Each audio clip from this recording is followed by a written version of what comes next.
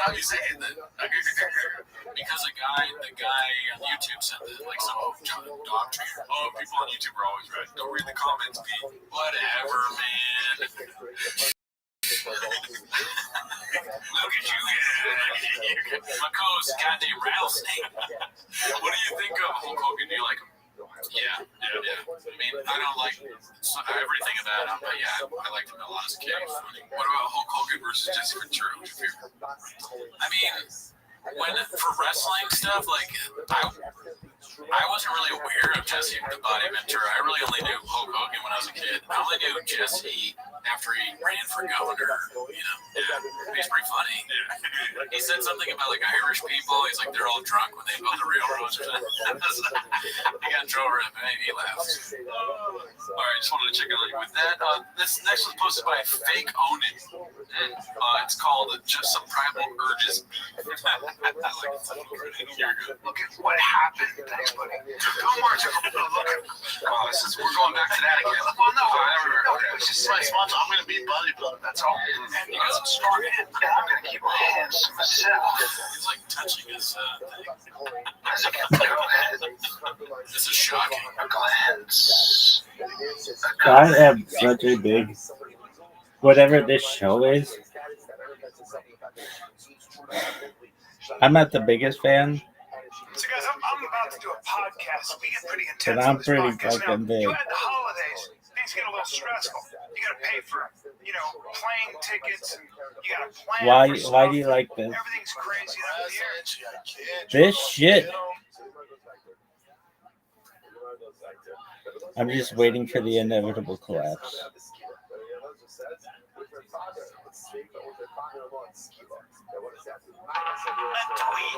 Yo, dog, no one gives a fuck.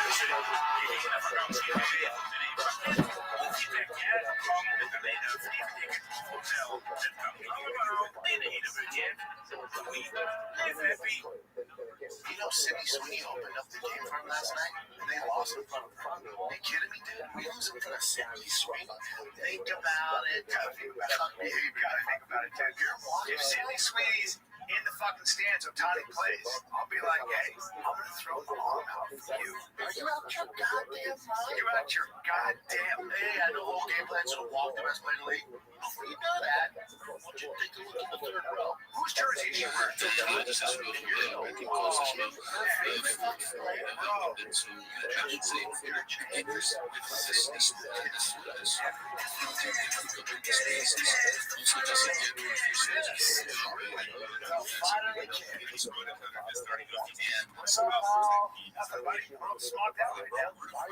See my nose?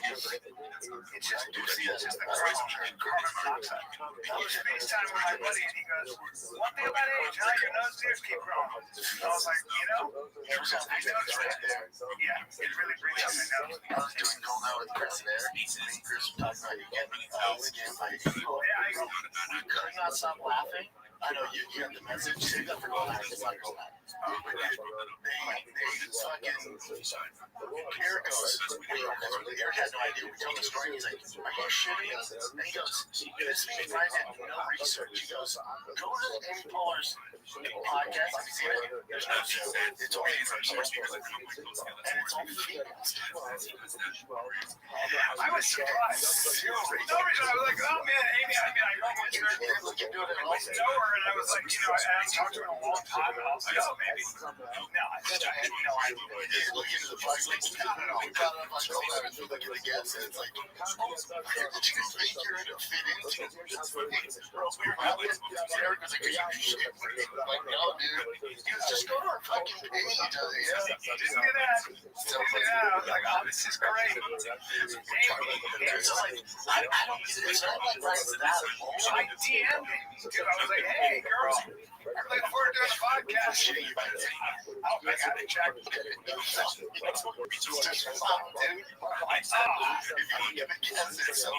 right. It's clear. There's no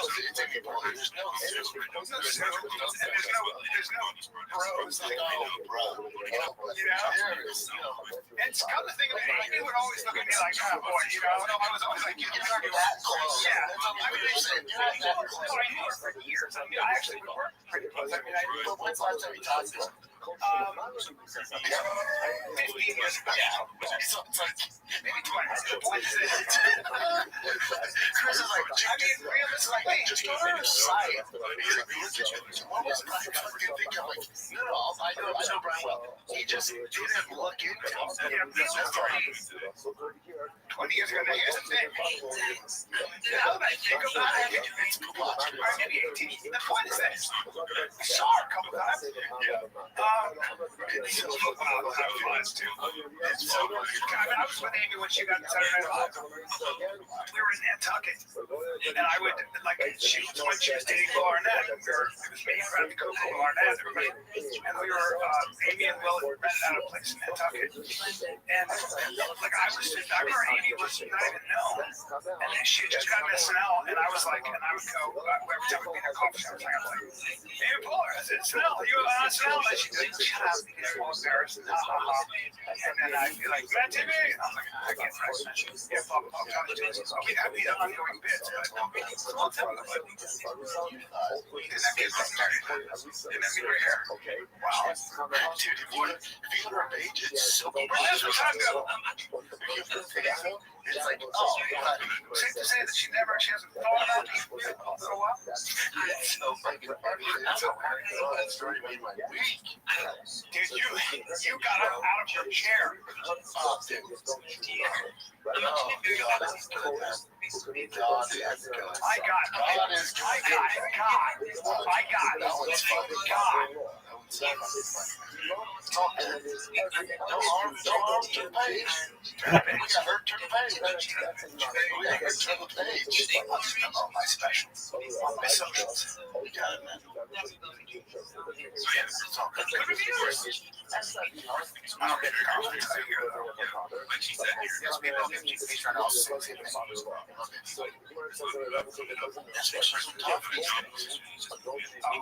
Just a sec.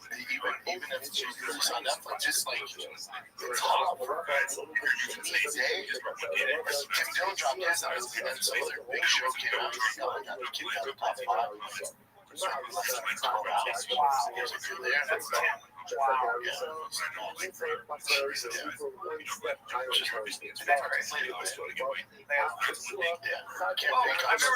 that special, like a special. I mean, there's some outliers like Shane Gillis and stuff where they said what he do.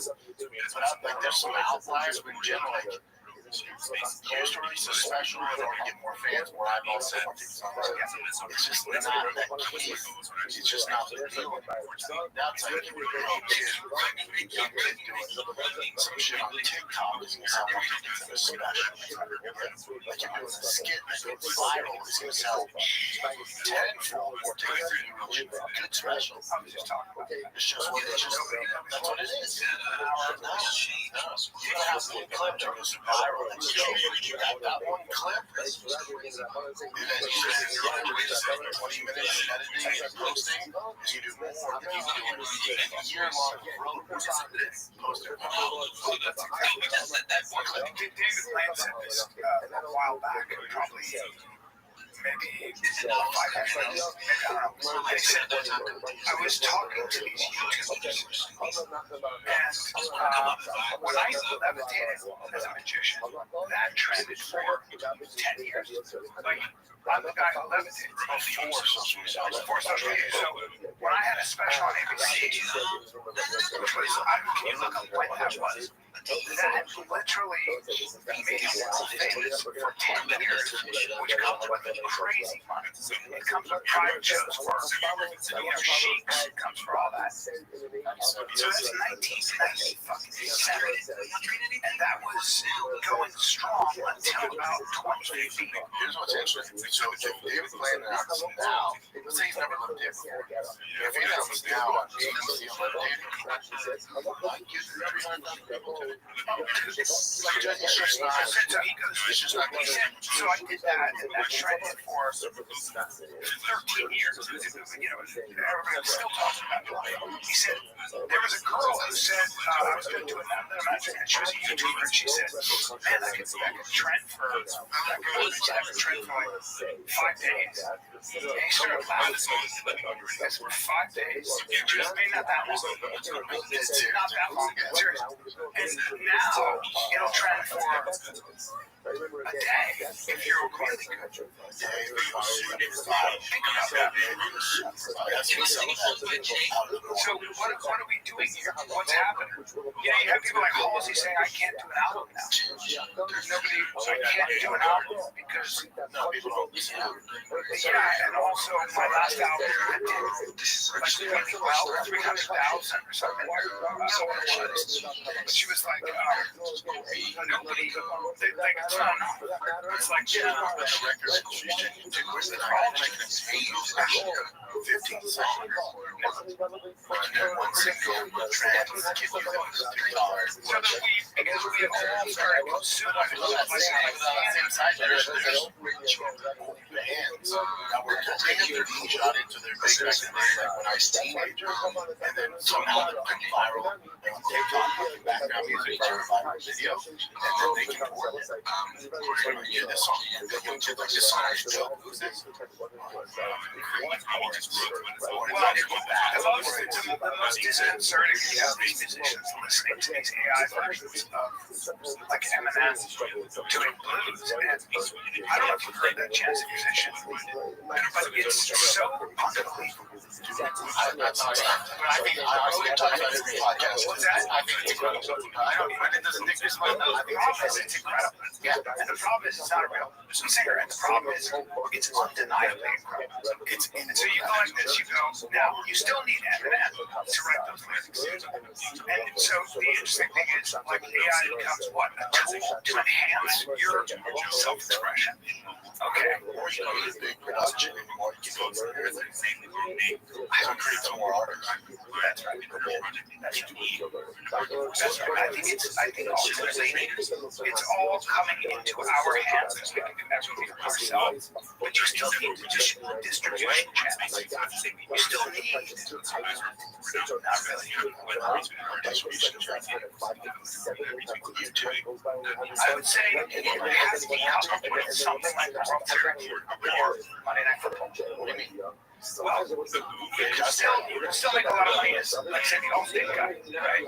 Because you're doing commercials that are reaching a lot of people when they're watching something like football, something like baseball. Well, music, you don't need that. YouTube, you don't need that. Right.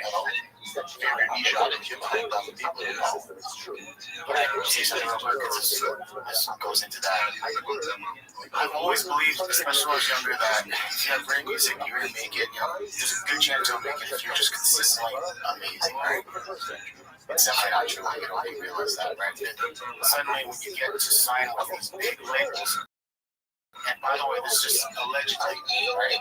Because with these big labels, you have way more access to so many different types of technology.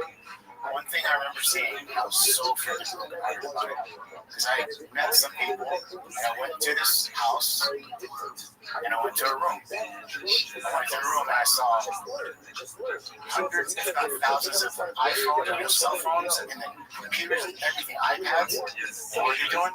They're streaming these songs. So these big companies pay people to do that to up the numbers of the streams. I was so freaked. I literally saw that in person. I was in the room, and I'm like, this fucking breaks my heart. So they're all gaming.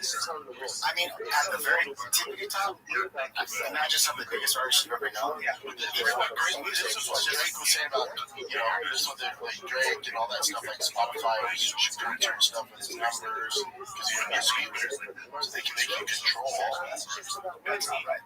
It's not, but that's life, man. It's not like that. That's the fought. And I don't know how you fight it. I mean, you're not going to fight it. If you're going to fight it, good luck. Especially in the shows. That could be like you guys have. Even on the Spotify, like even on Apple, like when we're in the most price album, it's like yes and no. Number one, there's also time of release and fan subscribing, but you're not getting more views than say fucking, you know, some of these other huge games. We were less above them because the album is so it's looked at here that way. So I did a Ronda Rousey video, like a stitch, and it got something like 1 million views, and I went from 1 million followers to 1 million. The question is, how many? What does that mean? What does that actually mean? What does it mean? Were they watching all that? Like watching something? It means they saw it and it made people outside of your followers, and they're like, oh, I like it. That's not fake.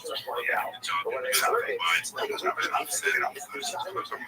Hold on. So if you have 1.1, you post it, you find that you have 1.1 million people. That's Shout out to Jack. it's such weird. It's so I mean, it's like it's like playing a beer game with the reward is more shady.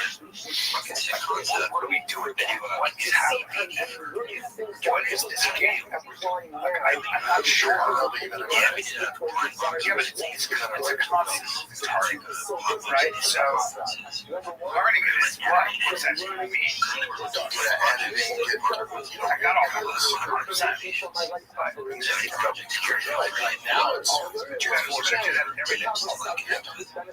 What I'm saying though is, and it's made it smaller and smaller. So pretty soon it's like, does that translate? Yeah, as a cat, I don't know what we send you to where we're going. I think the younger generations can really talk to the studio. And the cream of rice at the top, you still got to do. You shouldn't have to do work, but I think the younger generations, like, once the actual evidence comes out, the younger audience like, holy shit, it's like saying it'd be like cigarettes. I'm like, holy fuck, people should just sit on this all day. Right. So, also, like, look at young men, right? Their phone. Really? Like, you have so many young men. Because of online dating, there are a lot of men left out. And what they really have is gambling. They have porn. They have video games. Okay, and then they have telescopes. And all of that shit needs to exactly, well, less than. And let's add SSRIs to that. Let's add self-hatred and find a girl. And now you have a crew, and young men, they don't have anywhere to go. That's why we're and so it's kind of a war on all our teams. I was thinking about this right now. He's so smart. They're smart. I think it's you guys are younger. I don't think that. I agree that these young people are way smarter than you guys. I know they're kind of like, I'm 17. You're aware of this. And they're like, I'm not, in 30 seconds, I'm going to screw it out in the comment section and go in there to bring up one space. That's not the reason they don't get caught on their phones. Well, yeah, I'm going to section. I'm like, drop the comments and stuff you text or right now with free money. Exactly. Yeah. Would you outlaw online gambling? 28, 27, 26, 25, 24, 23, 19, 18, 17, 16, 15, 14, 13. DraftKings Sportsbook, the official sports betting party of the NBA, is the new place to bet on NBA stars this 8, 7, 6. No way, it's fucking work.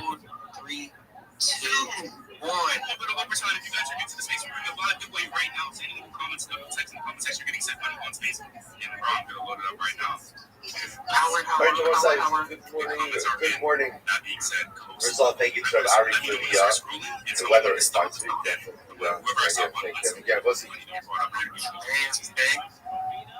Okay, you can go ahead and start. That text gets sent out. So you can 5:22 this morning. What I was doing at 5:22 this morning is preparing the coffee.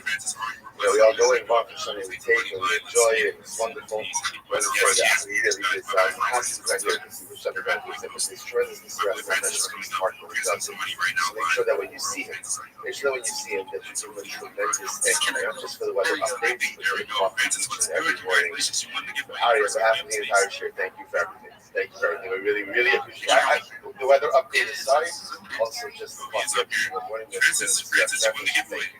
Thank you for it. Sucks. So we also thank our commentator sponsors for the year of Tavshin Pei Hey, our annual commentator sponsors, Tosin Mustafa Israel, for dedicating all the Shimmer drug shows this year as it's close to the Soros Lobos for Am Yisrael.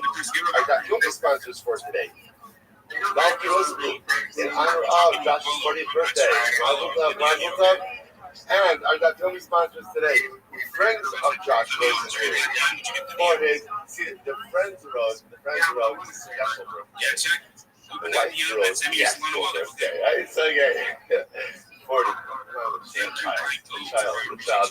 But Josh, on behalf of the entire show, we wish you a tremendous birthday. It should be a year of growth, of love, bracha, of Vegas, Kol Mishalos Libecha, Tova Meves. Mazel Tov. Beautiful. All right, so with that, let us know if you're of course the Shalom and the Carbon, the successful, the Chomas. So with that, let us give you a lot to do today. An interesting topic. Dog, these fucking Africans say GM one more fucking time. I'm throwing fits. Jim. Say your fucking shit. Jim. Hey, how about this? We're fine. What the fuck do you want? Worst stream ever. What is this bullshit? This is the worst. Fucking makes my penis soft. This is the worst. Nobody gives a fuck. Why aren't you streaming this, you dude? West Side.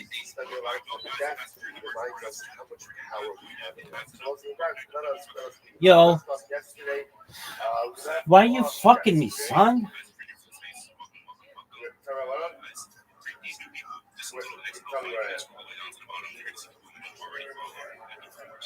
So, no one cares. Jim. Hey, how about this? Tell me what the fuck you want. Jim, everybody. Jim. Dude, do a fucking impression of these people. Yeah, we're gonna let up Aggle Boogie. Yo, Jim, everybody. Jim. I'm the dev of a community. We've got a community. Jim, everybody. Jim to the host. Jim to the audience. Jim. We have a community. We're building. We're strong. It's Web3. It's the best of Web3. Jim, everybody. Jim. It's a Web3. We're really strong. We're building a community. It's about network. It's about GMs. It's about. Do you have a Telegram? We're working on a Telegram. Jim, everybody. Jim. Well, let's ask you some questions about your project. Is that okay? Oh, sure. Jim. All right. Do you have a coin? We're working on a coin. We'll get it. Okay. Do you have an NFT? Jim. Our token is one of the most unique tokens that we're going to be launching it soon. Jim. Okay. What about it? Well, how can I buy it? Can I buy it with food stamps or fucking Snap or EBT or fucking Ethereum or dollar? Jim, everybody. Jim. We'll be able to buy it soon with a Jim. All right, dog. Do you have a website? We're working on a website. Jim, everybody. Jim, dog. It's the worst. Jim, everybody. Jim, down. I saw you down there. Jim. Motherfucker, what is your project?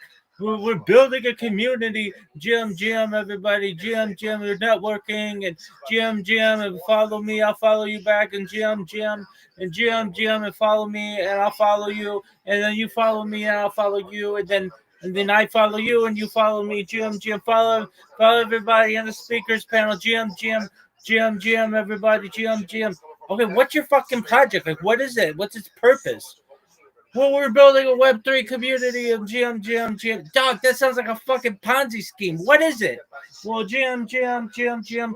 Well, we were thinking about making it a cat coin about all the cats and just cat pictures. No, but not yet. We haven't launched yet. GM, everybody. GM.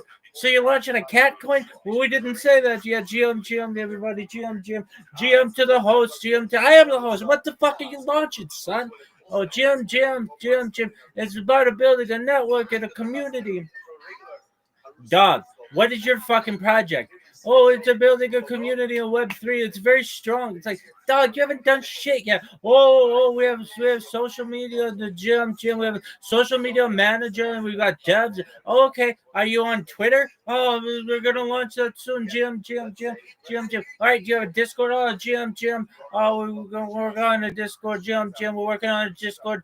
How about a Telegram? Gym. We have we're working on a Telegram. Okay, do you have like a fucking Facebook account? Oh, Jim, we're working on a Facebook account. Jim.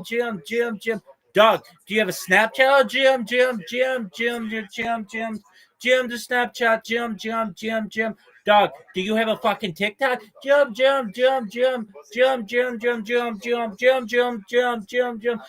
the audience. Jim to the speaker panel. Jim. Dog, like, what is your project? We're building a Web3 community. It's very tight. It's a GM, but we say GM to each other. It's based on GM. We all drive General Motors cars. I have a Buick. GM. Dog, what is this fucking project? It sounds like a crock of shit. Jim. We have a dev. The dev team's very strong. Who's the dev? I want to talk to this motherfucker. Well, Jim, I'm the dev. What the fuck is your fucking project about? Jim. Oh, we've got a strong community. It's based on gyms, and we're getting social media. Jim. Like, can I follow you for the project? Jim, I wouldn't do that. Jim. We're gonna be launching a token soon. We're launching a token soon. First of its kind, unique. GM. Doug, are you just fucking reading words? Do you know what these words mean? Web3 GM. Web3 GM. Dev. Ops. GM. Dev. Web3. NFT. GM. ETH. How do I buy your fucking coin? Do I use Ethereum? Jim. Do I use Bitcoin? Jim. Do I use Solana? Jim. Can I use Doge? Jim. Doug, I don't fucking understand. What is this fucking project? Jim. You're just saying GM. That's a fucking. That's it. That's your fucking project. No. It's much bigger than that. Jim. Assholes. Answer me. Let me fucking talk. Jim, everybody. Jim. I want to thank the dev. I thought you were the dev. He's the best dev ever. But I thought you were the dev. GM. Like, motherfucker, what the fuck, dog? Who's running your project? Oh, it's the best the dev team. Who's the team? What are the people? Who is it? Oh, we have social media manager, the GM. Reply guy. Follow GM. It's like, dog, what? What is this project? Oh, it's a project about GM. Dog, Tex, you can go fuck yourself.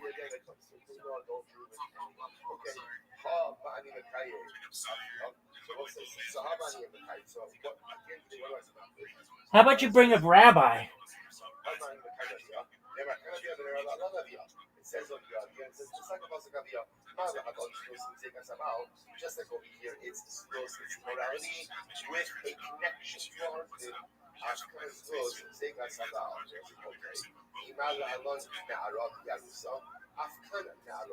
So here's the difference.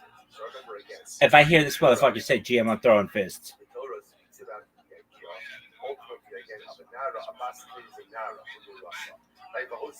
Listen, let me put it to you this way. No one gives a flying fuck, okay? What do you want? These people are like, oh, I had pizza today. Oh, maybe I should make a keto pizza. I'm on carnivore diet pizza. Oh, maybe I take cauliflower and make a fucking dough out of it and I put steak on it. That'd be really great. And I got a part of cheese. No one gives a flying fuck. How about you guys tell me about your project and shut the fuck up?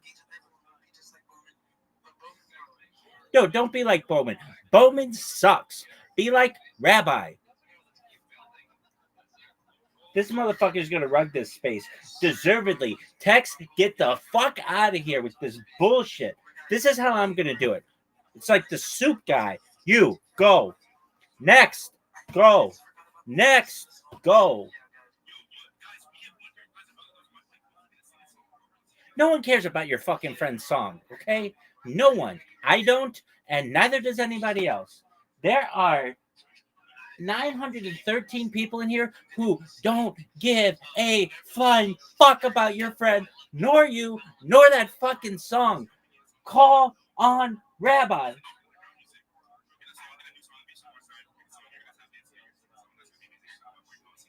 Dude, shout out to no one. Dog, shout out to no one. Call on Rabbi, you dumb motherfucker.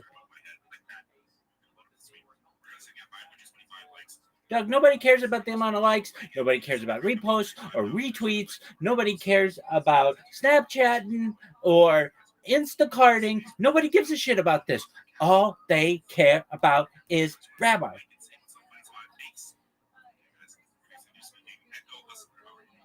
Echo Hustler. Go fuck yourself.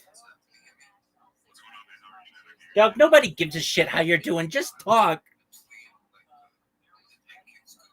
Don't thank anybody. Just talk. Watch I get up there. Oh, I just want to thank the room. Oh, I love that motherfucker's Discord. It's so wonderful. Blah, blah, blah, blah. Shut the fuck up. Dog, how about no one gives a fuck about Happy? Except Happy Rockefeller. Anyway. Dude, no one gives a shit that you're down. Now you're bringing the room down. You fucking suck. Oh, you celebrated Year on X. Well, happy fucking cake day. What do you want? If you tell me GM, I am throwing fists. Dude, no one cares. Your project sucks. I hear it in your voice. Any project you've ever been a part of sucks. It's the worst. What are you doing? Selling beach balls? Motherfucker, tell me what to do.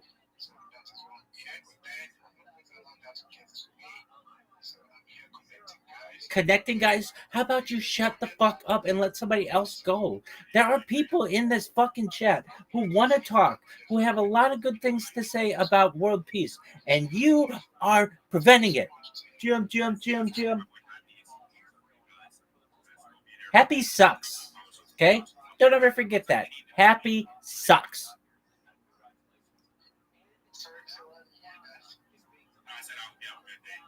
I hope you have a good day too. Get the fuck out of here, you douche. Next.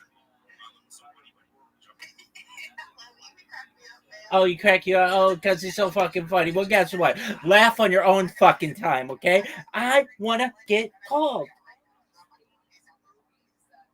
Dude, no one cares about your doctor's office. In fact, we all hope whatever you have is fucking terminal. Dog, no one cares what your Monday surgery is. And whatever it is, I hope it goes very badly for you. I hope it's terrible. I hope it is. Come on, let Rabbi up, dog. Worst person ever. Dog. Engagement? Go fuck yourself. Liking? Go fuck yourself. Connecting? Go fuck yourself. Networking? Go fuck yourself. Call on Rabbi, you dumb motherfucker. How about that? GM, shut the fuck up with this. No one cares how he's doing. Every motherfucker is asking, hey, how you doing? How you doing? How you doing? Dog, he's fine, okay? What do you have to say?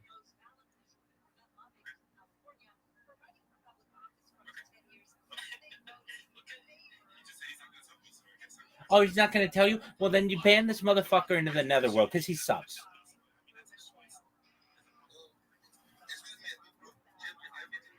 Dude, you say GM one more time, I'm getting on a fucking boat and I'm going to put my foot up your ass.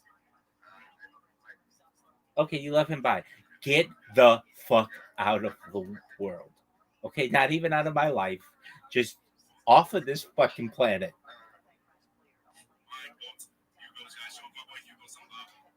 Hugo sucks.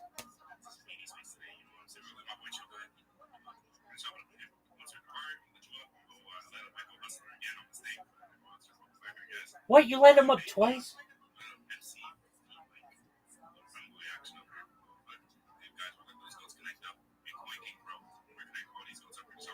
Listen.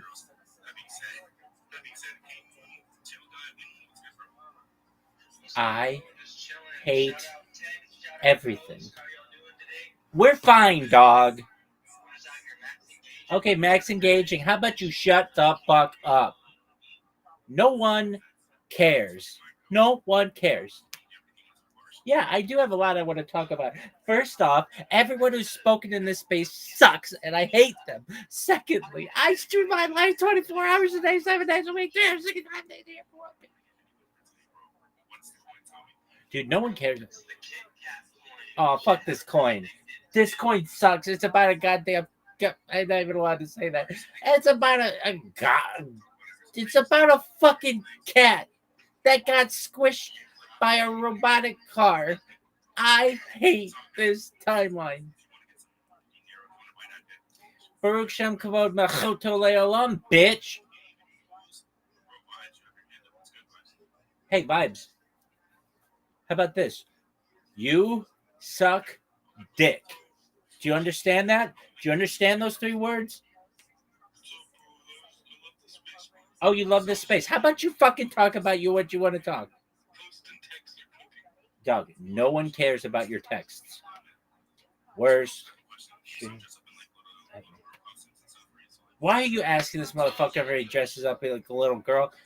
I hate this timeline. It sucks. Hey, do you ever wear the same pajamas for 2 years straight? How about that question?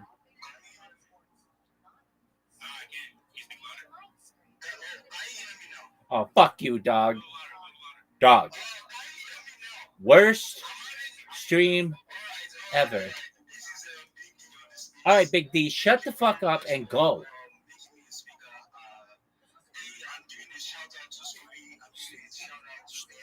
I actually would have done that too. Doug, nobody cares though, okay?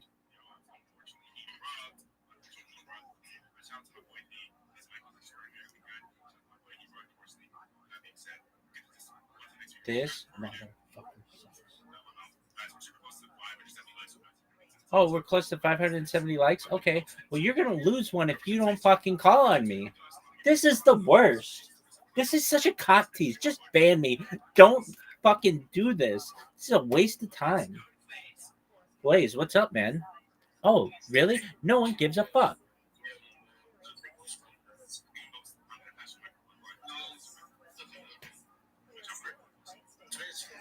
Dude, what would you say about? Oh, I've been in Scooby's Discord. It's amazing. I meet some really great people in there. There's a lot of alpha going around. Do you mind if I share my project with you? Yeah, go ahead. Jam.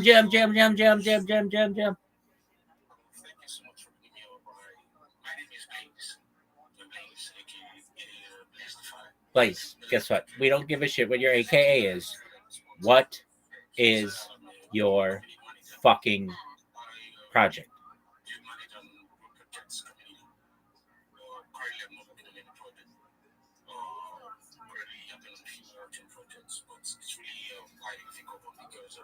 Doug, let me put it to you this way. I hate your project more than I've ever hated anything on earth. You and your project suck so much dick It brings a tear to my eye.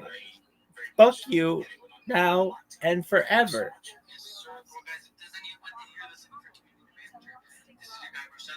No. Let me just tell you this. If I had a community, you would be the last motherfucker on earth I'd want to manage it.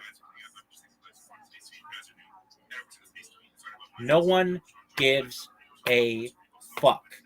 Dog. You've shouted about 55 fucking people in the last 10 minutes. Next. Shout out to your fucking ass. These people all suck. Every single one of them. Tells you suck. Text you suck.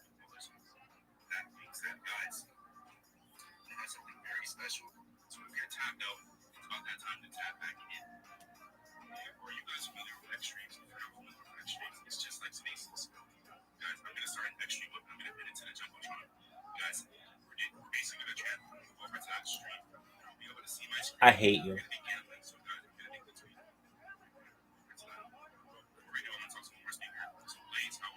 Blaze, I hate you. I hate your mother. I hate your father. I hope your projects rug.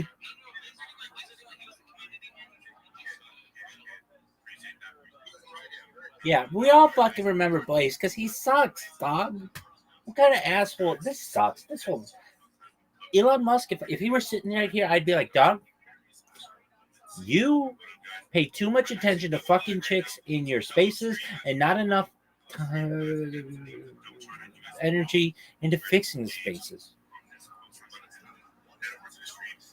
You're a loser because you can't manage this project. Fix your fucking app, dog. Dog, no one. Yeah. Listen.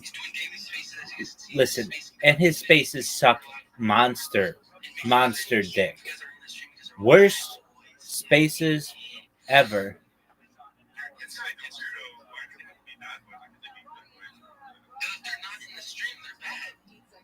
This is the worst.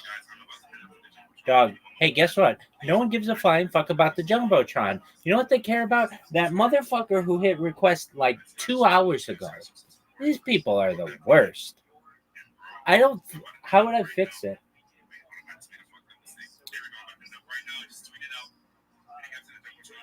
I don't know. It would just say like, dude, we're not going to let you up because we hate you. Like, okay, I get it. Now move on to the next one.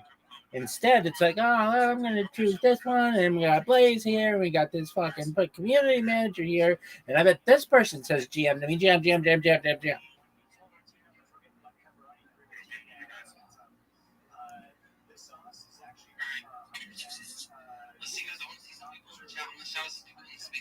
Listen, if you shout me out right now, I'm going to be pissed. Fuck your stupid ass space. Worst people ever in that. I don't like any of them. W-Text, I'm deleting that. Delete this shit. Delete it. Yeah. I hate you. Do you? He's terrible. Terrible. Wasting people's time. Fuck you and fuck your space. It's the worst. What the fuck is Bihar? Dog. That shit sucks. Are you serious?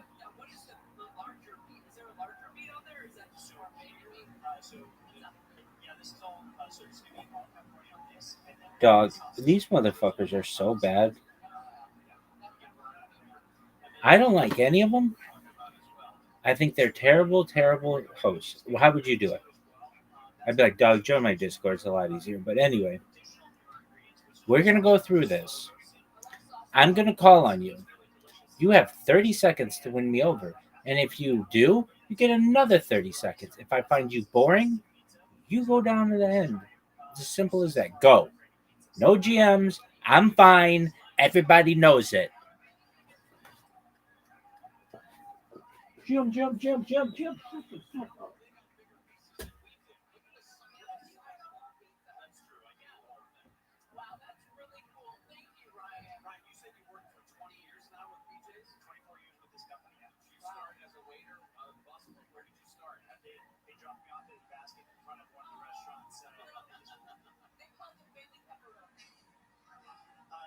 actually start off as a host, worked every single avenue that you can think of it. Gladly, I got to own this restaurant here, so I'm general manager for this location and shareholders. That is so cool. Very, very cool. Ryan, thank you. And by the way, you guys didn't say thank you for the free pizza. Thank you. Thank you for the free pizza. Ryan, that is awesome. What a great BJ story, too. I bet the company's like, Ryan, can we tell your story to everybody? Oh, there's lots of us with long tenure. Really? Yeah, it's a great company. That's awesome. To know, like, not only to have a great place to come, like I said, I've lost days and nights at BJ's because it's like warm living room lighting. The food's great, the drinks are great, always a wonderful bar scene. But to have a great place and then to learn that it's truly a good company where people like to work, I think makes it that much better. It makes you feel good about ingesting, 20,000 calories. We don't do that. In an hour. We don't count calories. You know that. By the way, Thursday Night Football tonight is the Baltimore Ravens at the Miami Dolphins. And this has always been a great place to check out games like that. It's a hot spot for all the games, especially in this location right here. I mean, it's a massive cocktail area. A lot of the guests have got some huge fans of the Dodgers, so that's always fills this entire cocktail area up with blue. And you can tell the restaurant guests because they're always I love the camaraderie that exists in a place like BJ's when you've got the Dodgers in the World Series. Suddenly you're friends with everybody. Everyone has the same common goal, and it's to win. And you become friends with everyone. It's fun to watch any of the games. NFL, you get here. What time do you open on Sundays? Sundays we open up at 10 o'clock. 10 o'clock, so perfect for the early kickoff. First thing is early games. Then the 1 o'clock rolls around. You get into, you start with a Bloody Mary, and then 1 o'clock you rolled into some mozzarella sticks and a pizza, ready for a beer for the afternoon kickoff. You have space for now. And then there's Sunday Night Football. We said I take on that. There you go. Yeah, there's a couple of napping boots. Ryan, thank you. That's a Raiders fan. Yeah. I apologize. We just try to ignore Raiders fans. There's vegetables on this pizza too? Yeah, well, sure. You got to get your veggies. Someone's got to. And then You get basically everything. everything pizza. So, vegetable toppings, sweetening toppings, and highlights are pepperoni and sausage as well. So, Pepperoni is so high. I mean, if somebody had to, yes, I'll probably have a. We weren't asking. Oh, Yeah. I thought you were trying to figure out who it was. Ryan Lopez, once again, thank you for opening your doors to us today. General manager at this BJ's Restaurant and Grill House in West Covina. Thank you very much. All right, when we come back, we'll get an update on the alien spacecraft. Potential alien spacecraft that could be a comet. Right. At the Eye Atlas when we come back. How close is it? When it gets here, what are the aliens going to do? We've got all the answers. Gary and Shannon will continue live today at BJ's Restaurant and Grill House in West Covina. Central Park is live at the KFI 24-hour newsroom. A proposed ballot measure would bar lawmakers in California from running for public office from 10 years if they voted So, for my proposition. apologies for those The official who title get is offended easily or legislators who voted for temporary changes to congressional district maps in response to Texas's partisan redistricting of specific corrections specified offices for 5 to 10 years initiative constitutional amendment. Under the proposal, lawmakers will be prohibited from holding elected office for 10 years and from serving appointed positions as legislative staff or in other specified state offices for 5 years. The initiative needs 874,641 ballot signatures by April 20th to qualify for the November 2026 statewide ballot. you hear it twice, it's still possibly a coincidence. If you hear it 3 times, you should just know you have to check it out. It's just, you feel me? Like if you don't, you just need to know, like, what the fuck are you doing? You're not locked in enough. So yeah, boys, we got more and more projects up here. I want to hear a little bit from Big Bridge. Nobody cares. Big Bridge, are you there? No. Alright, we're getting how about NF or N14? What's dragging about how you doing? No one. We're just getting rugged all around from everybody today. Nobody wants to speak, huh? Yo, numbers. I do. Are you still here? Yeah, I'm here, bro. Yeah. It's kind of like, it's kind of sticky though. I don't know what's going on, bro. You tripping? You heard it. It's fine. Yeah, it's the next day. Elon got all this money, so you want to fix this goddamn space or something? Bro, dude, for real, tripping. It ain't even that much money. It's crazy. They gotta lock the fuck in, bro. They've been the last few weeks kind of crazy. But it's all good. We got a few more people up here. Boys, before we bring up the next speaker, I need you guys to max engage with the show and chill tweet. That's how we're going to keep getting the space out, bro. We're already at 200 listeners in 35 minutes. Grinding, boys. We're almost at 100 replies on the show and chill tweet. I need you guys to go spam it and reply multiple times, like everybody's reply. That way the space tweet gets pushed into the algorithm and you guys gain followers and you can build a community. Because when projects want to hire you, they want to see that you can. Nobody wants to hire you. Everybody wants to hear me talk. There's a few projects here, and they're always hiring people. You know what I mean? But it's a different skill.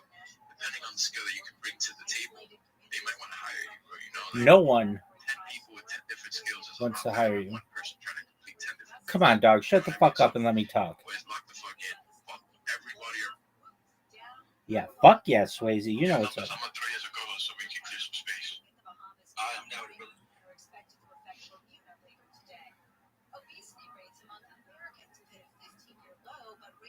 Lock the fuck in. What's up, Rabbi Rothschild?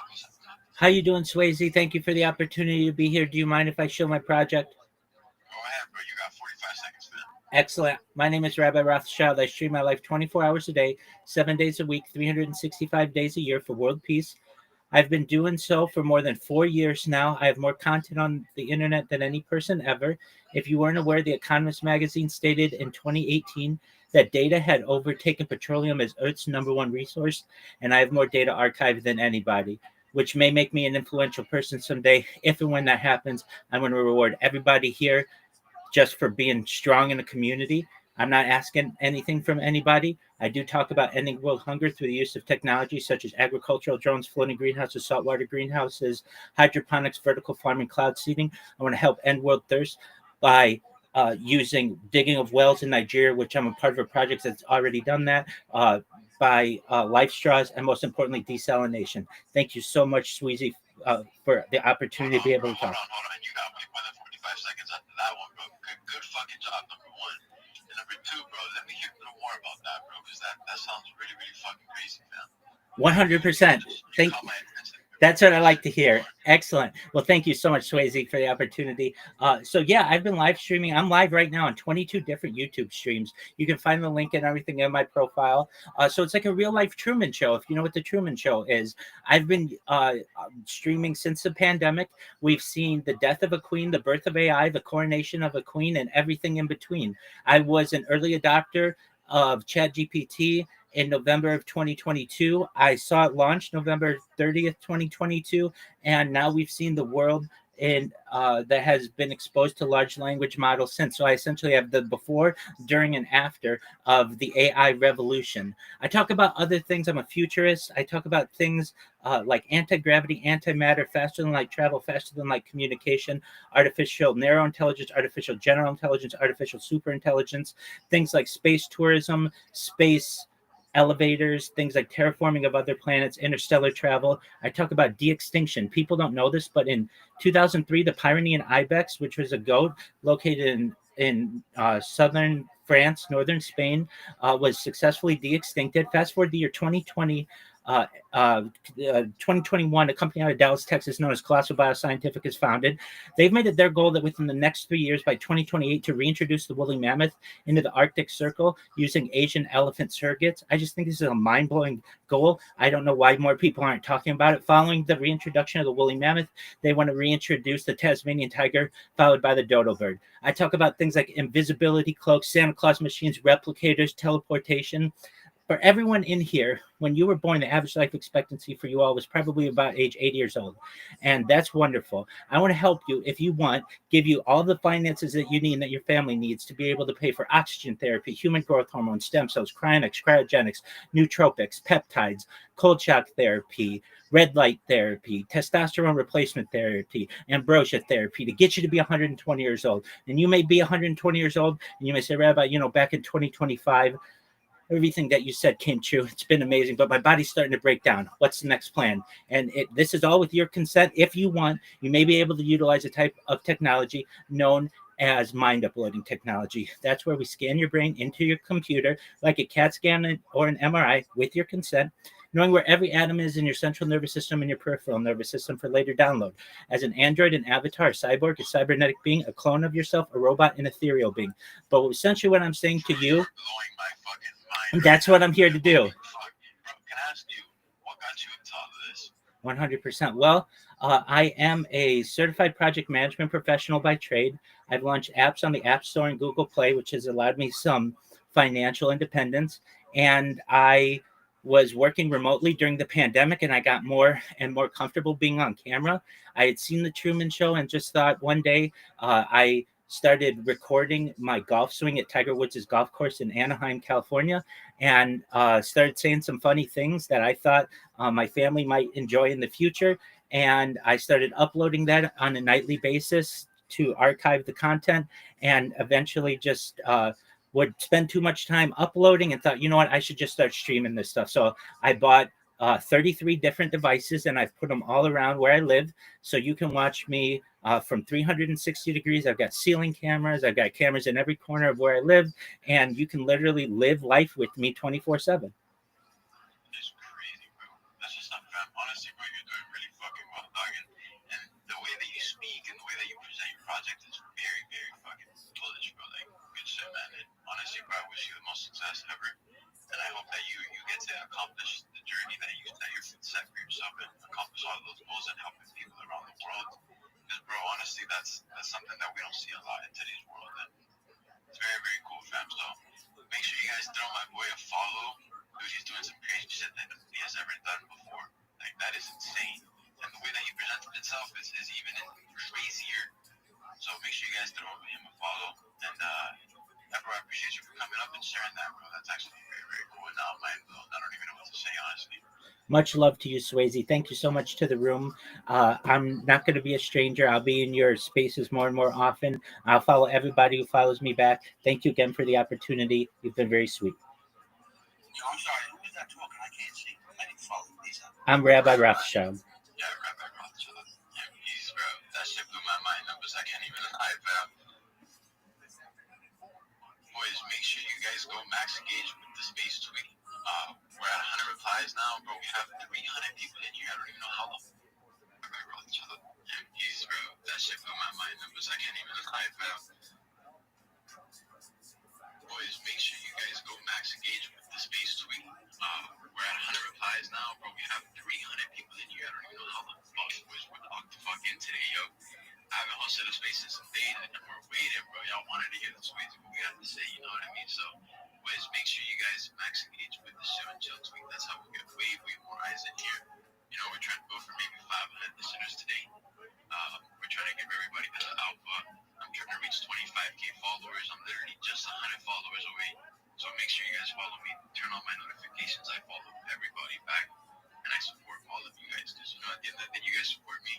And it's just right. We support each other. We're building a community, you know. So make sure you guys follow all the listeners as well and all the speakers that are up here.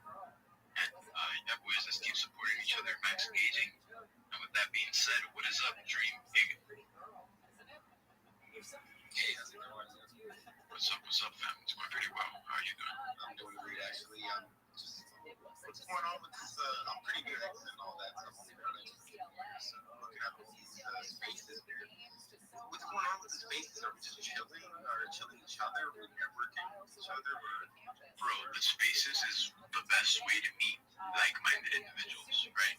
Like, you see all these speakers that are up here have come up one by one and has, you know, presented their skills or spoken about their skills. And eventually, you know, we need people like that, you know what I mean? So everybody's just connecting. There's a bunch of projects that come up here and promote themselves. And, you know, if they have a good community and the community that's already in here wants to join them, they will. Bro, it's really just the best way to engage with people and meet real people, because there's so many bots on Twitter. It's like, if you reply to someone, you don't even know who the fuck you're replying to, you know what I mean? But when you come up here and you speak, you know who you're speaking to, you know who, and you just know a little more about the person, and it's just the best way to connect and network with each other and max engage, honestly, because Twitter Twitter loves this. You know what I mean? They will push this space in the next 20 years. So that's why I keep asking everybody, you know, take max reply, max engage with everything, bro. How long have you been in the space for, brother? I've been in the crypto world for a few years, and I've been. How when they call you, they dump on you, man. I've been getting dumped on, basically. Yeah, I've been getting rugged for like a year and a half, man. I've been trying to create my own coin, but I don't really know much. I only know how to code. Like, I can code a website and all that, but I don't know, like, how to advertise myself. That's the only thing. So, like, I already have a website. You're doing something right. This is the right way towards which you advertise yourself. So how about, tell us a little bit about what you want to build. You got 45 seconds. Go ahead. Yeah, so basically, we're basically doing this on a gambling site. We won't be calling it gambling site. Guidelines. So it's going to be more like gas. That's the word. That's the word we're going to be using for the website. It's already up. So you can basically trade right now just to practice around with the demo mode. You get $500 in salons. So basically like 2 salons or like 2.5 salons to practice with until like next week. That's when I will be like going out to the full-on website, all the back-end company. So we're basically a new community, man. Basically, that's what's up, bro. Yes. Bro, if you keep at it every single day and promoting this project and your idea, bro, it'll get out to the masses. So, you know, you're doing something right by showing up today. I appreciate you for coming up here and, you know, showing us what you got going on, bro. It takes a lot of courage, fam. It really does, bro. Like, not many people are used to this and want to speak in front of a lot of people, dog, because they fuck up, dog. It's a little embarrassing sometimes. I fucking get nervous. It gets a little shy when you're talking to this one. But some people are really comfortable with that, man. I feel like that's my part. I'm good with talking to people. It doesn't matter if it's 1,000 or 1,000,000 people. I don't care. It's just the advertising part. Like, you know, like just getting started is the hard part. Once you're already in the groove and once you already have those followers, then just bring them back every day is going to be just normal for them. Yeah, bro. All you need, like, bro, PMP Dev, like this guy, you just need to show up every single day. The guy PMP Dev, he has shown up every single day with absolutely nobody behind him. And, bro, he has made people come behind him for showing up every single day.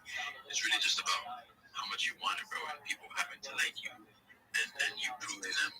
And you know, just making, like, completing the promises that you made to them, bro. That's how you really gain people's trust. Yeah, that's why this is the thing I was noticing as well with some cryptocurrencies. Like, they'll make so many promises, and they won't achieve the promises. Like, for that, just don't make the promise, man. Don't let your people down, because they're gonna look at that, they're watching. You have people that are literally watching 24 hours a day, watching your show, watching when it goes down, watching when it goes up. So it's really important, man.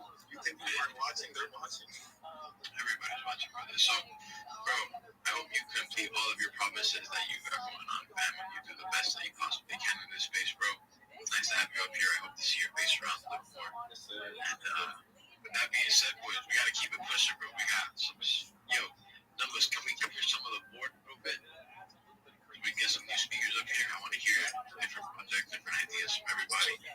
Boys, make sure you guys max engage with everything on the Jumbo with my morning tweet. I got a little $5 giveaway going on right now. It's nothing crazy, but it's a little $5, $5 type shit. You get your little McChicken or something, I don't know, but whatever. Witness, boys, lock the fuck in. Make sure you guys follow absolutely everybody. Turn on my notifications, turn on Numbers notifications. We're grinding every single day. My boy Numbers is grinding for the PMB community every single fucking day. He said he's ready to be here for the next year, boys. So let's see if he's ready to be here for the next year. Give him the platform that he needs to be here for the next year, boys. Lock the fuck in. And boys, with that being said, I want to hear from some new people. What is up? What's up? Oh, yo, Booker. Yo. Can you hear me here? I can hear you, fam. What is up? Yo, shout out to Swayze. Thanks for everybody. And I'm doing something positive today. I just got verified today. I'm trying to get 500 verified followers so I can start earning myself slowly. Poker player, trader, and agent. If anybody is into poker, wants to learn more, wants to get better, wants to find good sites or good games to get involved in, hit me up. I got you. That's what's up, bro. I got you into poker. You know, I've always liked the game of cards, bro. The thing is, it kind of fell into it. I've been playing full time for 15 years, almost every single day, in some way, shape, or form. And what started was I was a professional tattooer, and I tattooed in tattoo shops all around where I lived in different states, different cities. And this one shop I was at was very depressing. Like it was like a whole family, like a woman who was kind of like a witch.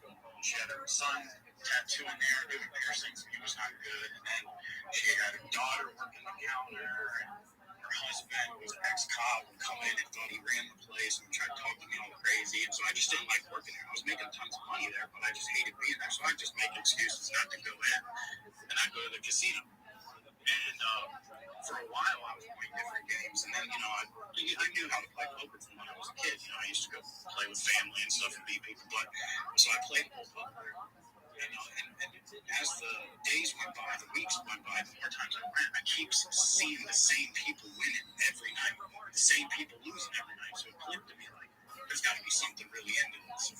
And so I just dove in and met a lot of big time professionals that you see on TV and stuff. I lived in Vegas for a while doing it. I traveled all around, and your first couple of years doing it, sometimes if you don't have the right guidance, you're going to lose for a couple of years, and then after that, once it clicks, it clicks. And there was like a 4-year stretch period even where I didn't even have a losing week or a month. I did like 4 years. So like the thing about poker is like tournaments are kind of like a fugazi, because even though like big tournaments that are tracked and recorded, they never show you how much you're down, how many times you bought in. So it's kind of like false hope. The best way to win is cash games and being consistent and staying within your bankroll management stake. So those are the things that I've kind of learned myself. Have you been to the Have you played in the WSL? Oh yes. Are you ranked at all?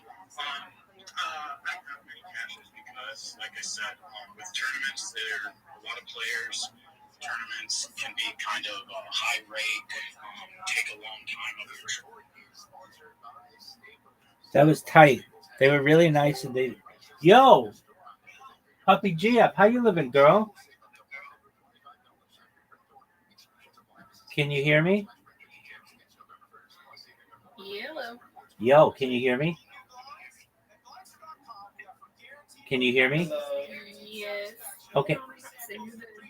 Yes, I hear you. Excellent. Hey, you said you sent me your Twitter handle. Did you send it to the account where we've been communicating?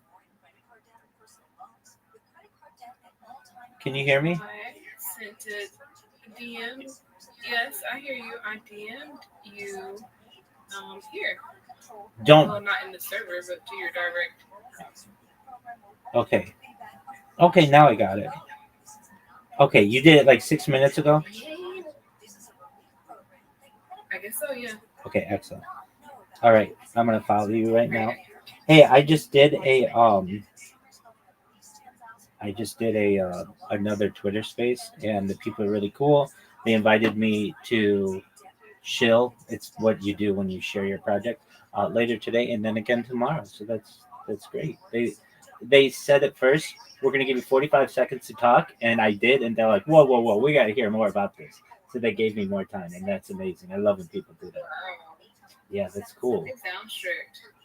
Yeah. Oh yeah, no, I mean, because they get people in there who just BS them all day, and they don't really care about it. But what I have is a lot different, and I don't ask for money. I don't want their money, and so when when you get somebody who's like, "Wait, so you're live streaming this right now?" Oh yeah, definitely on 22 different YouTube streams, and then they check it out. It blows their mind. I followed you on Twitter. I like your banner. To add a friend to the server, ask someone with invite permissions to help. That's weird. Hold on. You can add somebody to the server. At this 24/7 live stream call, you're gonna see a plus right next to it. Well, here I'll make it even. Yeah. I'll make it even easier for you. I'm gonna send you the link, and then you just share the link.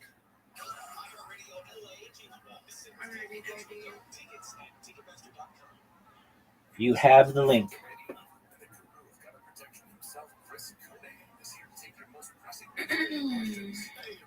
Well, I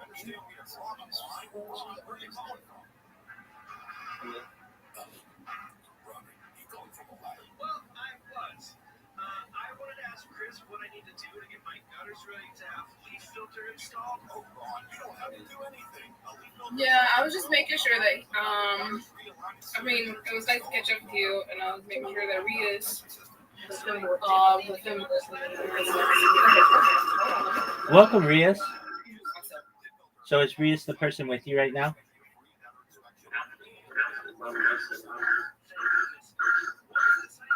We're getting some echoing. So I understand Rias is the person with you right now, puppy.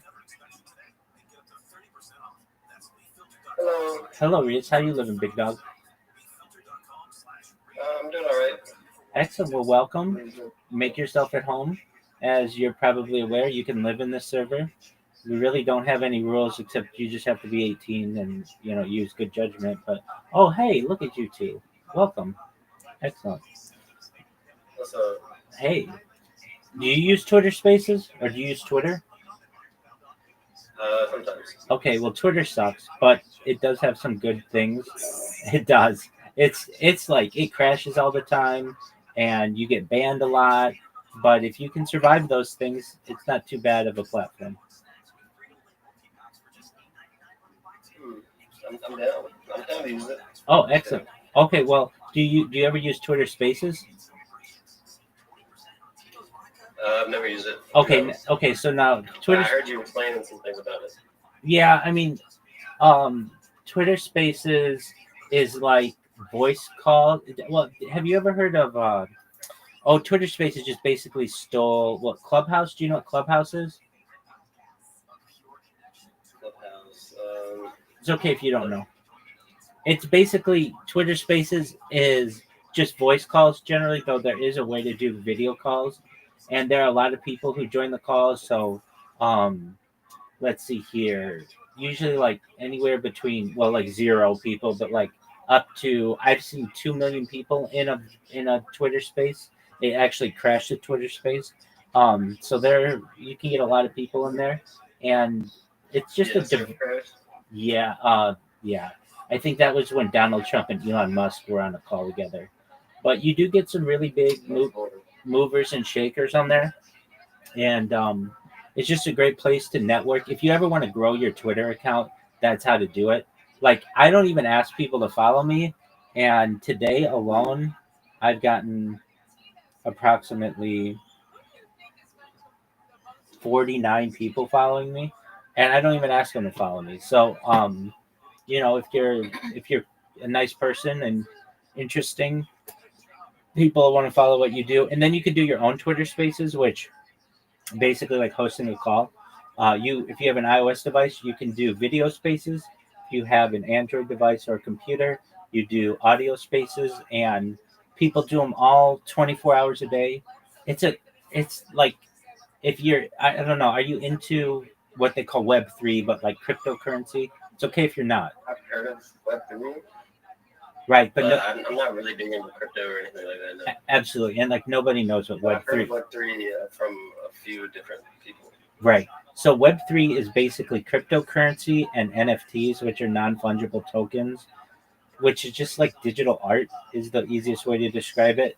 And it is not something that I necessarily thought I'd ever be in, but that's what all my pillows and my shirt and my pajamas and everything is from a crypto project that sponsors me.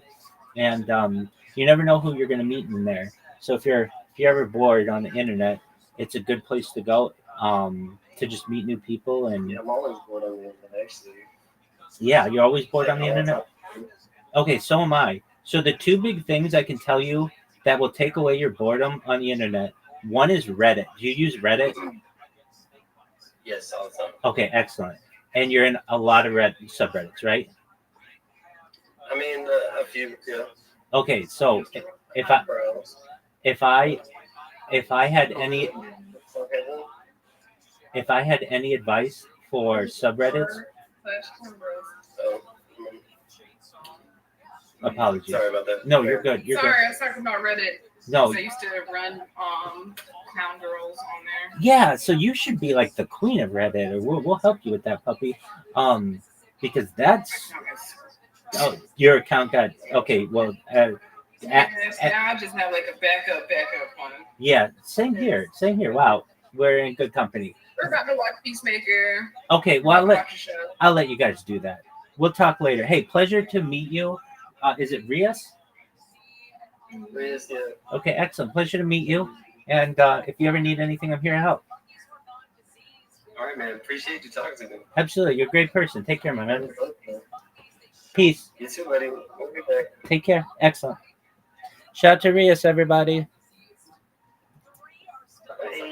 Bye-bye. Whatever is stated in the Season. New customers bet just $5 on Perusing gets 3 months of NBA League Pass Plus. Score $300 if your bet wins. Paid in bonus bets. Download the DraftKings Sportsbook app. Use code FIGHTER. That's code FIGHTER. Bet $5 and get 3 months of League Pass plus 300 in bonus bets if your bet wins. In partnership with DraftKings, the Crown Insurance Gambling Problem. Call 1-800-GAMBLER. Call 877-8-HOPE-NY or text HOPE-NY 467-369. In Connecticut, help is available from Problem Gambling. Call 888-789-7777 or visit ccpg.org. Please play responsibly on behalf of Blue Hill Casino and Resort in Kansas. Pass-through per wager tax may apply in Illinois. 21 and over age and eligibility varies by jurisdiction. Void in Ontario. Restrictions apply. Bet must win to receive bonus bets which expire in 7 days. No launch required. NBA League Pass auto renews until canceled. Additional terms at dkng.co/audio. Limited time offer. I do understand, like, with China, where they are now, I think you've got to have a college degree or a graduate degree to be an influencer now, and you're only allowed to post educational content and stuff like that for them. And I understand why they're doing that, because they very quickly see how toxic this shit is. So it wasn't years And I know Yeah, but the problem with that is college not for everyone. You never seen a lot of talented people. Like most of the talent isn't the college tied. So then, okay. So then your creativity's going to go away. You only have boosting posting this stuff. So then it becomes relevant. Very smart. This content. You're a very smart guy. You know? You always surprise me with the fact that that's absolutely the liability. When you have too much order and you get rid of all the cake.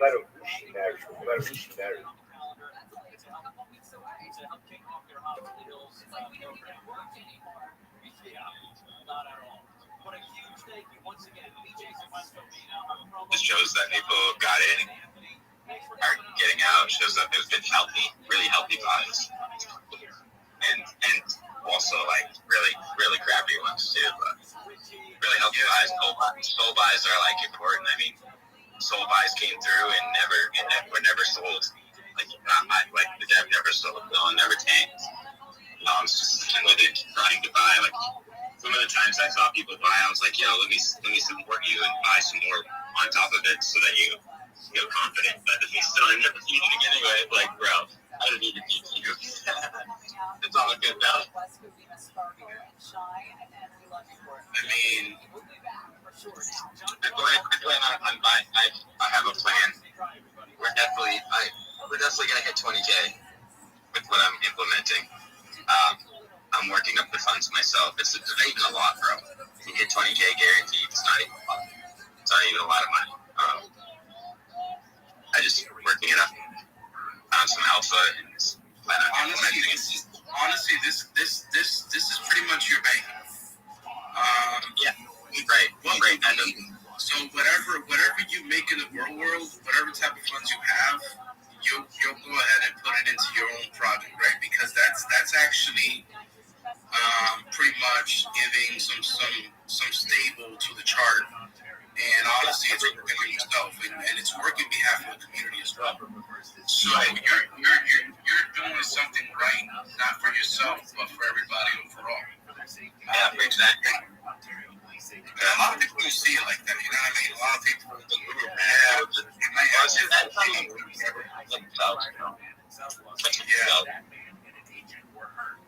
I mean, I know when we launch our footwear and launch our merchandise for our stones, and launch our limited time brand for our pants and shirt next year. all that money that's generated is going into the token for stability. And also, I'm buying tokens so that I can give people tokens as well. It's all in the roadmap. In fact, once we hit 20K, the top 3 holders get a split of the creator rewards. They get a third of the creator rewards. So whatever the creator rewards accumulated to, they will get a third of it.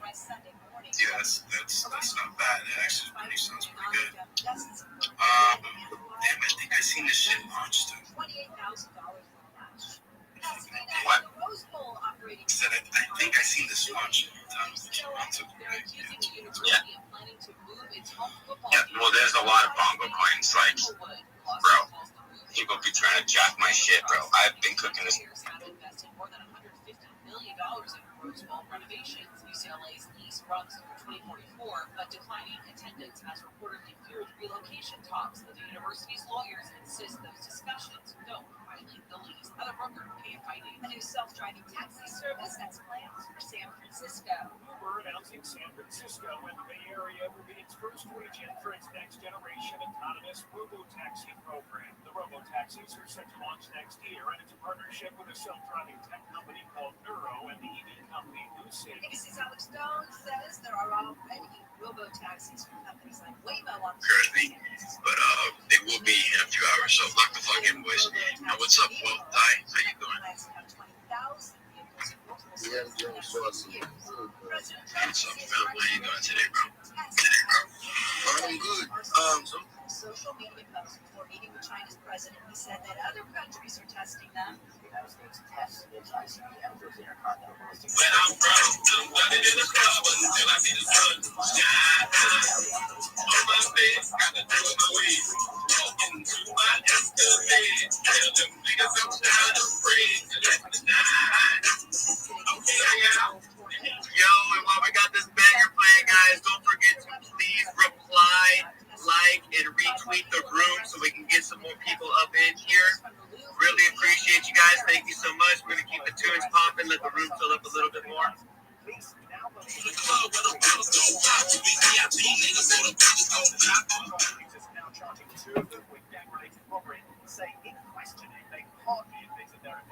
ABC's Tom Susan Burrich says the jewels have not been recovered. Investigators say they're watching the legal art market as well as illegal channels, even though the centuries-old jewelry will be incredibly hard to sell. Southland weather from KFI, sunny, highs mid-80s to around 90 for Metro LA, or 80s to mid-90s in valleys. Mid-70s to low 80s in the high desert, low to a great beaches, low 80s.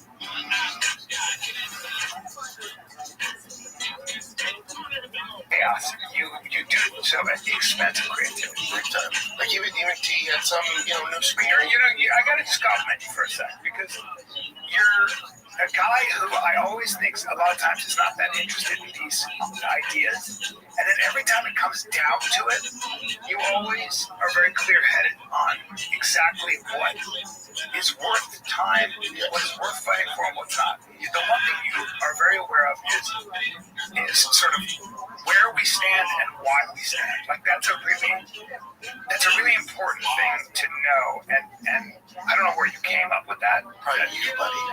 Maybe me, or maybe just your instinct.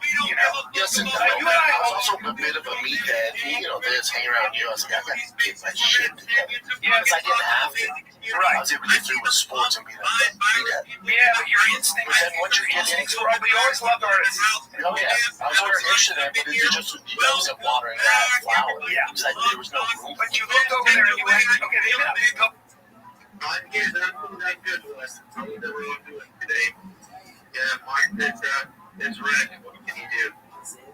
All the he's at the end of the day. It is what it is. You're damn right. Hey, numbers, man, take the mic, throw request. I'm hoping you can get up here. PMB, come on, say hello, speak up. We want to hear from you.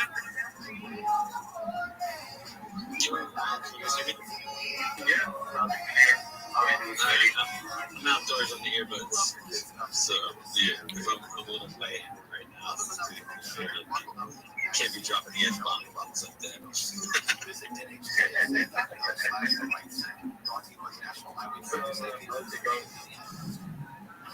Let's go.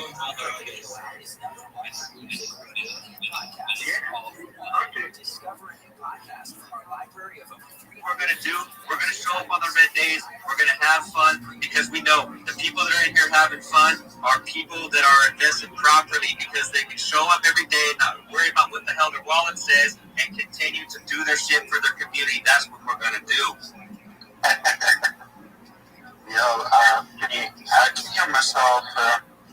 Wise, like not having an echo. Yeah, there's a little bit of feedback. I don't know whose mic it is. I don't show any other mics on but my own currently. Maybe the host. Is that? Are you talking from the host, Swizz? No, I'm not. Okay, shut the host down. That's the problem. Yeah. My mistake. So yeah, let's fucking go. I mean, at the end of the day, yeah, the market is down, but we're still here. Getting stronger day by day. I'll tell you who's fucking holding up well. You already know. Let's hear from Numbers over here, man, because PMB's holding a damn good floor for what the fuck is happening to the market situation currently. Let's hear from Numbers. Hype it up, baby. What's going on, baby? You know how we do this. Is why we got community, man. Community worked up together. And the real chat told before, you gotta see the bigger picture. I was telling my brother that today. I don't care what the market's doing. If I know I got some sturdy chat behind me, and hey, you see the bigger picture, we're gonna be pretty sturdy. Our floor isn't gonna do too much, right? Yeah, you're gonna have a little little catwalk in here, but for the majority of the time, we're gonna be sturdy. So we don't gotta worry about that, man. It's always about the community, man, and putting your boys forward, and then seeing the bigger picture and people being comfortable, right? Because if they know they can go to sleep, they can go to work, they can go on a date, and they can come back to their phone hours later, and everything is still good on that chart, and they don't gotta worry about sweating because they put their money in this board. That's why people are home. This is why we got what we got, right? So it's nothing but blessing and love. As I see you out here, man, you're always supporting us big time, man. You're definitely affected. I love it. Block talk. So what you guys are doing is it's a blessing, man. So, I always tell people we can only control what we can control. And what we can control is how our community acts. And they're only going to act by the way that we represent them, right? And not the way that we represent ourselves. So we have to just make sure that we're standing 10 toes down at all times and put people in situations where they're comfortable. When they're comfortable, the money's going to stay because everybody here numbers. We here for the long run. Baby, I want the big people. I got things to do. I ain't coming out here for no damn sneaker money. I ain't coming out here for no damn rent money. I got things to do. I got 4 kids. We ready to run this back, right? So no way I'm going to put my time in. This time is don't get back. You can get money back. You can get a new girl. You can go get a new house. You can get a new car. You don't get no time. So I ain't going to be out here putting all this damn time in for some sneakers. And we getting paid. I'm a grown-ass man, right? That's right. We're trying to get that motherfucking retirement money, baby. We're trying to retire the families, retire the friends. Let's fucking go. We're retired, baby. We're not playing no game. This is why these narratives hit. Because you got to have that inception to want to retire, right? Because they put us on that 9-to-5 mindset, and that's okay. But if you're on the 9-to-5 right now, take a little something and find some communities that you believe in. Find communities that you believe in. This way you can take whatever you can afford, $5, $20. Doesn't matter. Just stack up, especially the red days and the red days, like my brother Ben was saying, right? So 100%, man. And that's the thing, guys. That's the thing. You got to get it into your brains, right? It's so easy to say that buy the fear and sell the greed, right? But right now, everybody's in complete fear. The markets are fucking red as hell, and people are selling. This is what you got to get with communities and people that are actually trying to build. Because honestly, guys, right now, this is when you need to be buying up your convictions. So if you have some high conviction plays and you're seeing a big drawback in it, that probably is the signal for you to go ahead and accumulate some. And again, do not overinvest. Don't overshoot in it. But if you do have convictions, this is the time you need to be fucking buying when everybody else is selling. And dude, hey, Numbers, PMB, I gotta say, bro, some of the fucking memes that I saw today, dude, unbelievable, bro. The boat one with all the PMB people inside the boat and get flipped out, dude.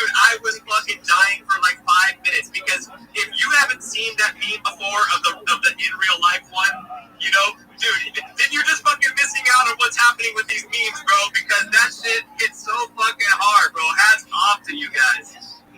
Yeah, no, the team is awesome, man. I don't know exactly who made that one. but the team is awesome. They're just keeping alive. I mean, every time I wake up, I just look. It's just like, oh my God, they're already starting. Here we go. It's gonna be a good day. You know what I mean? So they are putting the pressure, man. The whole entire team, every single day. We got some new tracks about to get released. I don't know if Pump wants to be the same, but we have a really exciting idea coming soon. So I'm gonna keep my mouth closed, but I think everybody's gonna be real. Look, you give me the face. Just give me the face. Let's go. Dude, I mean, the music too, bro. You guys are out. Like I say, man, it's hats off to you guys, dude. For a project that is as new as you guys are, for what you guys did before fucking bonding, it's like I said, man, it's why I'm so passionate about what you guys are doing. That's why you guys fucking, Swiss brought me in, and after seeing the type of work ethic that you guys have, bro, like that's the shit. This is the shit that you fucking want to get involved with. So guys, since we're here and it's just this red day, we didn't have anybody sketch, we're gonna do something different. You know what we're gonna do? Anybody that's in the audience right now, if you want to post something in the Jumbotron, whether it's trying to shill yourself because you want more followers, if it's trying to shill a project that you're convicted in, put it up in the Jumbotron. That is the type of engagement we are here, guys. We want to engage with you. We're not worried about our own fucking personal posts. Of course, follow Blog Talk. Please fucking like and retweet and all that good bullshit. But we're here for the community. We're here for the audience, guys. If you got shit you want to post in the Jumbotron, please feel free to do so. If there's anybody here that wants to talk about a project, please request the mic. Feel free to do so. I'm about to go wild on that Jumbotron. You see the boat one up there, guys. PMB guys, I want to see the boat one. Put the boat up there, please. The audience needs to see that. I put the day's meme contest up there, so if anybody wants to join, they can. But you gotta follow all the rules on that contest to have a chance to.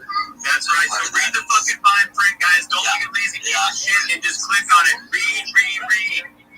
Yeah. What is it? 0.1 sold for the winner, isn't it? Yep, exactly. Just nice and small to fit what we are right now, and these things will escalate as the project scales. Man, it's fucking crazy. If you think about it, they're like, I'd say 20, 25 hardcore PMB people in the TT active on a daily basis, and the quality of the amount of memes that people make on a daily basis create hats off. It's insane. Yeah, I mean, you gotta give credit to more like the GG and Superman and Marvel for that, not me. I make a few, but those guys do the art.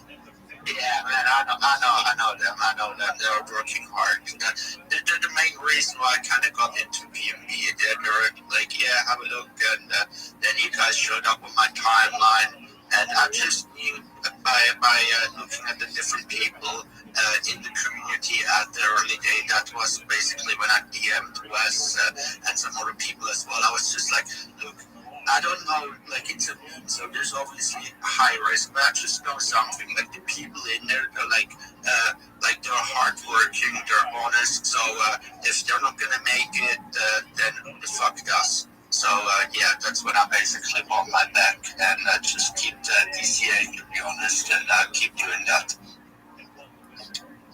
That is conviction right there. I'm gonna mute myself for a moment so I can find that boat meme for you, Wes, but I want to draw attention to Rocco's post at the top. It's like 2 or 3 back at this point, but he went through and found a ton of memes from all the content we've been sharing, all the meme contests that happen, and he made a comic out of it today. So go through that whole comic and check it out. Man, that is impressive, bro. That is super impressive. Love it. Yeah, definitely, guys. Put anything you want up in the Jumbotron. Feel free to. Yeah, just today, the market is shit, and the pump mine virus literally took over today's Blog Talk. It's like all pump mine virus people, it's some exceptions in here. Yep. You got the PMB crew, and we're part of it, man. That's what it's about, real community. I put one up in there, guys. If you didn't see the post I posted earlier, talking about communities that we represent and that we have convictions in. Our devs are fucking based. We got Doc's devs up in here. Know who your dev is, guys. If you really want to get bonded with the people that are in your community, know who your dev is. Take a look at the Jumbotron. That's right. Our dev is better than yours. We're rolling fucking Rolls Royces over here. If you know, you fucking know, and if you don't, you need to fucking find out about it.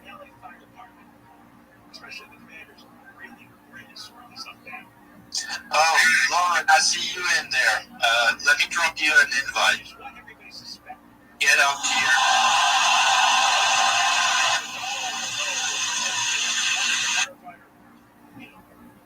Give me a second.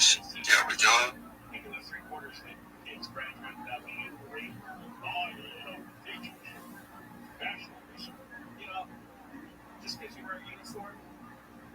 Let's see. Welcome back, everybody. Yeah, I was just about to say,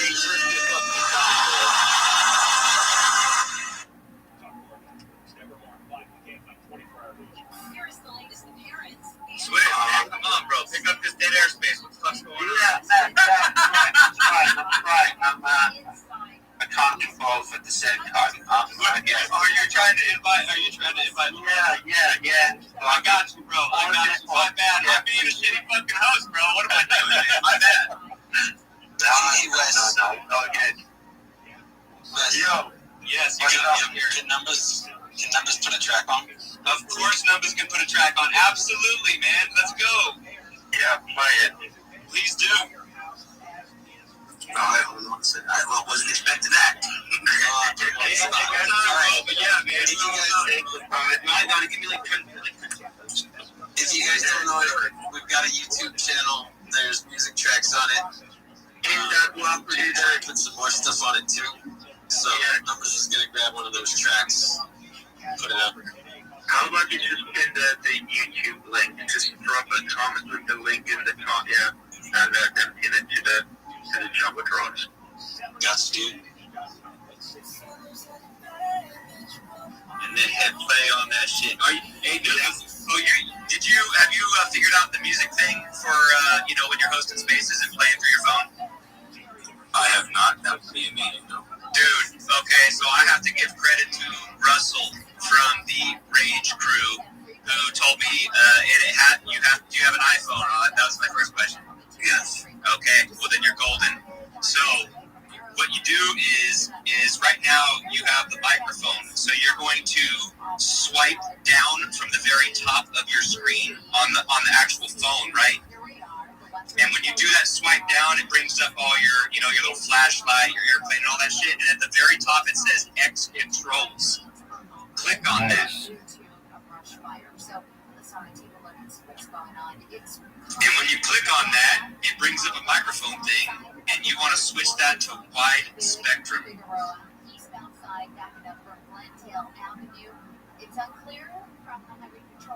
you guys still hear me? Yes, we can. Did you hear me the whole time? Yes. Thank you for the tip. That's awesome. Excellent alpha.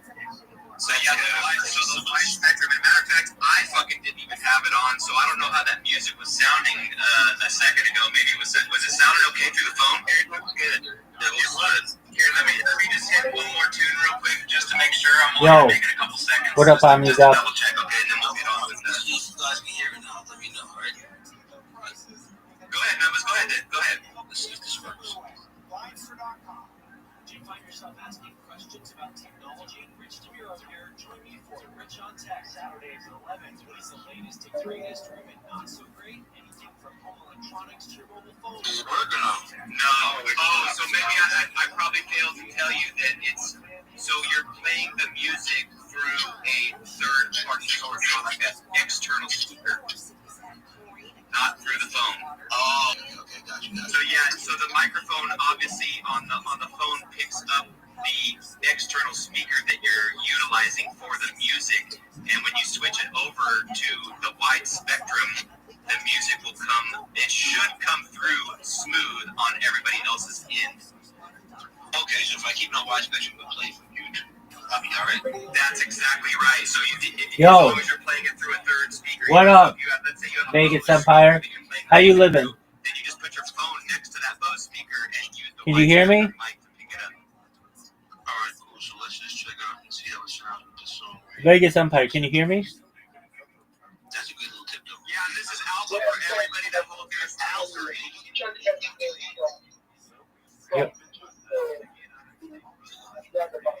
Yo, Vegas Empire, how'd you find out about me? Oh, I was at some space where you spoke today that you just Scrooge. Do you remember Scrooge?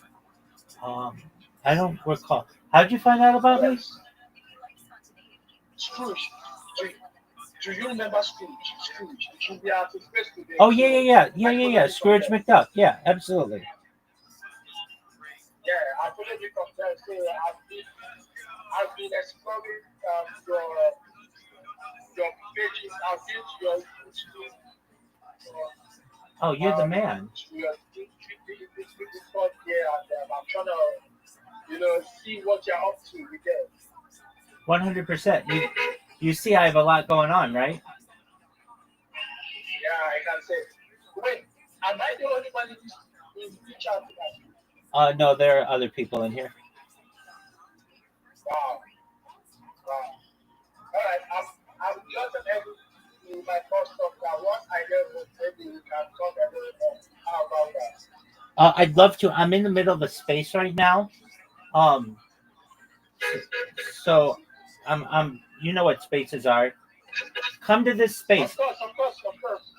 Here. I'm gonna send you a link to the space, and you'll hear me talk more about it in there. Okay. All right. Just one moment. Vegas, you're the man. I'm gonna make you, God willing, I'm gonna make you, your friends, your family very rich someday. You're gonna be the mayor of your town. Well, there's no such thing like mayors over here. I mean, it's just the president, the kings, the local government chairman, and stuff like that. We don't have anything like that. Guess what? They're gonna change it. They're gonna change it. They're gonna change it so that you can be the mayor.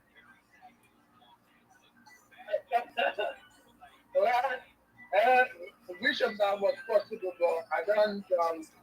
Where I'm from Nigeria, by the way. So I know you are.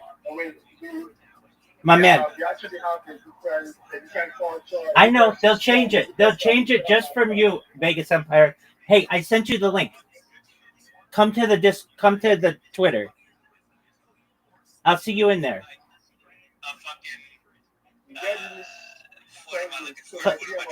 I sent it to your DM in Discord.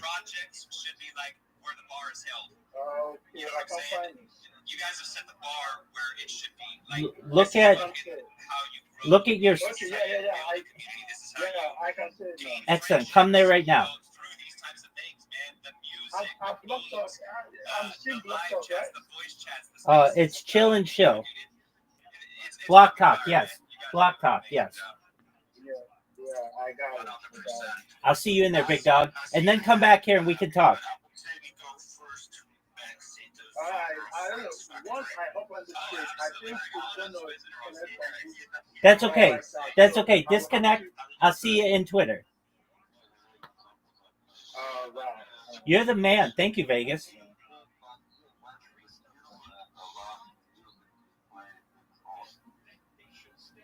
Fantastic. So tell us a bit more about Friends Factory.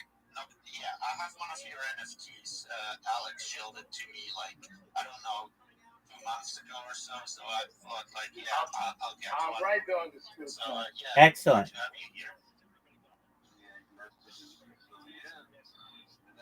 Let's make a short summary. So we started last year with GP market. So we started with the market, not trading stuff anyways. We built already a retro site. I put it up because I'm a German.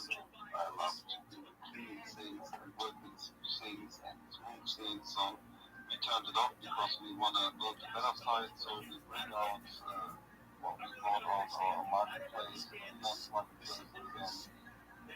Services for free, you can buy services like work, the mod, you can take a look at the site for a mod, you need devs, you can take a look at the site for devs, and so on, for artists, and so on. So, and here the biggest thing we have is friendship, so if you join our Discord, you get you a folder or some legends.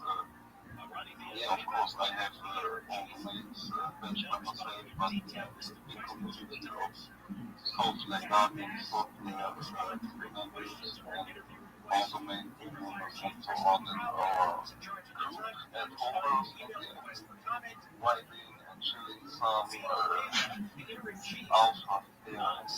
That's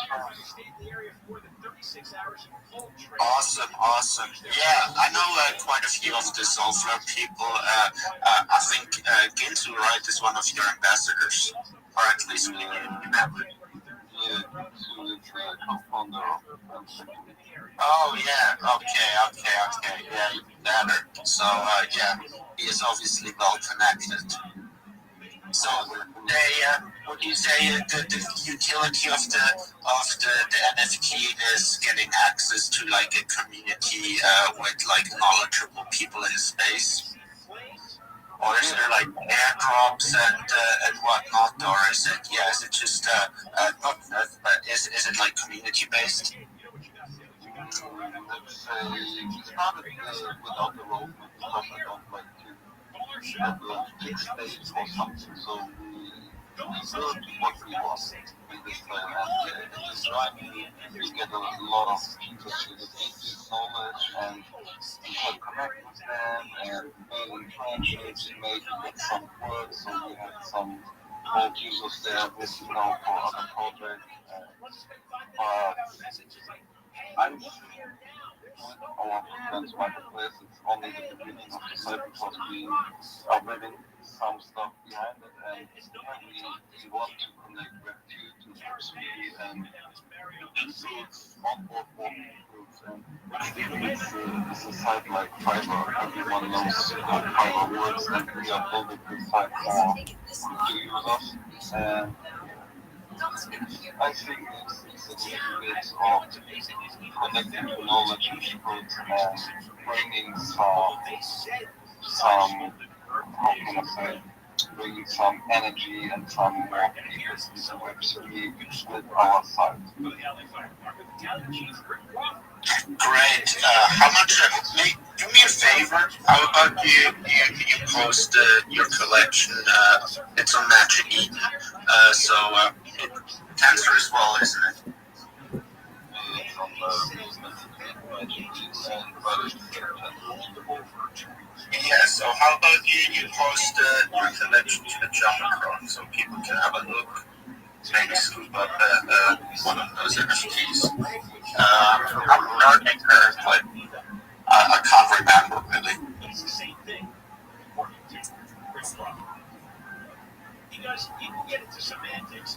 Yeah, I will choose it to Jumbotron. Yeah, have to find the link. No pressure, no, take your time. So, what's the floor price currently on your collection? It's like $10 at the moment, something like this.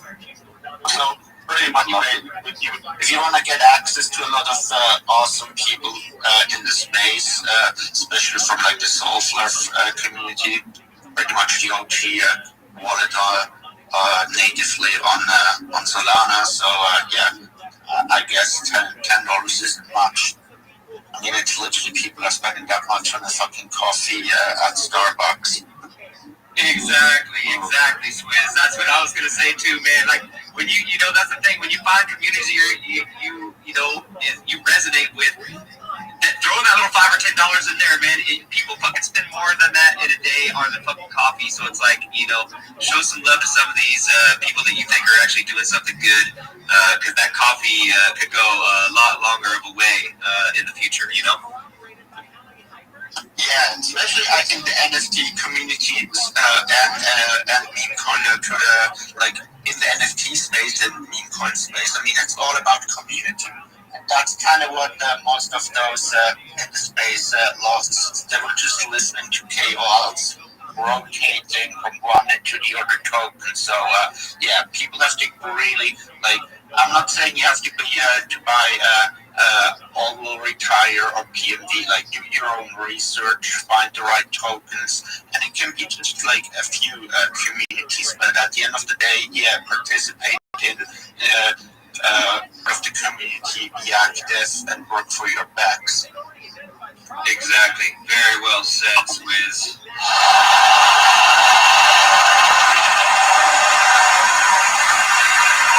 And it goes back to what I talk about on every single one of these spaces, and I will say it every single time I get on one of these spaces. This is why you do not overinvest, because if you overinvest, you're not going to be able to have fun.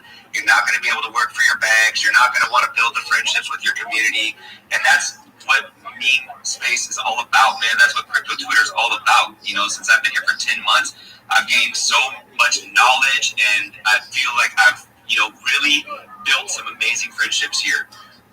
You know, and you know, right now we're hosting a show, Swizz and I. We met through crypto Twitter.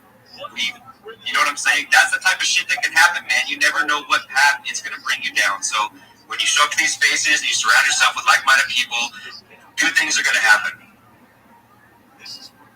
Absolutely. Let's fucking go! Crypto Twitter is a crazy place, and there's so much trash on there. But yeah, there are obviously a lot of real people as well. So you just have to be careful. And yeah, it's still an awesome place to network. You just kind of have to be careful who you follow, and yeah, don't spend your time like following these KOLs who drop like a new token like every 24 hours. They're just after your money.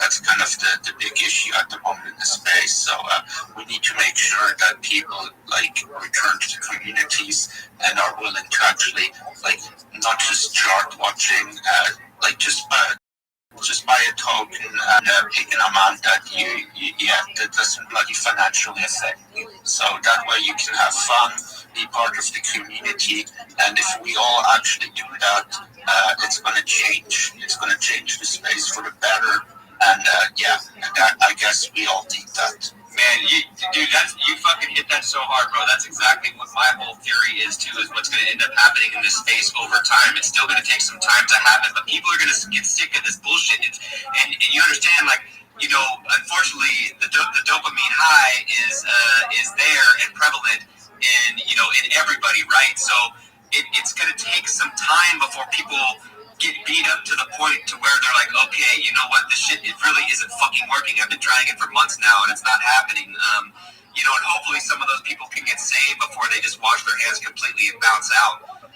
But I honestly think that's going to be the future of where crypto Twitter goes. It really doesn't have a choice, in my opinion.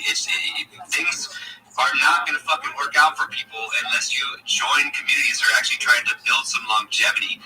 Rotating these fucking shitcoins is not going to work out for 99% of people. I'm sorry. You know, that's the fucking truth. It's a hard truth to swallow for some people, but if it's happening to you and you're asking yourself why it's happening, well, that's the reality, man. You're up against some of the best motherfuckers in the world that are trading, and not only are you up against some of the best in the world, but you're up against people who don't have your best interests well. So throw that combination of people out there to get you, and you're up against some of the best in the world. Like, it's going to be really tough to fucking keep your head above the water. Yeah, did you see the meme from today? James Wynn launched one, like, or he's part of it. Of course, I heard about it. Of course. Shark. Yeah, fucking the cat got hit by the Waymo fucking driverless vehicle in San Francisco. Yeah. Oh man, they're calling it the next peanut, guys. Get in, ape your bags, do your own research. Obviously, I'm bullshitting, but hey, do your thing, man. Sometimes there's money to be made in certain places. I'm not gonna hate on anybody that gives it a shot, but that's the type of place we're in right now, guys. I mean, this is what's happening in the space, and this is why you want to find those real communities that are there. You're gonna know the vibes, man. Again, it doesn't take long to do some research. Jump into the Telegram, look at their timeline on X. Hop in their spaces. If they're not hosting spaces, that should be like one thing, right? Like, well, fuck, I can't hear this person's voice. Like, you know, how real are they? But you hear them on spaces. You see them in the voice chat on Telegram. You look to see how active they are on their timeline on X. You know, how long have they been around? It doesn't take long to add a couple of little check mark a couple of boxes that will signal to you that there's actually really people trying to build there. Yeah. Quickly back to Banksy. Thanks for being here. Guys, have a look at the Jumbotron. The collection is up there. Maybe quickly back to you one more time, Banksy. Exactly. Do you want to give us like a 1-minute chill of your project, just to kind of sum it up? Yeah, sum up your project in 60 seconds. If you want people to jump in, let's see what you can do in 60 seconds. There's no pressure, though. We're all here to have fun. It's part of the fun for the project developer. It's part of the fun for all the audience that's in here. So, and it just makes us better everywhere, because you never know what kind of an idea you might have in your shield that somebody could pick up on. You know what I'm saying? So that's what's such a great value to this space. So we're going to give you the floor now. You start it off anytime you do, and when you do, I'll go ahead and start the clock. So ready when you are.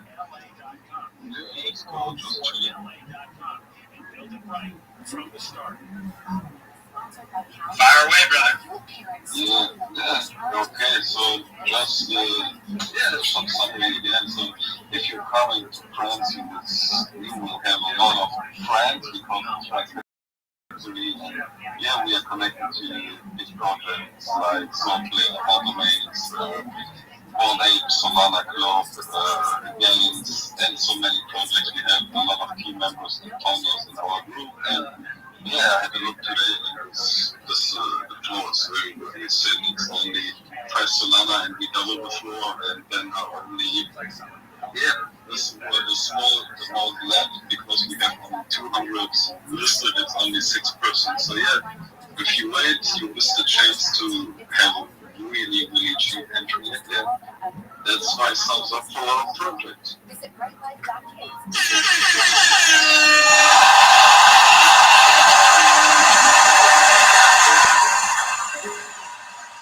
did really good there. You had about 15 seconds to spare. And again, see guys, this is it. Like, that was a great little sum up of the project right there, right? And this is why I think, part of having our space here, this Block Talk thing, I think it's amazing for communities to be able to just come up at their leisure, know they don't really have a time frame to explain the project to the audience, and then at the end, wrap it all up in 60 seconds and just kind of wrap up that sale, wrap up that freaking, highlight and bullet points, get it all summed up. I think it does really good for everybody, the audience, the project. I really enjoy them. So great job, man. Great job on your 60-second show. Anybody in the audience got any questions for him or Swizz? No, I just wanna point out that for $10, getting access to such know-how within the space it's a smart investment in my opinion. And I'm lucky that I listened to Alex a while back, scooped one up. I've never really been following the community myself, to be honest, just busy. But after hearing that they have a Discord, I'm definitely going to show up in there a bit more often. Awesome. Thanks, guys. Thanks again for being here, and hopefully we see you back in the future. Thanks. Yeah, definitely thank you for giving us your time and showing up to Blog Talk and talking about your project. And again, Swizz, you're like, I haven't really been all that involved. This is the shit that you get when you have real people, guys. Fucking the truth, the reality. You know what I'm saying? This is what it's all about, man. We're not here to bullshit anybody. And it's just such a beautiful thing when you've got people that you surround yourself with that you really, you fucking trust their word, you trust their judgment, and it takes months and months to develop that sometimes, especially through an app where you're on crypto Twitter, and you don't get to see like some of these people, right? And that's another thing where it's like when some of these people are doxxed, that like really pulls me in, because it really shows to me that they're like trying to take that trust to the next level. And so, I think for me, it's a really big deal. And it's not that I don't belong to projects where they're not doxxed, but For me, I definitely think it's like that icing on the cake that you know this dude is like for real, right? So I just want to put that out there. I think another thing that's really bullish is the fact that they started off in the bear market. So that's kind of as well why I'm bullish on combine virus, because I mean the market hasn't been doing well, and they're still managed to kind of get bonded just a few days ago. The community has been growing ever since. But so is with all will retire. It's crazy. We just had a check yesterday, and it was voice chat basically in TG. And despite like the recent price action, there's more and more people joining all will retire, helping us out, working for their backs, despite the recent crappy price action. So the project has been around towards a year now, and I'm bullish on communities at the end of the day. I just kind of have to keep repeating that. Yep, exactly. And Swaz, I'm fucking bullish on you, man, because you recognize good communities as well. If it wasn't for you, I wouldn't be involved with the Put My Virus. I obviously probably would eventually have seen it popping up since those motherfuckers are working relentlessly. Let's go. But besides that, it's getting hard to ignore us. Exactly, dude, and that's what I realize there's a lot. They'll ignore us till they can't, man. I realize there's a lot of people that probably haven't seen your sentences. We don't have neutrals or something, right? So there's that. But otherwise, it's pretty impossible to ignore us at this point. It's simple. The bottom running. I mean, you can embrace it, or you can fight it, but then you're going to get infected. Exactly. If fucking crypto Twitter, all of crypto Twitter has it, they just don't even know it yet. Yeah, I'm just saying it's better to get infected at the 61 market cap than at the 6 million market cap. I'm just want to point that out. No financial advice. Let's go. And it goes back to that Starbucks coffee, guys. Come on now. You spend more at your fucking local coffee shop in a day. Why not turn that $10 investment into something real? Join some amazing communities. And that goes across the board, man. You don't have to invest your life savings into something to resonate with it and want to get involved. Yeah, and I see we got Randy AI up here on the stage. How are you doing, buddy? How about we go to Randy first, and then I see Chris from All Will Retire has joined us as well. Swizz, you're fucking lit. Let's kick it off, brother. Bring him on up, Swizz. Randy's already on the stage, so how are you doing, Randy? I'm great. How are you? Oh, I'm fantastic. Thank you.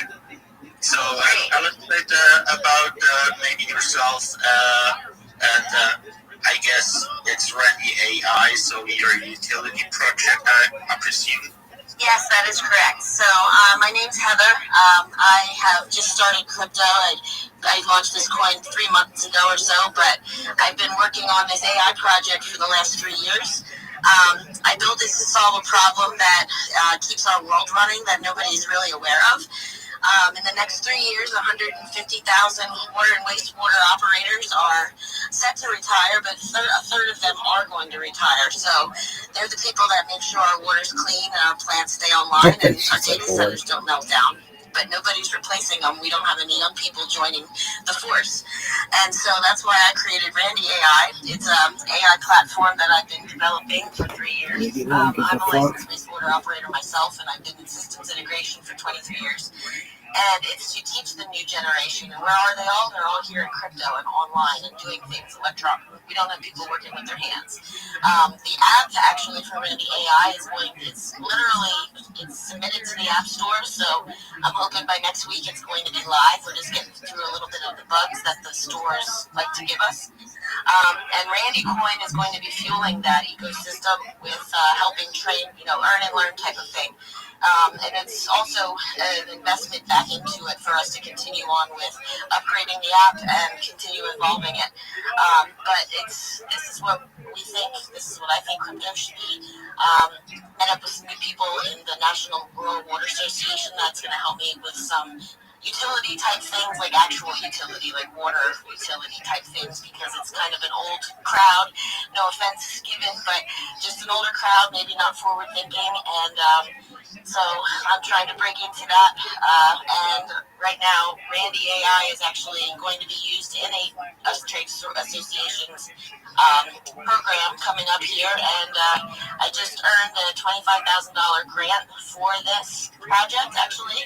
And I'm shilling it, pitch contest next week for Penn State University. And the business that I run actually was just named one of the top 100 small businesses in America. So Randy AI for the future and for all of us and all clean water. And that's what Randy AI, Randy Coin is.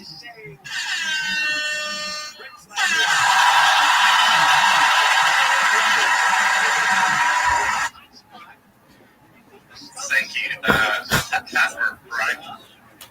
Yeah, my name's Heather, yes. So I must say, Heather, you did a phenomenal job talking about your project. Go ahead, Swizz. Yeah, I'm just looking at the chart. So you're basically, what is it, beginning of October. Yeah. So what happened was I launched the coin one early morning because I was going to use it as like a marketing. I didn't really know I didn't know crypto really, I'll just be honest. It was a $10 investment I had for like Robinhood, and I asked ChatGPT, give me a crypto coin to put $10 on.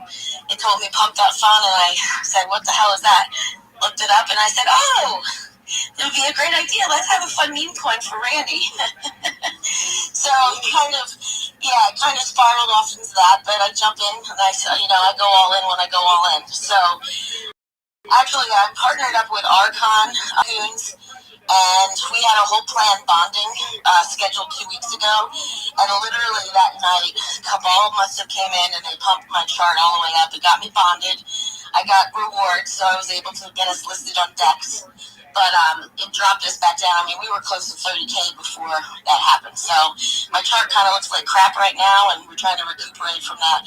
But unfortunately, that happened. Bad actors. Yeah. At the end of the day, if you keep working, that shouldn't really matter. I mean, it's the same with the pump mine virus.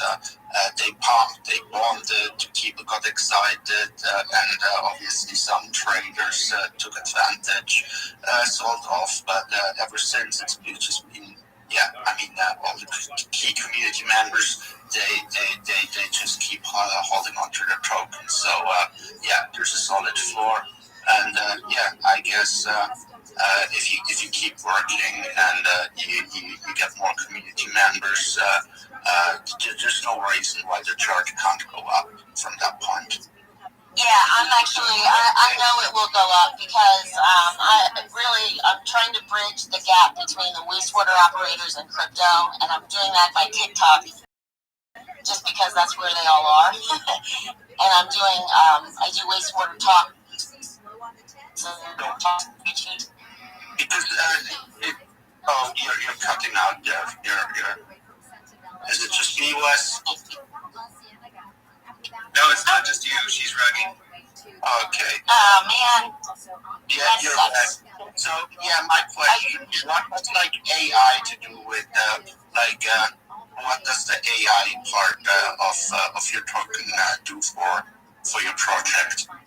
Yep, so basically, I actually started developing this AI before AI was out, and it was just kind of like a crude type of AI, but there's really not much study or information out there for people when they study for their exams, and there's a couple things here and there, and there's more and more coming out of it, but what I did was concentrate all of the information from each state that's provided by each state government association, DEP, or whatever they call it at each state, and it's learned, and it's not open to the internet. It is only learned off of that information, which is the information that is the accurate information, and it basically is a conversational character that people can talk to understand different concepts like long math or biology type concepts.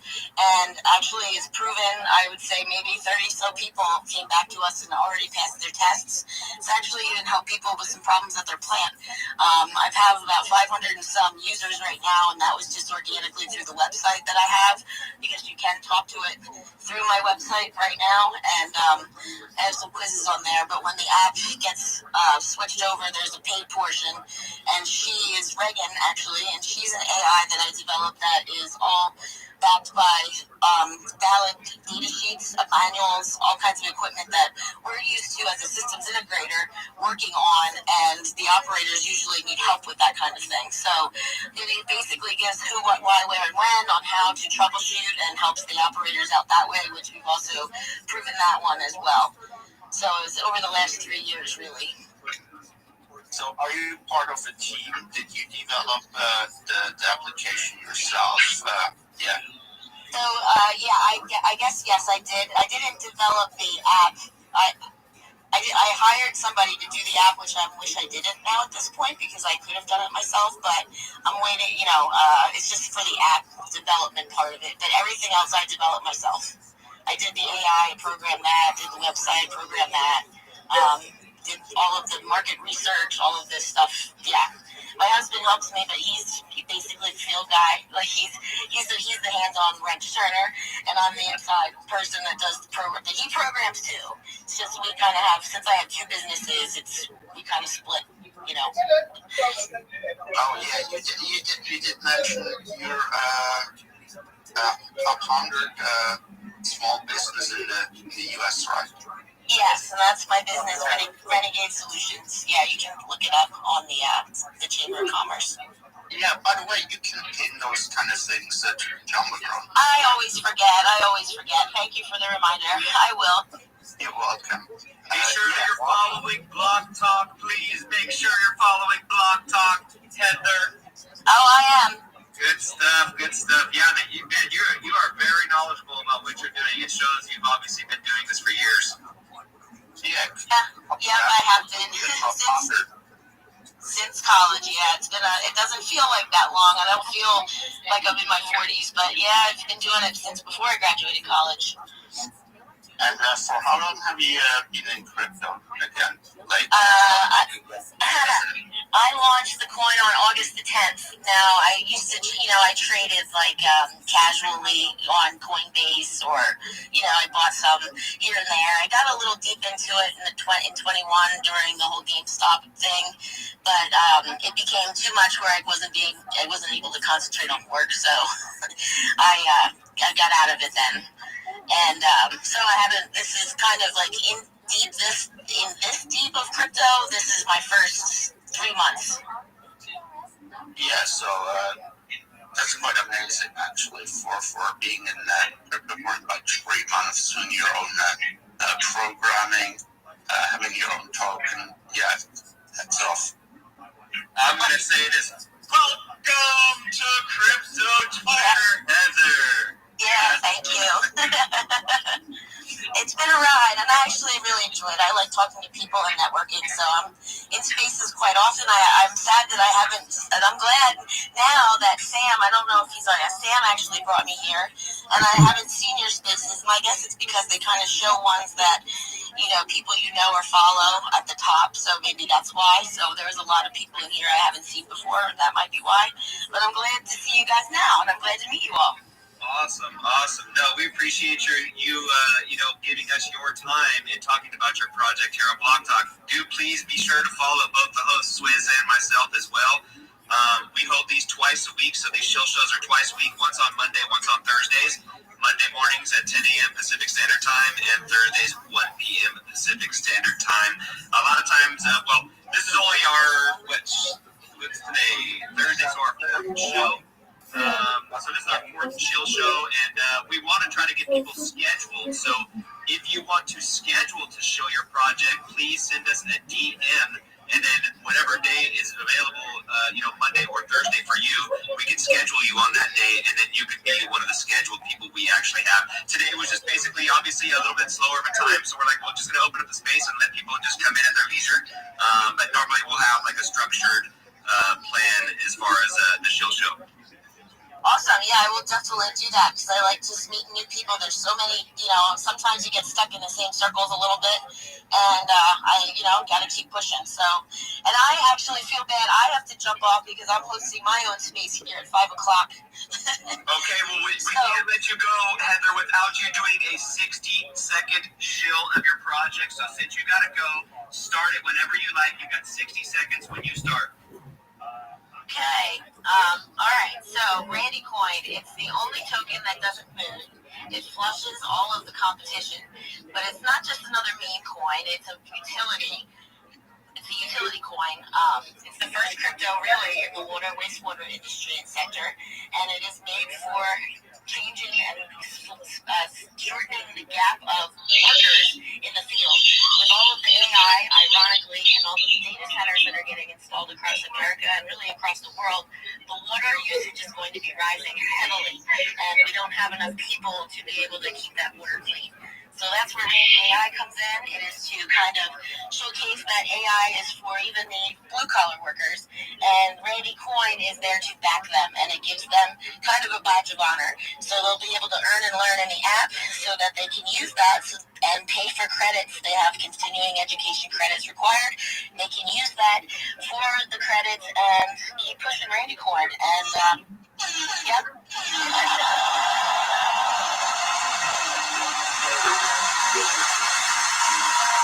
Yo, great job, AI. Great job, Heather. See, I love the way you opened that with flushing the competition. Phenomenal. Thank you. Yes, want to add anything, or anybody else in the audience have any questions for Heather? Yeah, I just want to thank Heather for being here, and hopefully we see her again in the future. And I can see the rabbi is holding up his hand for a while now, so I might want to move on to him before moving on to Chris. Yep, and enjoy your spaces, Heather. Thanks for showing up again. And you're starting very early in this game. I can tell you right now, you're in the right place. Show up to these spaces as often as you can. There'll be some shitty ones out there, but a lot of them you will find value. So you'll find the right places. You're doing a great job. You got a great start. No, thank you very much. I really appreciate the time that you gave me here just now. So thank you. Thank you. Have a nice day. Rabbi, come on up, man. You can take your hand down. Come on up and speak about your project or ask me questions. Do whatever you like. You have the floor, sir. Or, ma'am, don't know. My bad. Absolutely. Thank you so much for the opportunity. My name is Rabbi Rothschild. I stream my life 24 hours a day, 7 days a week, 365 days a year for world peace.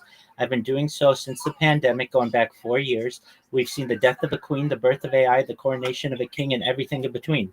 This is essentially a real-life Truman Show. If you weren't aware, in 2018, The Economist magazine stated that data had overtaken petroleum as Earth's #1 resource, and I have more data archived on the internet than any person ever, which may make me an influential person someday.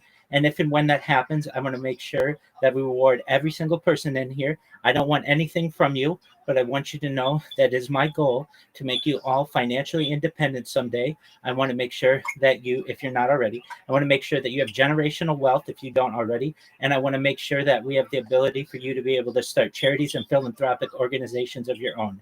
In the 1990s, Bill Gates coined the phrase "content is king," and I'm making it true today. Some of the things that I like to discuss and that motivate me are ending world hunger through the use of technology such as agricultural drones, floating greenhouses, saltwater greenhouses, hydroponics, vertical farming, cloud seeding.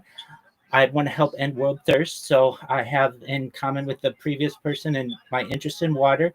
I'm sponsored by a cryptocurrency that's worth about $100 million. It's known as Harry Potter Obama Sonic 10 Inu, and one of the things that we do is we build wells in developing nations like Nigeria.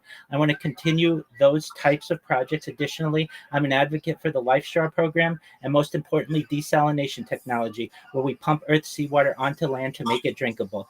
In the Jumbotron, I posted a link to my YouTube streams. You can watch me right now or any time in the future or in the past 4 years on more than 20 separate YouTube streams. This is the biggest event in global history, and I really want to let you know how much I appreciate the ability to share my project with you. Holy shit.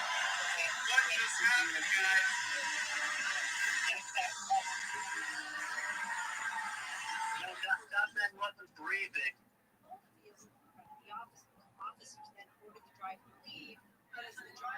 Sorry for the downtime. I missed what you might have said there, Swizz. What did you say?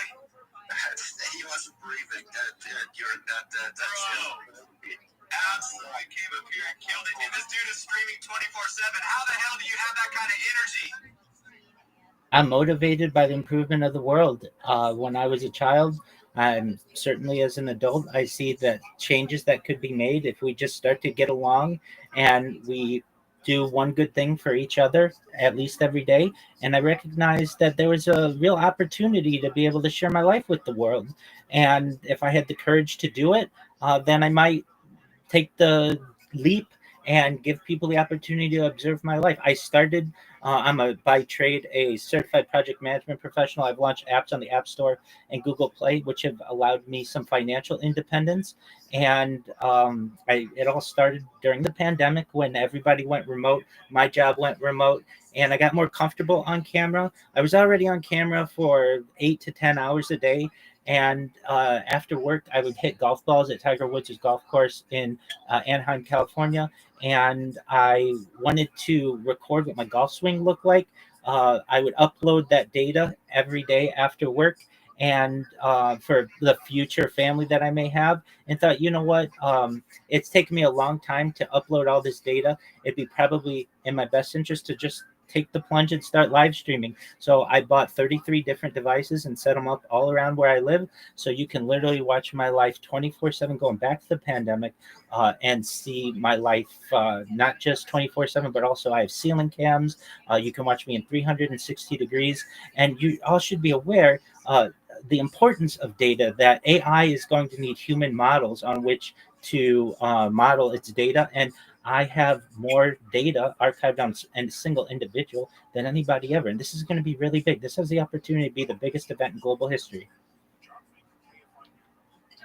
Man, this shit is next level. I don't even know what to fucking say. I'm speechless. I'll be honest. This is unfucking real. I need to look at the YouTube immediately. Yeah, we're improving the show, man. Like 20 cameras, right? 24 hours. Fucking 33, I think he said. 30 or 33, I did. Incredible. I have 33 devices, 22 of which are hooked up to YouTube right now. I understand sometimes people are weary of links. You can just type my name, Rabbi Rothschild, into YouTube and filter by live, and you'll see all of my streams. Or if you want, it's in the Jumbotron. You can check out the link there. I'm a futurist, so I'm someone, in addition, who wants to help the world today. I like to talk about the future, things like anti-gravity, antimatter, faster than light travel, faster than light communication. I like to talk about artificial narrow intelligence, artificial general intelligence, artificial super intelligence, things like Santa Claus machines, replicators, teleportation. I like to talk about space elevators and space tourism, terraforming of other planets, intergalactic travel, de-extinction. People don't know this, but the first successful de-extinction took place in the year 2003 with the Pyrenean ibex, which was a goat located in northern Spain, southern France. Fast forward to the year 2021, a company out of Dallas, Texas is founded known as Colossal Bioscientific. They've made it their goal that within the next 3 years to reintroduce the woolly mammoth into the Arctic Circle utilizing Asian elephant surrogates. I just think this is a mind-blowing goal. I don't know why we're not talking about it more in society, and I'll consider it a privilege to be able to archive this data. Additionally, following the reintroduction of the woolly mammoth, they want to reintroduce the Tasmanian tiger, followed by the dodo bird. I'm someone who wants to help every single person in here with your consent. If you want, I want to be able to hopefully give you the money someday to use life extension technology. When you all were born, the average life expectancy for you was probably about age 80. I want to increase that to age 100, 120 through the use of technology such as oxygen therapy, human growth hormones, stem cells, cryonics, cryogenics, nootropics, peptides, cold shock therapy, red light therapy, ambrosia therapy, testosterone replacement therapy, whatever it takes. But you may get to be 120 years old and you may say, Rabbi, back in 2025, everything that you said sounded like science fiction, but it came true. My body's starting to break down. What's the next plan? And again, this is with your consent. If you want, you may be able to utilize a type of technology known as mind uploading technology, where with your consent, we scan your brain into a computer like a CAT scan or an MRI, knowing where every atom is in your central nervous system and your peripheral nervous system for later download as an android, an avatar, a cyborg, a cybernetic being, a clone of yourself, a robot, an ethereal being, whatever you want to be. But I want every single person in here to know that there may be an opportunity within a generation or two to experience digital immortality. And I think that's just a really exciting future. That's some crazy stuff. Now I'm here. How many views do you get on YouTube? If you don't mind asking. Well, it's cut up over 22 separate streams per day, and so each stream is about 12 hours long. So overall, usually anywhere between 1 to 500 people, and then I have over 45,000 followers on Twitch, so I get quite a few there, on Rumble as well, and then on different Discords. So I'm always live on several different Discords, including my own. The link is in my profile. If you ever want to connect with me, more than making you all rich and having you live longer and all those other good things, I'm just here to be a positive person. I'm here to have an optimistic view on the future and really just want to give people hope. So if you ever need to connect with anybody or you need anybody to support you, I'm here for you.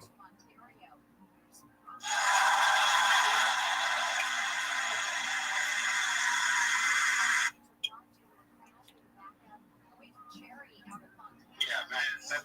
Thanks for being here. Some crazy shit there. To be honest, I wouldn't mind seeing a woolly mammoth or a dodo. So, yeah, let's fucking go. Yeah, Chris, how are you doing?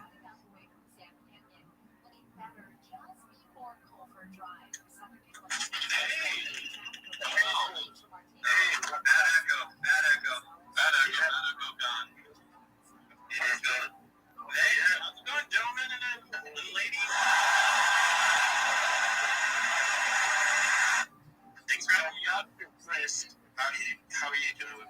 Great, a great day. We continue to get people to show up and, be focused, be motivated to take a different journey, one that we envision that really is what crypto should have been in the first place. And it's exciting to see people continue to show up, as you said, like despite market conditions.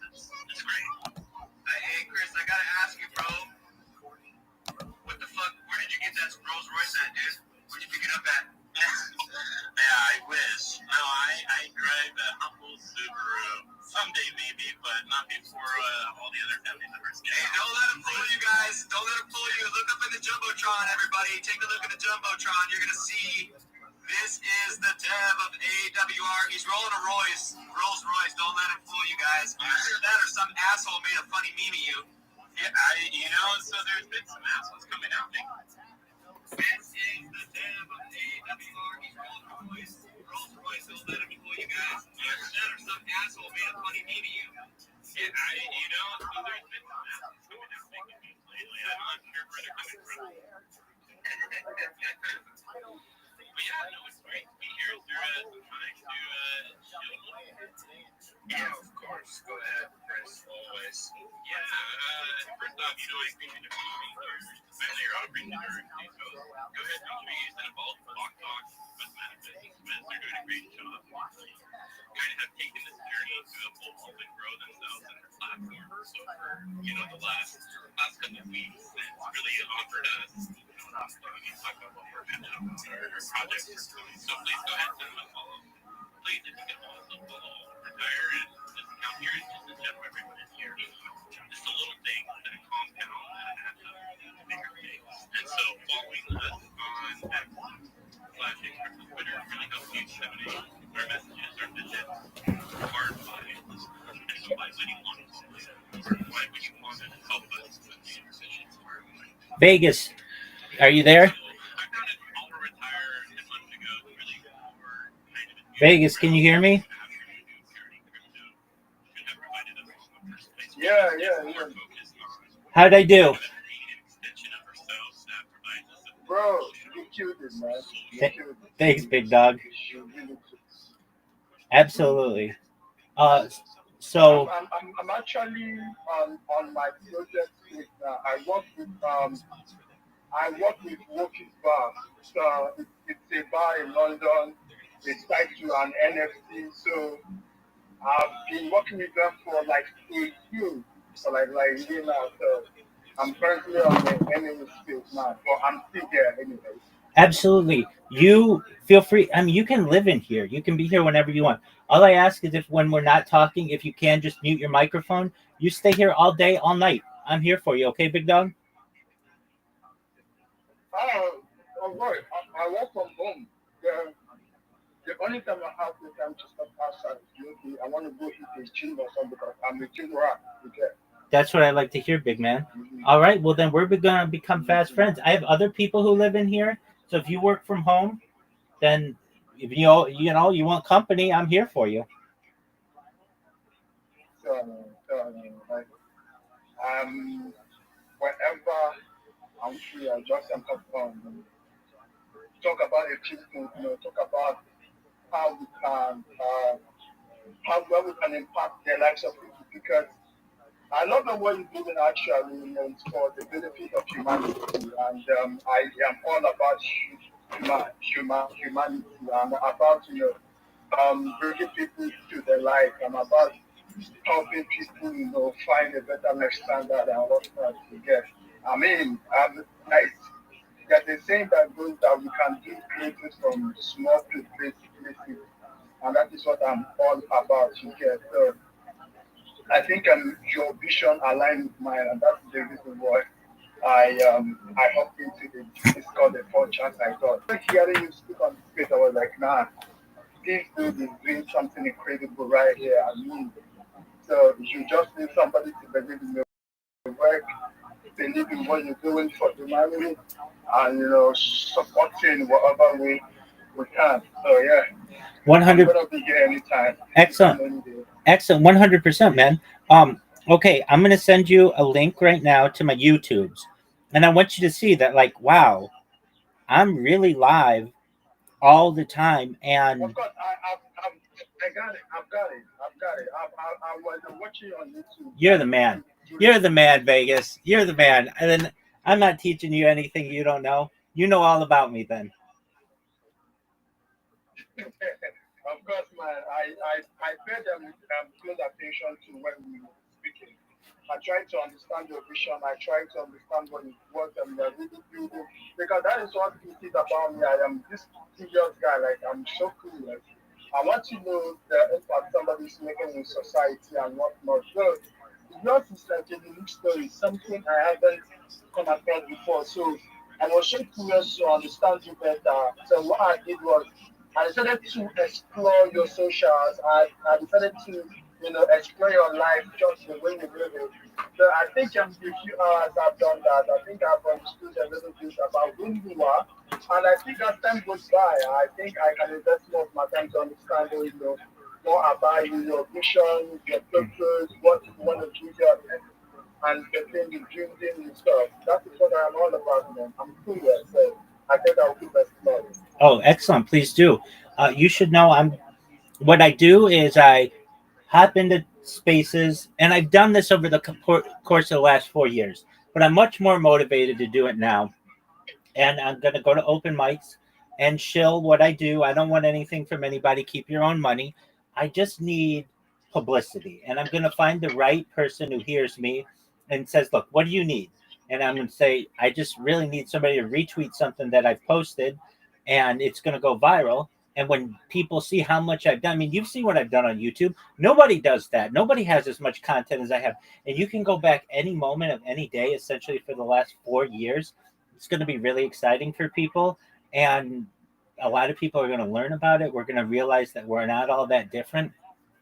You should know that not because of you, but just because of good people I've met from Nigeria, we're really going to help things in Nigeria. Nigeria is going to be the crown jewel of Africa when I'm done with it. Just because really the impact that the people in Nigeria have made in my life. We've already built wells there for the less fortunate, and I want to continue doing major projects there. I want to travel there. I want to meet the people. So what's going to happen? I'm going to keep shilling myself. I shill myself for like I just did, and then I take a break and I watch podcasts and I drink water and do all the other things, and then I'll get the courage to go and do another one and then do another one.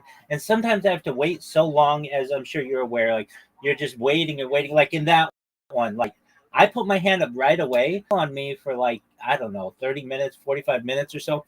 But when people have the opportunity to hear what I say, they're like, that is the coolest thing I've ever heard. So let me get this straight. I can watch your life 3 years ago, absolutely. 2 years ago, 100%. Yesterday, absolutely.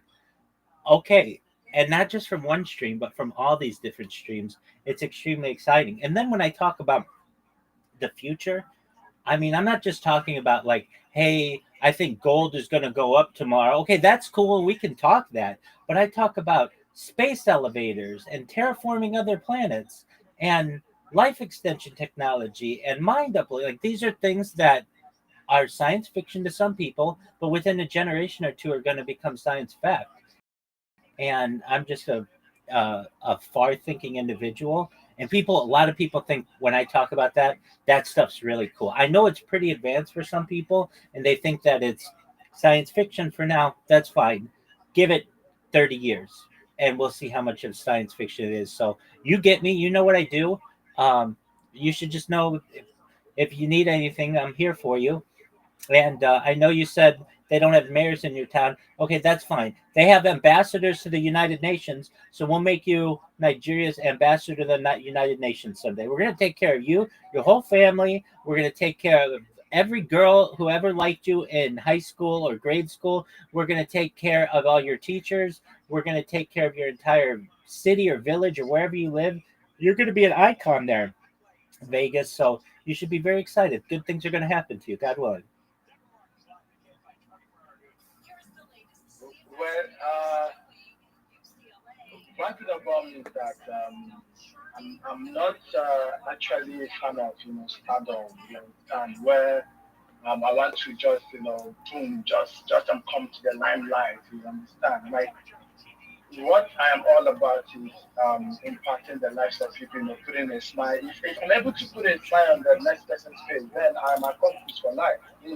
That is what I'm all about. Making people smile.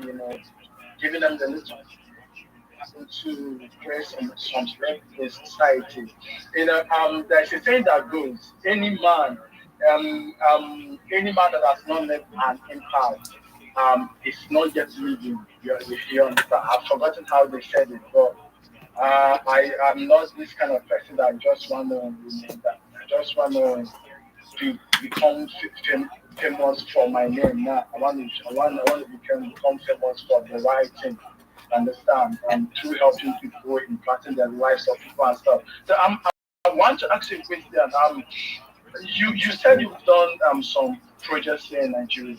Yeah. What part of Nigeria have you done that? We built wells, like digging in the ground. We built several wells in Nigerian villages so that people had clean water. I don't know, but I basically live in the city, so we don't use well over here. We use boho. That's something we call boho. And some where water comes out from the ground, goes up to a tank elevated up there, and so we channel the waters into our homes and stuff. But I think there are still rural areas that are still lacking social amenities, water, electricity, and stuff like villages inside them, the Nigerian villages. That's absolutely true. Yeah, yeah, not especially the house outside of Nigeria. exactly. In small villages where they don't have running water, we've built wells there. How do you get in contact with them? Oh, there are a ton of people from Nigeria in our Telegram. So it's a very large cryptocurrency that sponsors me. Here's its logo. You might have seen it before. It's Harry Potter Obama Sonic 10 Inu. And so there are a lot of people from Nigeria who are in that community. And one of the things that we did is we reached out to several of them, to people who have who are living in villages and built wells there.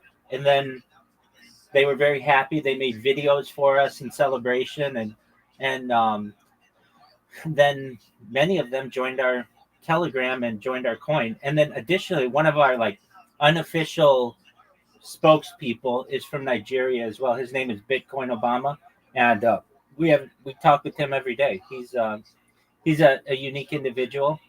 He has a lot of energy. He's pretty famous on Twitter Spaces.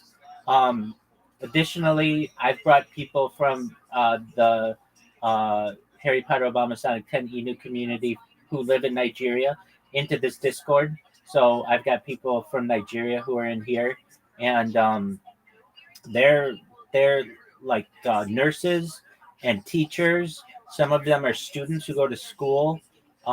Real people. They're like regular people, and we just do our best to be the, as we say, the cryptocurrency of the people, and we call it the people's Bitcoin.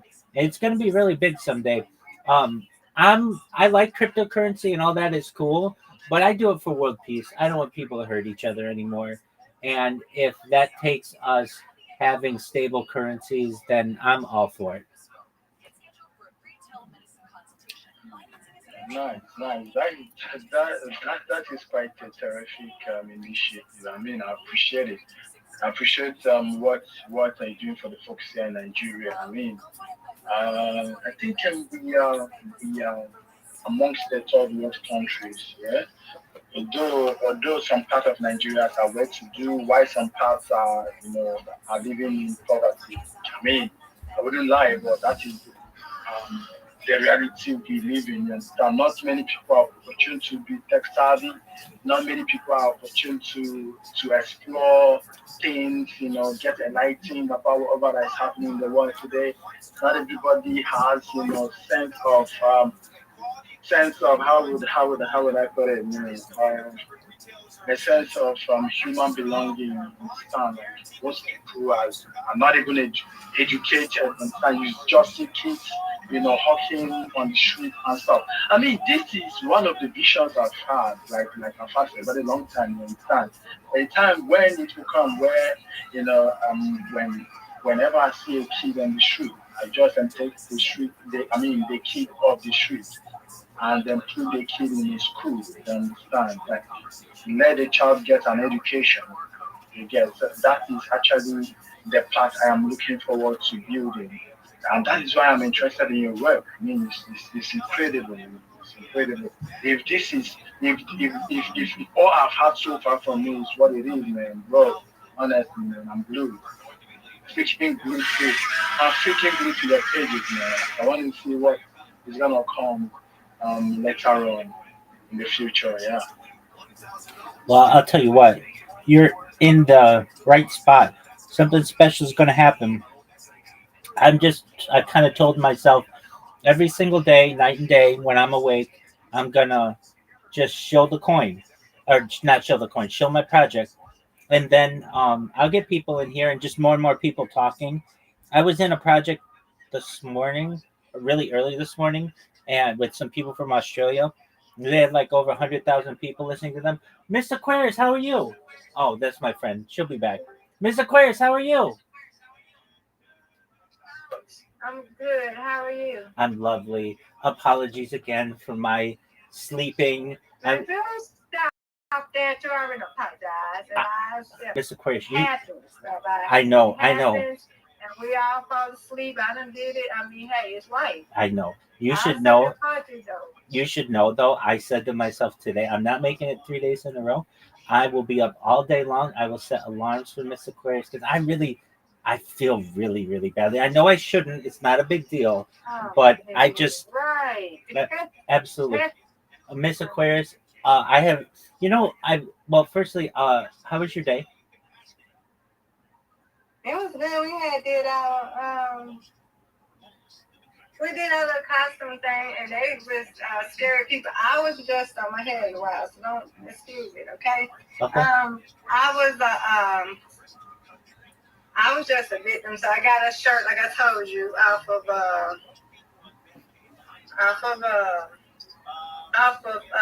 Amazon.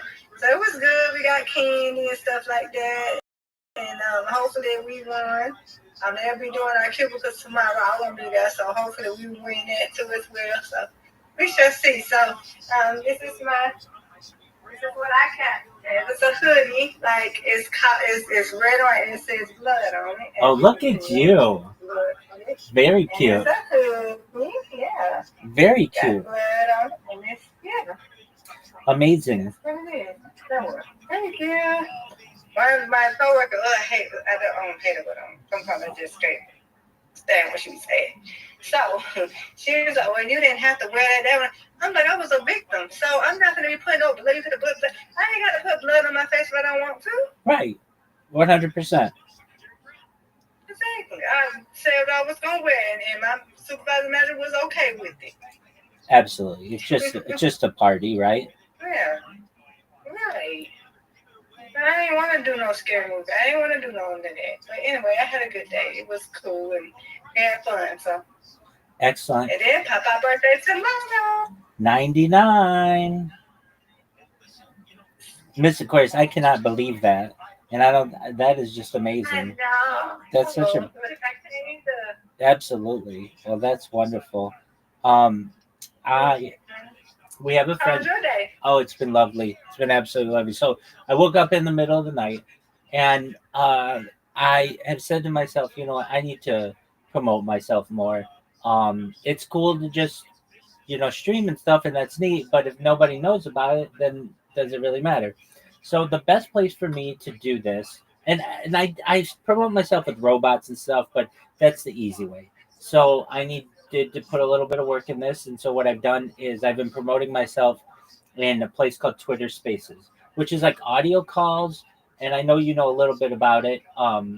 And I've been just going into Twitter Spaces that allow people to just what's called shill your project, and I share my project with people, and that's how we got our friend Vegas in here. Vegas is from Nigeria, and he heard me talking in a space, and he joined the Discord, and I've done it like 4 times now, and I've gotten just overwhelmingly positive things from people. I've gotten like 50 people who followed me on Twitter, which is really cool. Welcome. Hello, Efushio. How you living? Efushio, can you hear me? I can hear you. Excellent. Efushio, how'd you find out about me? I've known about you for a while. Oh. I used to your streams in the old park. Oh, okay, excellent. Very well. Oh, that's just upstairs. Yeah. Okay, so you've known about me for a long time. Oh, okay. Yeah. So how's your day going? It's going all right. Excellent. Well, very, very well. Well, if I may ask, what brought you in today? I just felt like it. Saw a lot more people than usual here. Yeah, we've had some good turnout. So, yeah, we've just been streaming live. I just surpassed 4 years on YouTube, which is more than anybody else does, of 24/7 content, and I'm live on like 20 different streams. As you know, we have a lot of content, so just been enjoying life, and yeah, just catching up with my friend Miss Aquarius here. So Ofusio, what have you done today? What's on your what's on your agenda for tonight?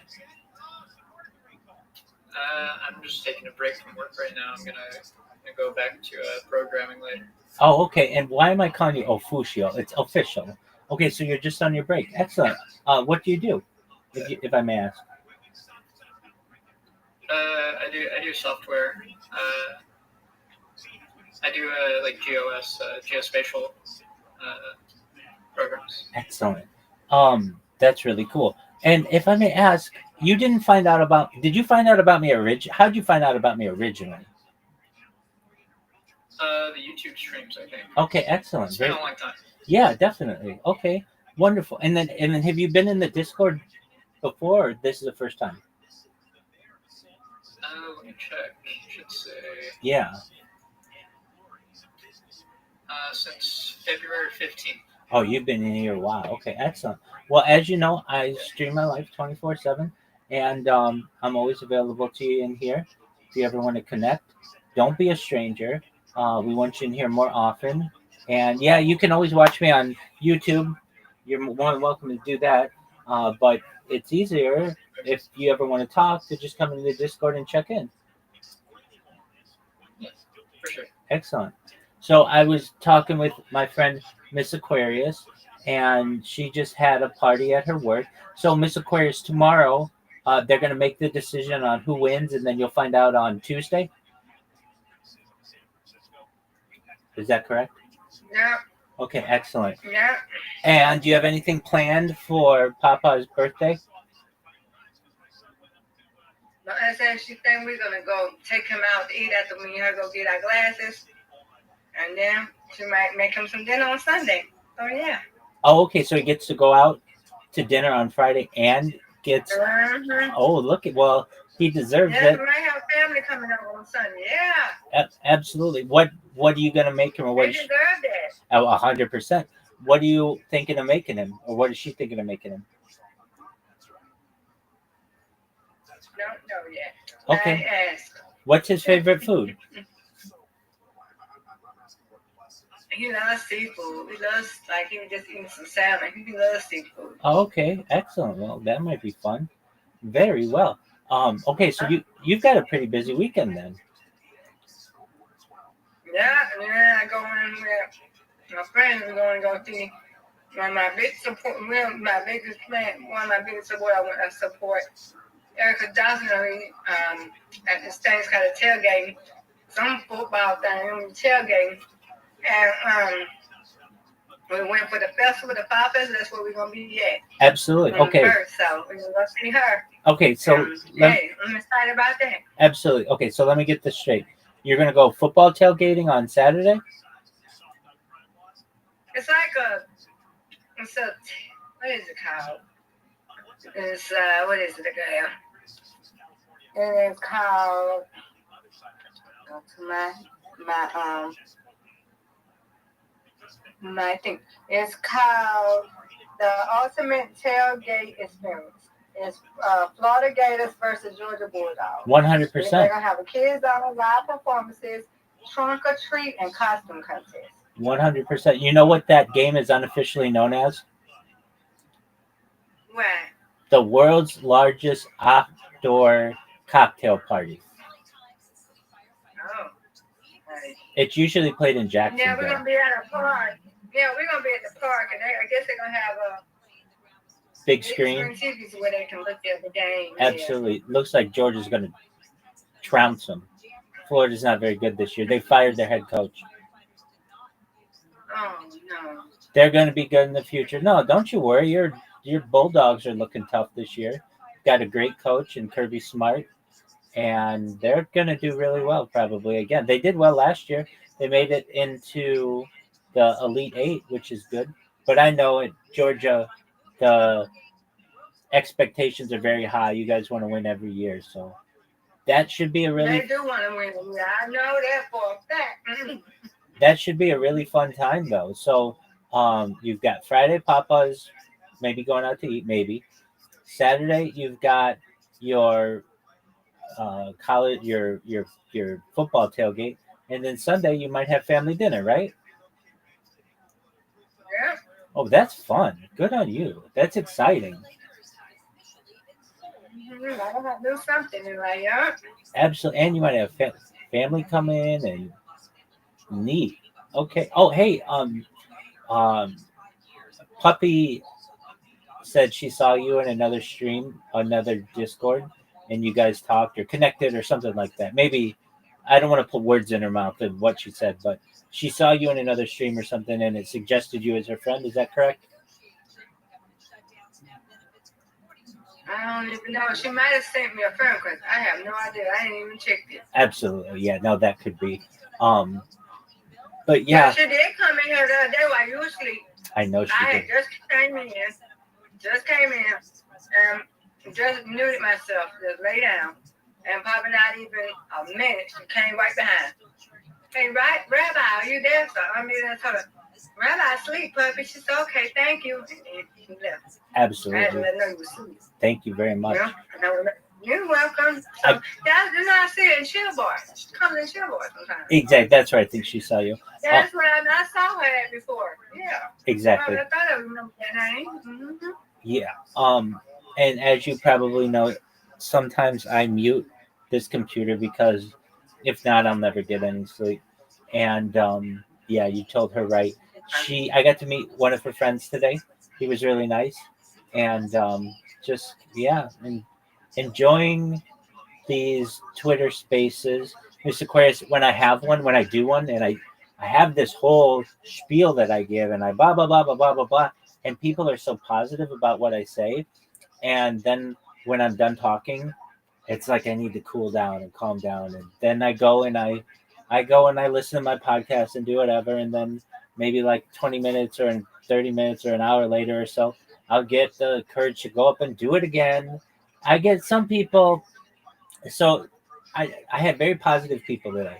I had one guy, I can't fault him, but he tried to get me to buy some like $150 thing of his, and it's like, I'm not here to buy your stuff, dude.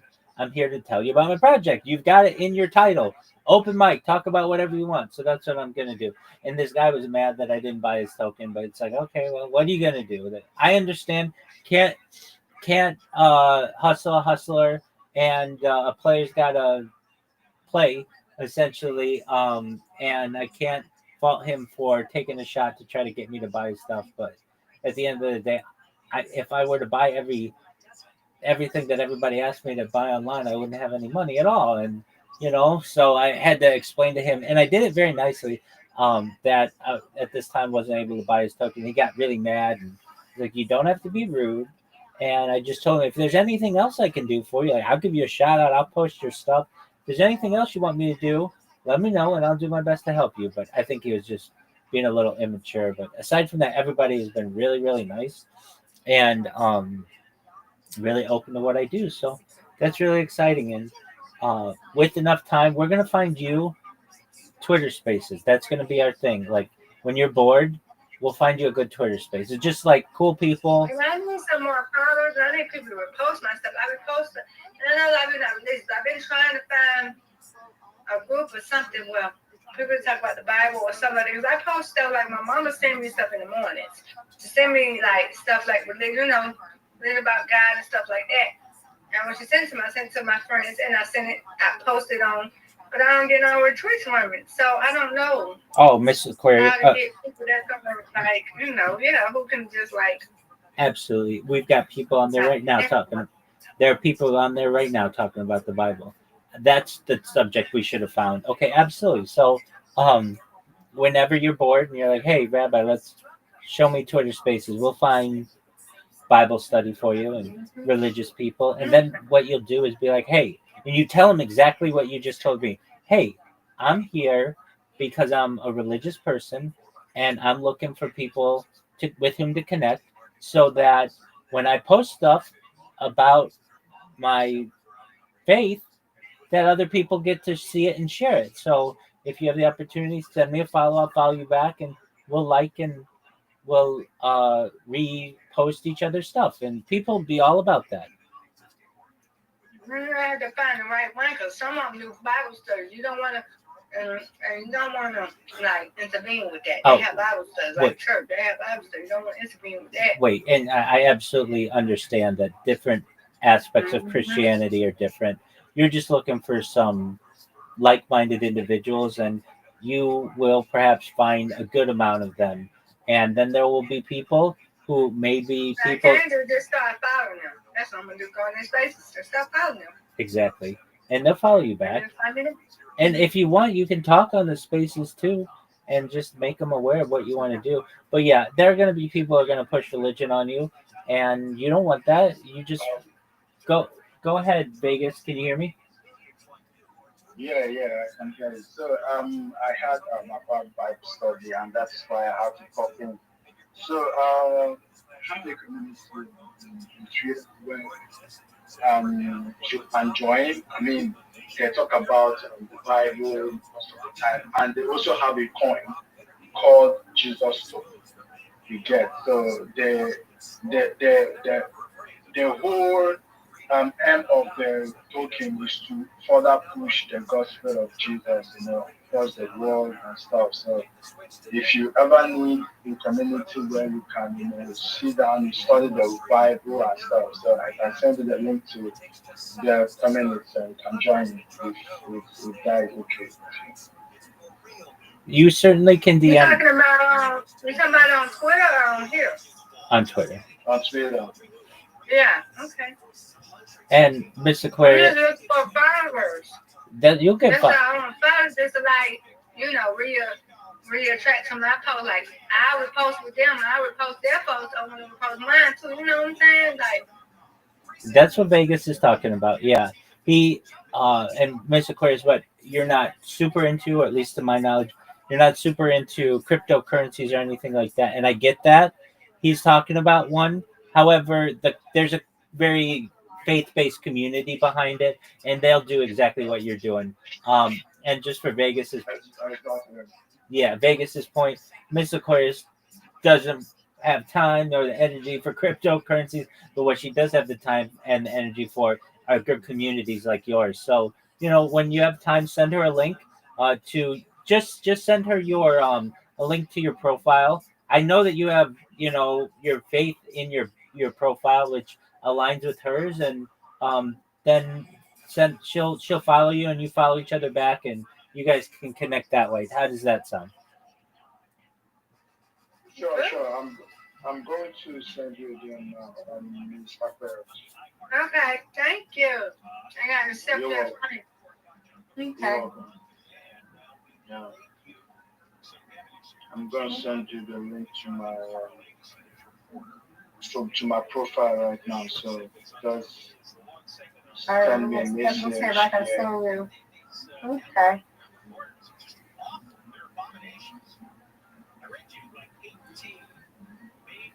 Thank you. Yeah. Oh, accepting him. There we go. All right, got you. Yeah. So just send me hi on Twitter, then I'll pop in Oh, excuse me. the link to the community.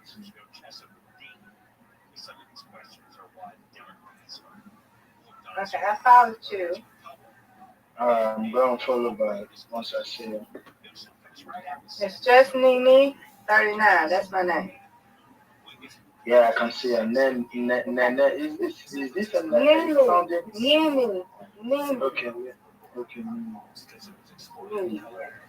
And Mr. Aquarius, So I'm going to send you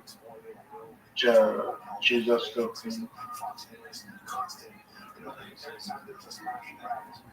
and Mr. Aquarius, I'll teach you how to get a lot of people to follow you. Not like you get like 25 a day, which is that's what you're looking Right. for. Okay. And you don't have to do anything. You just stay in a space, and they're like called follow spaces, and people will follow you. Okay. So let me send you the link to the community. I sent you the link to the page. Yes. Okay. So I'm going for. Oh yeah, he's in the stage right now.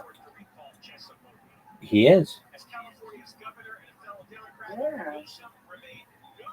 So if you go into the page, you're going to see communities, the disciples, so you can just join in. And also follow Crypto Church. Yeah, Crypto Church is also part of the movement you get. So you can just send a DM to Crypto Church, tell them about yourself and what you're trying to build and your faith and what's not, you understand? So they're going to put you through to whatever you need. Okay. That's actually a really good idea that he has. If you ever have one of those memes that you have, Miss Aquarius, if you share it not just on your page but share it in one of those communities, it'll take off like crazy. Yeah, you are gonna get a lot of people who will follow you, honestly, man. Because the first time I was a member of that community, I got up to 100 persons following me from community. In fact, I'm being followed by the official page, which is the Jesus Token and the Crypto Church. I think the Jesus Token have more than 80 followers on it. So you get. So once you go in there, tell them about yourself. Believe me, you don't get people that will follow you. That is it. Now, if you look at my profile, you see I'm wearing a pair of shades. Yeah, shades. So those shades there is a symbol that you are part of the community. So wherever they see your profile, if somebody If a member of the community sees your profile and see you wearing the shapes on your PFP, trust me, they want to give you a follow, and that is it. So wearing a who? Wearing a what? What you wearing? Sunglasses in their profile picture. Yeah, sunglasses. Oh, I see a cat. Let me see. Looks like a cat. Oh, okay, you got a little bear with a cat. Okay. Yeah. No, that is a wolf. I mean a wolf. Well, I'm sorry. Nah, you good.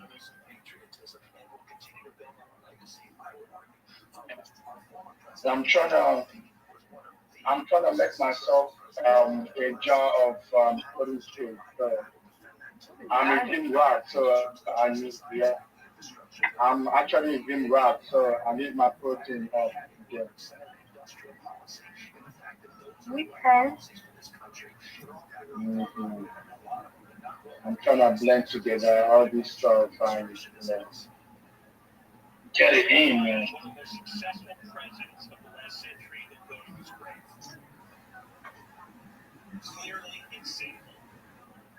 Have you found the community? I'm just looking at the profile. No. It's pretty easy to find. I see the link to the community right there when on Twitter.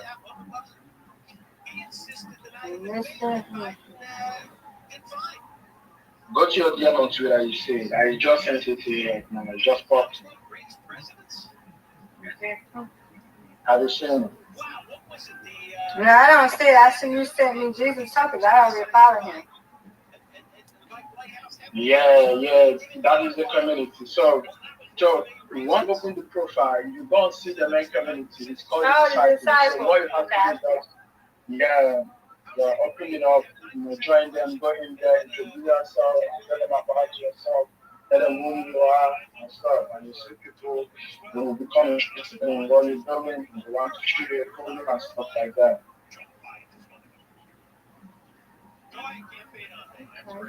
I'm also going to send you the link to Crypto Church. Crypto Church is like a church here on Twitter, right? It's a church on chain, so it's actually something you want to become part of. So you popularity. Crypto Church.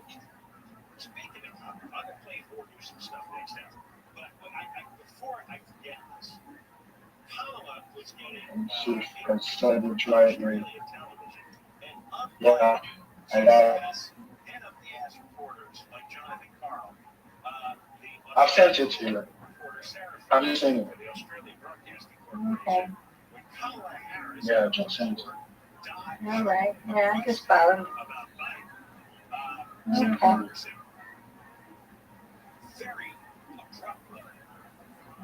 So you joined them. No, not right, not yet. I will. I followed them though. Go. You send them a DM, though. I mean, it doesn't mean that you just send them a DM and just tell them about it. So I mean, they put the church. Mm-hmm. Trust me, they are quite interested in people that just want to become part of it. Once you decline, I say, hey, I'm leaving. I want to become part of the crypto church. Trust me. I mean, they're going to be competing. Yeah, I'm just trying to post stuff and just get my. That's it. I'm just trying to post stuff, really. I'm just trying to post stuff that I post. That's it. Doing it, man.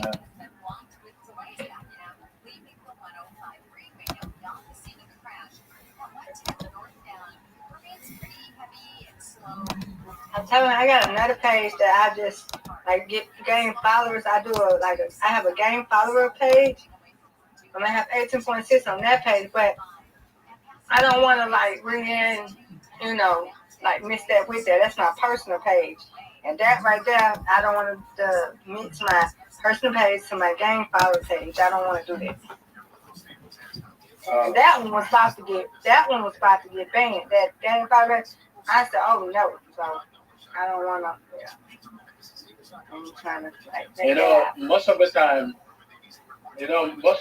what the algorithm actually does is, once it sees that a lot of people actually need, it just marks their account as like full, like it just create account to say full and wants to ban you. So you have to be careful how you get judgment, community stuff.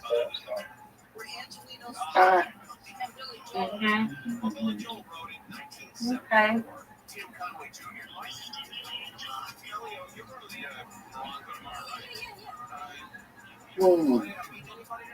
So you're from Nigeria. Yeah, of course. You're breaking. I am. I'm right here. Right. Oh. Yeah. Yeah, I'm from Nigeria, but I've got folks over there, though. I've got them folks over there in the United States. Yeah. I have my uncles, I have my cousins, I have my aunts. I have a lot of them. Okay. I have an uncle living in New Jersey. Yeah. New Jersey. Nice. I have the one living. Yeah, I have the one living in Georgia. Okay, that's where I stay, Georgia. Okay. Wow, really?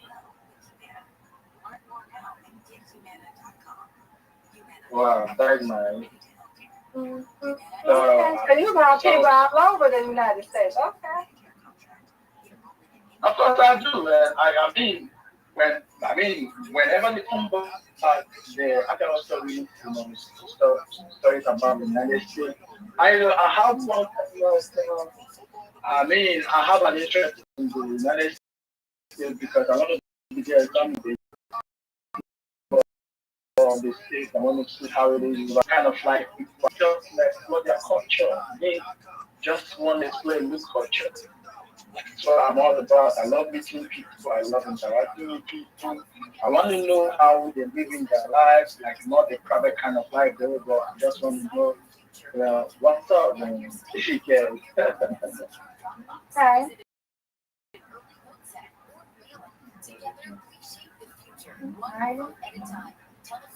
I didn't really interrupt you and Rabbi's conversation. I was just, wondering. You're good, Mr. Rabbi? Yes, ma'am. Okay. I didn't mean to interrupt. My bad. You're good. Don't you worry. He's just working from home. He might be our new friend in here for long periods of time. So, Vegas, you go back to doing what you were doing. I'll go back to doing what I was doing. Mr. Aquarius, you do your thing. And if you need us, we're here. Take this shirt off. I'm hot. Yeah, I know. I understand that. All right, I'm going to go back to watching my my podcast, and then I'm going to go back on Twitter Spaces in a little bit. That she's subject to straight There's something there, right? They've got a creative mind. I want to live in a society like that. So you were able to put that together. A lot of people aren't. Like you were able just now to articulate the importance of chaos, the balance of chaos and order. But I was thinking about this, how listen to all these podcasts. I don't really just listen to podcasts. There's the world and anarchy and all this stuff. I was thinking, maybe it's because I live out in Austin now, kind of in the middle of nowhere. I was thinking, if you didn't have TV, if you were like, let's say you were like, dude, I'm going off the grid. You have no TV, no cell phone, and you were just living life, just like dropping kids out of school, doing your thing, going to stand up, doing your thing. Your anxiety with the political climate, with everything, how much has it actually affected? If you were paying attention to the left, the far right, how much would you actually like, oh my God, these are so bad? How much would you That Chinese saying, you know what I'm saying? Like, I'm saying, I'm like, Well, hold on. In my daily routine, my daily life, like no one's forcing transgender shit pronouns on me. No one's like, yeah, the inflation affects me a little, like for sure it affects me. But overall, like you would be like, I don't wait. There's chaos going on. Yeah, so there's a saying in Chinese: the heaven is high and the emperor is far away. Meaning that shit's way over there, and the heaven's high. Like, just you focus on your garden. That's what you can do. Now, here's the only catch that as we know. If you're not interested in politics, it's interested in you. No, I know. And I know that's the only catch. I know, and you know we're interested in it. I'm just saying. I mean, I hear you. If you didn't have, if you were off the grid, and everyday life, someone came up to you like, man, crazy, right? Like, it's actually pretty dope. Wait, what's going on? And so what changed us, what fucked us up, what changed everything for us was when they said you have to wear a mask and your kids have to wear a mask.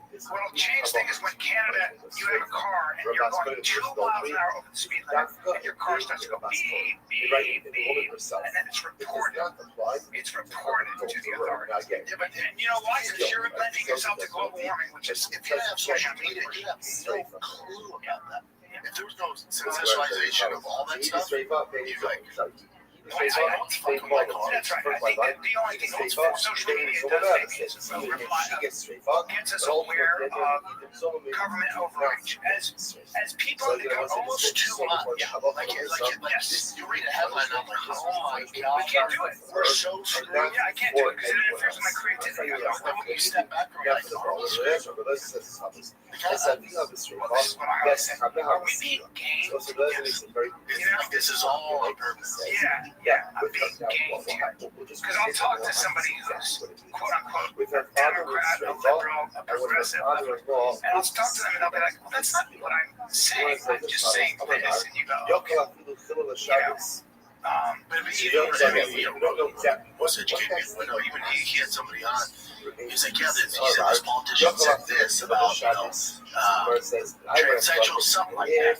And the lady, is that true? Or is that, that's what I've read, but he's smart enough. We should double check that because maybe he's taking out. We did that with me. Remember when I don't know your show? And then you guys look at it and he goes, oh yeah, it was a little bit. I said that's so. I said, we're sure about that, Joe Rogan. That's so important. Yes. That's so. Wait, hold on. Before we do too hard on this lady, let's she sucks. She's terrible. But let's not. Let's just double check. Let's not be like these younger kids. Yeah, like let's. I always like to do that. I like to do that. There's that sort of like issue in Europe, which there are a lot of young Islamic men who are taken from war-torn countries who are not assimilated, and all of a sudden they become radicalized. There's a Akbar people, and I understand people who in France, people in England who come from saying we're losing our national character. This was a Christian nation. I can understand all of that. When you start looking at a larger picture, it is a little bit more nuanced than that. There are caveats. So you just have to take the whole thing into context. I like to do that. Well, even especially when it comes to sports, I was talking to Tiger last start wrestling. I was talking to the parents there, and we were talking about baseball, and they're talking about football, and they have, I don't know these people, they recognize me like, oh, makes sense, Tiger wrestling, start talking, and I'm asking about certain leagues, like in the area, and there's one league I've heard some things about, like, your kid's not league yet, and she goes, yeah, but, they're 5, they don't keep score, and, what exactly the rules like that's insane. That's so stupid.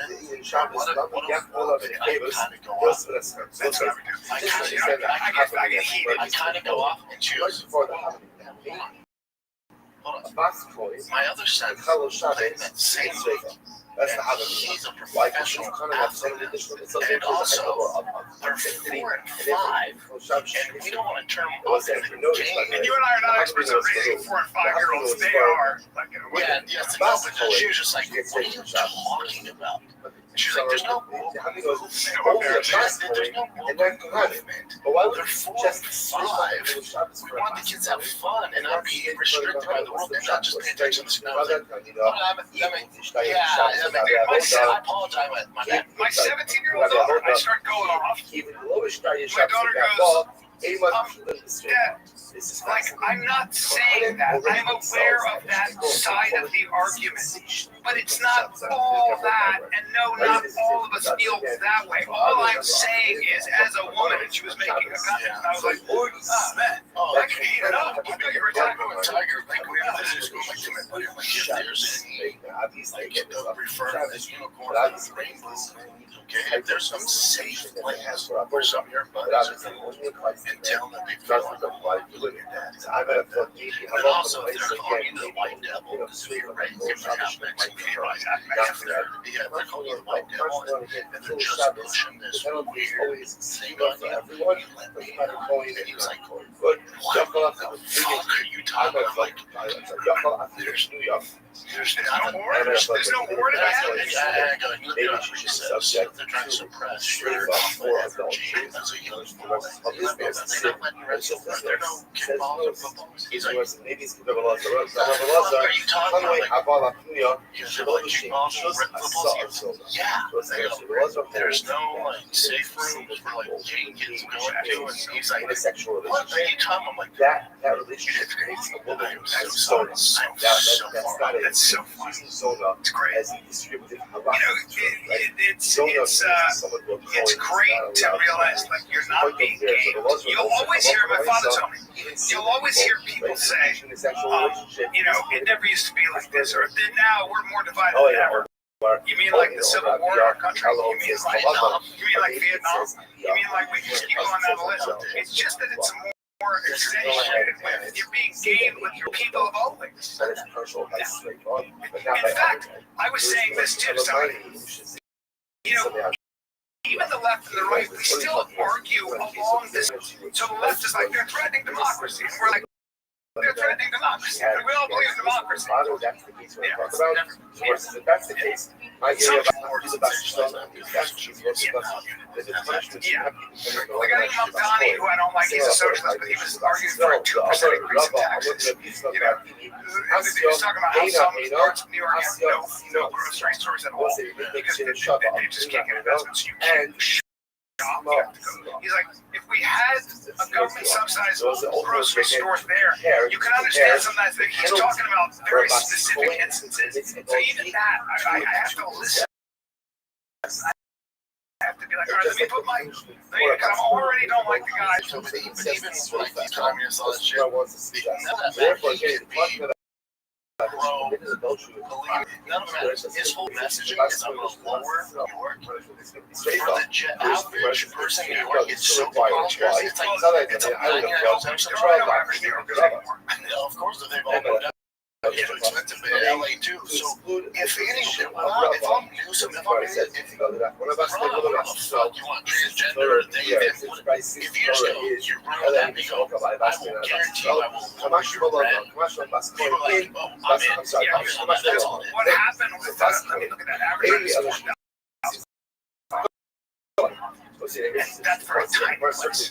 New York, what happened in New York is the rich people from everywhere from China to Russia to Latin America, they moved there. So it's a city that are the average New York. If you don't have rent control in New York, you ain't living in New York. If you're a regular Joe. I don't know that this is a big Yeah. And it was, what's great about New York? They always say it's a great city to be broken. It's a great city to be broken. You can make your something new. And you can afford it.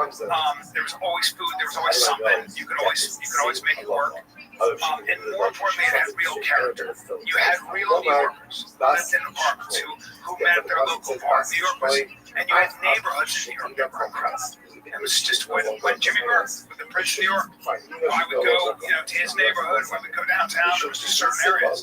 I remember when then Jimmy was in his neighborhood, and these guys were acting up. They were acting fools in his cousin's bar. Jimmy and a couple of hard-nosed Irish guys walked up to those guys and went, hey, you want to behave like a gentleman, we'll treat you like gentlemen. This is my neighborhood. You want to behave like a jerk-off, we're going to treat you like a jerk-off. It was very clear. There were certain rules, and that was the neighborhood. And there was support. If I gave you unlimited money, I'm talking that upper 1%. The money's not an issue for everyone. I got big one place. I'm going to call you when you're with you. We should go Manhattan. Go Manhattan. You're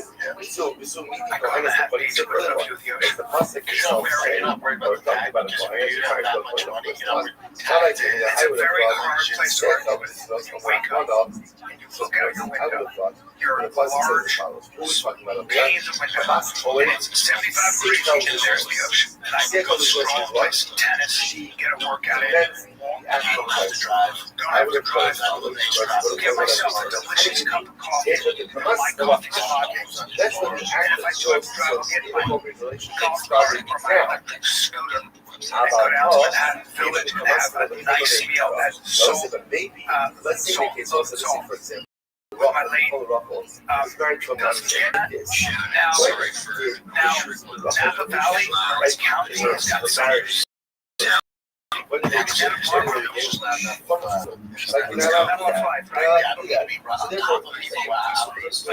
is a real thing.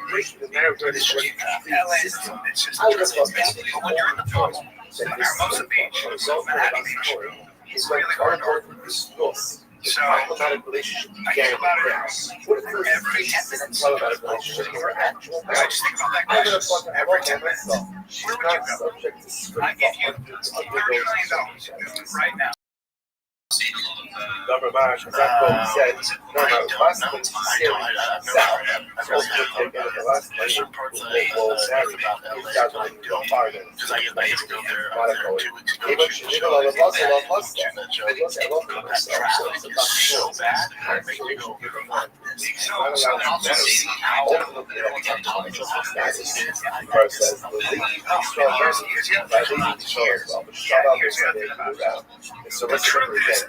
I also want my children. When my children are happy, it's thriving. So in a way, when you ask me that, it's not. Yes, I'm actually little kids do. I would see that's a different question. It's a different question for people. It's kids are older out of the house. Right? Or at least all of them are older out of the house. You're probably going. And I love it. I'm going Napa Valley. I'm having one maybe over in Europe. But her husband died. I was going to it's so hard to argue with divorce. Just like how do you argue with because I really don't go out. You're more people person. You're going out there. I'm going to do if I sell a lot of land. If I have my shop, I can come there. I'm good. Yeah. It depends on when your needs are. But when you see the ocean, it's hard to argue. I mean, it's cool to see. But I don't know the beach. I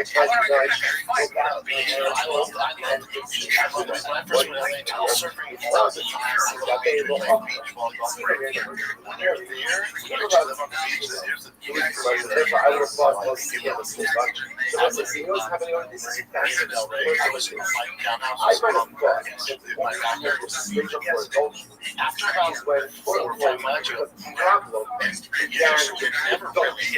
to the beach on Sunday when I organized it.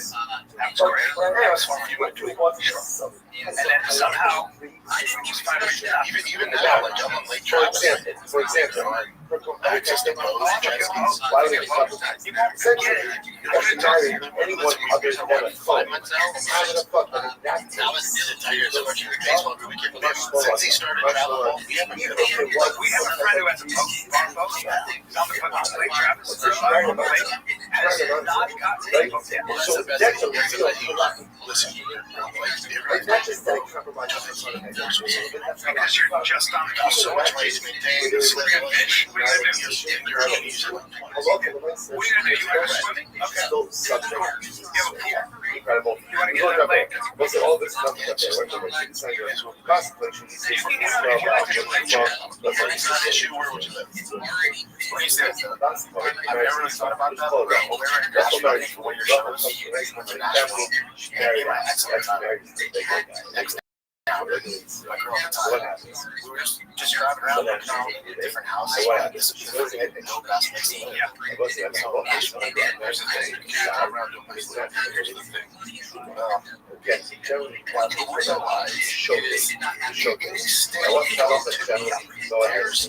There's going to be a war that you will be happy to live in with every state has that in it.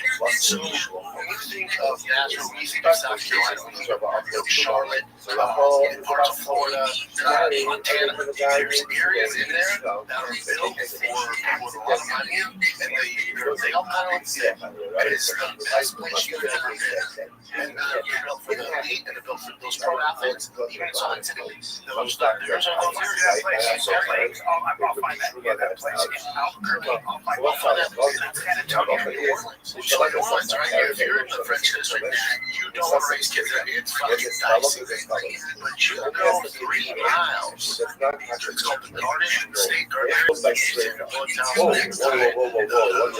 What just happened over there? Okay, so there's a lot of information being packed into that one. Take a look at Rashi. So Rashi says over here, there's like the one has multiple areas like that. So it's great. You got that down. There's so many areas you can live in. Every state has that. I like Nashville. I'm just saying. My thing is, unless weather is an issue, like, you don't have to snow fuck off. You have to snow I can't do. So take away the snow, but I'm just saying, let's say you live the same everywhere. If you live in one of those areas, it's awesome. New Jersey, no. I went to Rhode Island. I'm like, this is the best neighborhood I've ever seen in my life. It's Rhode Island. Star Island, you go to certain parts of South Carolina, the United States, that's fucking awesome. Money buys you real comfort and that's nice. And certain places are cheaper. Oh yeah. You can give yourself a crazy house for $800,000. But it's fantastic. Let's take a little break here. Listen, when you're buried in credit card and loan debt, it's your nature to put it off and say, I'll do it later and just deal with anxiety and stress. If that sounds like you, here's a hidden fact that this strategy that works done with debt, shared with me. They discovered a little strategy that works in your favor to dramatically reduce or even erase your debt altogether. The aggressively engaged everyone you owe money to this fall, and here's why. They know which lenders or credit card companies are doing year-end accounting and need to get deals. They even know which ones have year-end audits and need to get your debt off their books. That means you need to get started with Done With Debt right now. This fall, Done With Debt accomplishes this without bankruptcy or new loans. In fact, most likely the first for getting get started now. Go to donewithdebt.com and talk with one of their specialists. DONEDEBT.com. That is the Los Angeles. I'm sorry, this looks like it's getting dicey. I fell asleep at 1. I was so tired. I fell asleep at 1. I fell asleep and I was like, this is the nail in the coffin. This is going to break it. Next morning, I woke up super early. I text Jim. I can't believe I'm going to eat it. I can't. Remember, so much scandal of formation. Say that I love the way it's done. Even if the last they look like they lost that class. Now they're retired. But so also they needed it. He's going to go into all this decision. So it's 2-2. They played tonight. He got Snell pitching at home. He should win that one. And then after Joseph, he said not incredible. He said we go to Toronto. That's about Spoiler. He's kind of about compromise her basketball. That's a guarantee. There's this yes. So we just that is so geek is doing to Toronto fucking tough. So we got still tonight. To me, last night, once the best going, always does it. He said compromise, but after that, why don't they play only one carried a push, but no bases were loaded. That's really nice. And he was interested. That's what happened.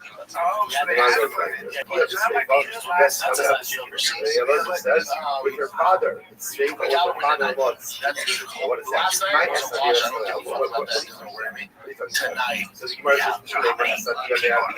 that's coming out. He's talking about adultery with the father. It's adultery with the father was. I hear you about story. You have your starters. You have your so I think most times. And then there's between 14 and 15. That just varies from basketball to else. Rather, again, my area of basketball, especially the Dodgers are issues. When the starter is under 5 innings, and do is as a big relief pitcher for the roster, you can sell 5 starters. That's across the board. What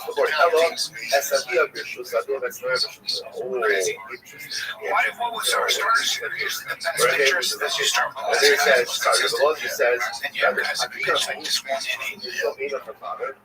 Now it means so like Otani whenever when is it the domain of her father? When is that? Complete game. And when is it the domain of her father? Wrong. But like he does that. It cleans out the bulk. No, he does all the time. Those are the ones that suggest I love like if Selby just tonight if he goes out. It's under 5 innings. It's straight ball. And pitch at least because you're relying on your bullpen and our bullpen. Granted that 8 game, the bullpen pitched lights out. But in general, when our bullpen comes in, Penny came in last night. They're hittable. That's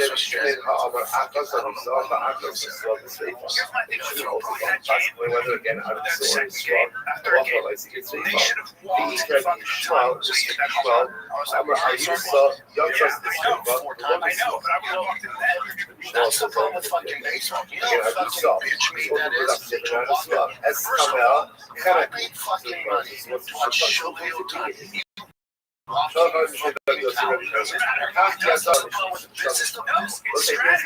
so here's the thing here. They need a open role where you can only walk the guy once. He only once. Yes, that's a good way. You're forced to pitch. It's a good role. Imagine this. Imagine this. I like the role. Imagine this. You're a young kid. You're a young kid, and your dad saves all his money to take you to Michael Jordan. This and then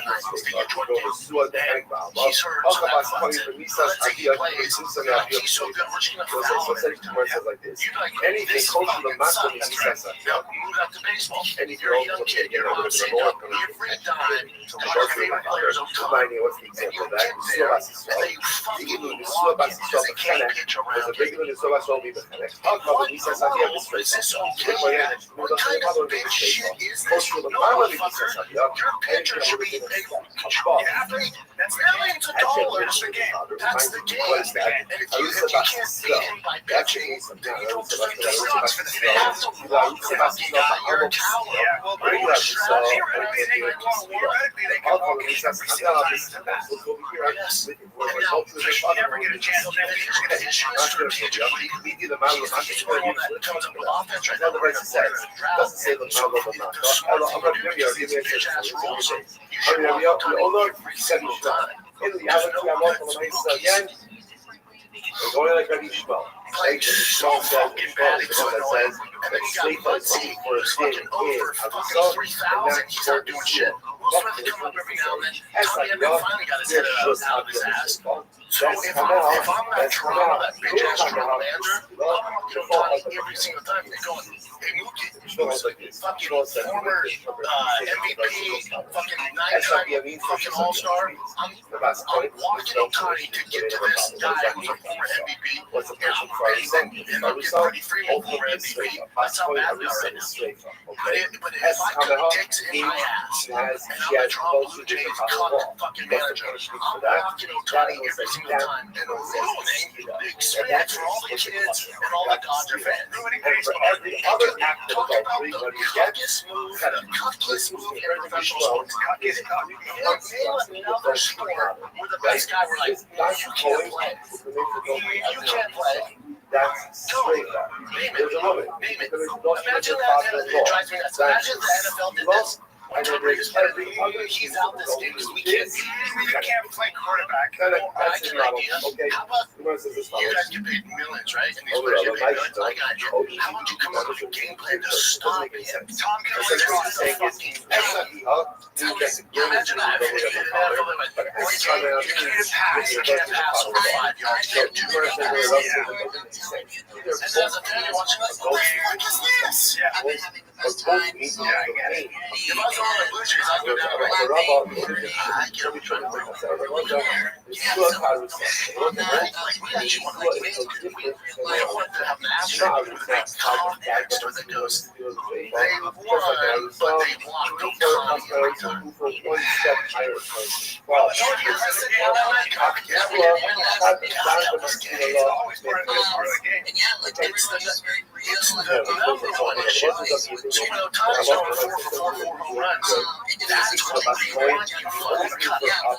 Your pitchers get paid $1 million to strike him out. If they can't do it, that's the game. The game's not taking him out of the equation, and you still get paid. Here's the thing, if you're gonna walk and win, they're gonna pay $100,000 every time you fucking out. You're paying millions of dollars, and you guys want to come out with a plan to do the pitch around that one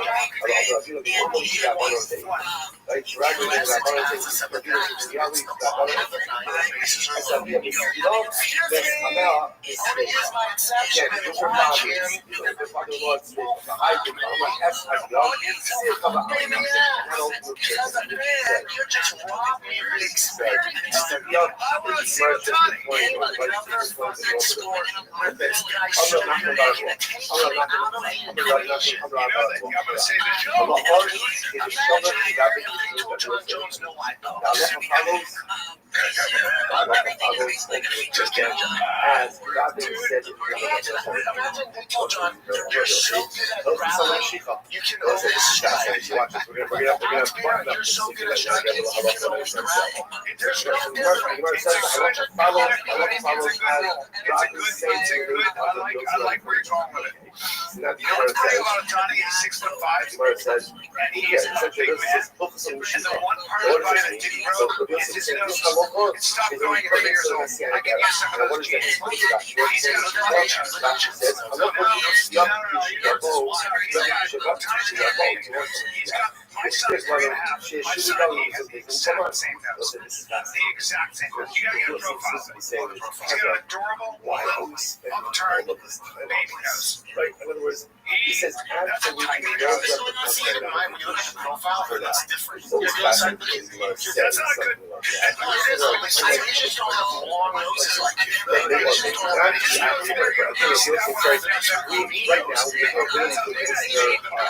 that's a tiny baby nose. Remember again, that's the number part.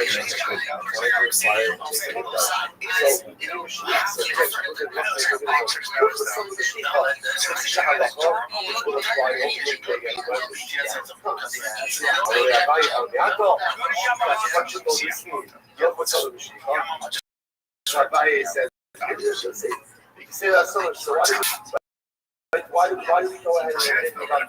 So again, anytime you bring up our message, that matter, right? Why bring up this all? Look at some of the sheet call. Actually, relevant for the Sierra guys. Why do you want somewhere else? I'm always looking for a lot of will say ultimately again, rather, what's the avodah over here? The avodah over here is to learn. How tall is he? That's why we learn Kabbalah. That's why we learn Tumen Tara. So to overturn again by this entire discussion, George the Kabbalah, which is very affirming of us. Because I think for many of us, as the last year, according to ourselves, what are you doing, right? What just, and we're going to see the bottom line.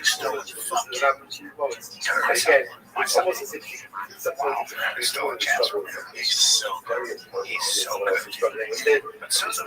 You might be struggling with it. Between 76 and 99 miles an hour. Yeah, so again, you have a real thing. What is very interesting. What is so much even then, there's so much time focusing on things that are not yet relevant. So why do we do that? Learn and receive the word. So let's show me a lot of examples here. How should I like your role? I think it makes sense. Has that people talk about learning? Has that been a subject of your conversation? Like, what do I do? Is it good? I see he went on for 4 last night, so he just goes off with like he's on one tonight. My gosh, he's like like the set aside for the body kind of goes by with having fun, and then what happens? I gotta live. But if it's general like us, sometimes we'll say we're not sure about the relevance of it. If they were not mentioning a lot of that, there's a power between engaging and your learning Torah is not just about timing that you have operating. Torah is an operating system, but I don't just learn in order to operate. I learn because learning fundamental issues. Learning actually, when I swim in the Yamcha competition, I become a different person. I learn. I have no idea. I have no idea. I cannot give one piece of information, but I tell you one thing, I'm absolutely a different person than I was in Alabama. That is unequivocal, indisputable. I'm different. That's Rosh the Kabbalah. Just learn. So if you translate the reward itself is in the act of learning. Just learn. The Kabbalah says you will receive the reward. What's the ultimate reward? That's what you get in this one, the next one. At this point, though, it really comes down to, in some ways, it's like, what is the greatest car in the world? The greatest car in the world is when you feel good about yourself because you feel that you are engaged in your life of self-defense. That's also part of life. When I get to the highest, that is the greatest car. It's the minutia about learning. Because if you get a little tired, that's a good shape. It's just those little things. Becoming someone everyone's happens to be who says there's another regard. In Josh Kabbalah stars, he says ultimately as follows. He says, sometimes when we learn something, when you learn about something that's not yet in effect, and it's going to be in effect one day, what it does is it wakes you up and it takes you to the desire for what it's doing. So the MI you learn about things, the only thing that happens when that's the era. What does that do? It awakens in the desire for it awakens in the desire for it awakens in the desire for it. And the Rebbe says, Sreim Alon Lomar, Mosai Esther, Yikdabek, Holy Spark, Velasho, Klo, Nakashita. Without the Nasham, Batzla, Bahem, Kemdas, Hashman, it is the time for the roots of Shima, but that's actually good question. What sometimes learns from it, but it doesn't apply now. When I learn it, it awakens in the desire for it. I don't know about these things. Yeah, right? They don't apply to the you also is about Karbanas. Or you say Karbanas in the morning. I can't wait. I can't wait to meet everybody get on this. I can't wait to feel I can't wait to see I can't wait to walk with my family over the hills of Shalom and just see the beautiful sunshine. I can't wait. When you learn things that don't yet apply now,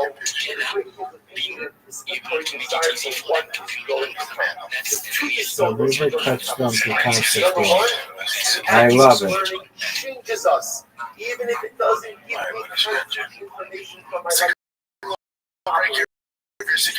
these ads go all over the patreon.com/teamshop every extended Friday with Kid. Always content, Q&As, it's only $5 a month.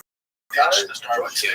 Get some Patreon at patreon.com/teamshop. Listen, man, one thing that changed my life in my dating coach, alright? If you're trying to manage your weight more efficiently and doing it without all the crazy strategies, on Instagram, your alright? So if you want to understand your body better, your body structure, stress, sleep, check this out. 73% of U.S. adults suffer from diabetes.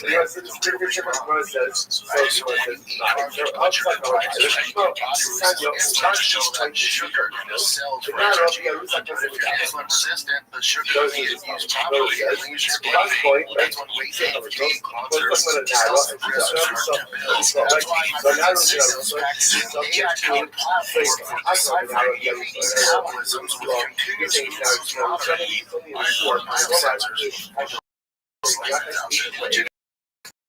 Users to see how food choices time affect their bodies in real time.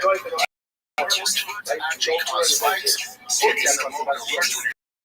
Glucose is rising on up, plus personalized suggested walk by LVL. Understand that through physical stress, get personalized science facts and work to reach your health goals right now. Signals, they take the guesswork out of managing your weight. They will give you personalized insight on how your body works with an AI-powered app and biosensors. Signals help get the boy build a healthy habit and stick with it. Right now, Signals has exclusive offer for free guys out there. Go to Signos.com, that's SIGNOS.com, and get $10 off Slenderland with code FIRE. That's Signos.com, code FIRE for $10 off Slenderland. What is good, bro? Dude, he looks so tired. He has bags underside. This guy can't get enough sleep. He just has his bags underside. He's like a trash man. The fucking beast, though. I told him I was about to go eat, but I'm not doing that. He always inspired fucking smooth yummy.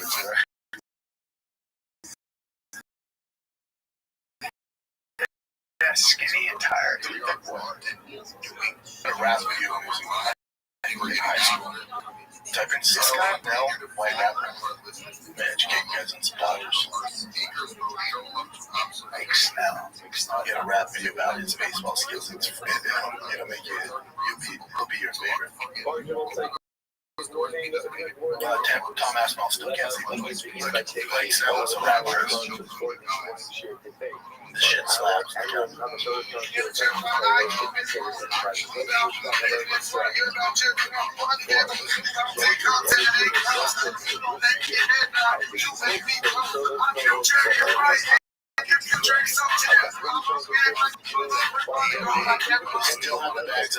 can give a shit about that. Someone kidney can also be hereditary. So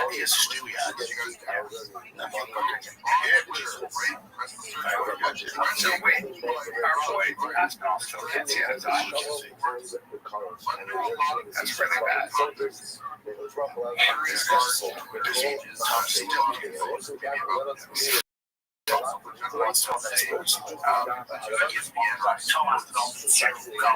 Situation. Everyone needs to shut the hell up. Should say this for Patreon too, because we get played on Patreon. Let's go here. This is Patreon yet or no? Guys, just a quick reminder, you can jump over to Patreon and get longer episodes with no commercials and all ad-free extended episodes like this. Any event questions once a month, extra behind the scenes contact. We're doing it all on there. It's the bomb. It's only like $5 a month, dude. It's $5 a month. Alright? Subscribe to the OnlyFans and all that shit, and subscribe to us. Patreon.com/TFA. This bothered me. How Perry donated to that mission guy. $100,000. You might have to file to do all that stuff that happened in the backlash. Something like that. Let me just show you the guy there. This is so weird. You know, Sydney Sweeney opened up the game club last night. Her gorgeous ass with a huge dude, they lost him from when Sydney Sweeney's against the stand, man, y'all are fucking tired. That didn't make you know you can hit some fucking fingers with the dick. You can't even lose it to a Sydney Sweeney. Oh, and also that fucking Toronto Blue Jays manager. You want to walk Otani for the Sydney Sweeney? You think that's going to make her attractive to you? You think she's busting out those heavies? You're walking the best way in life?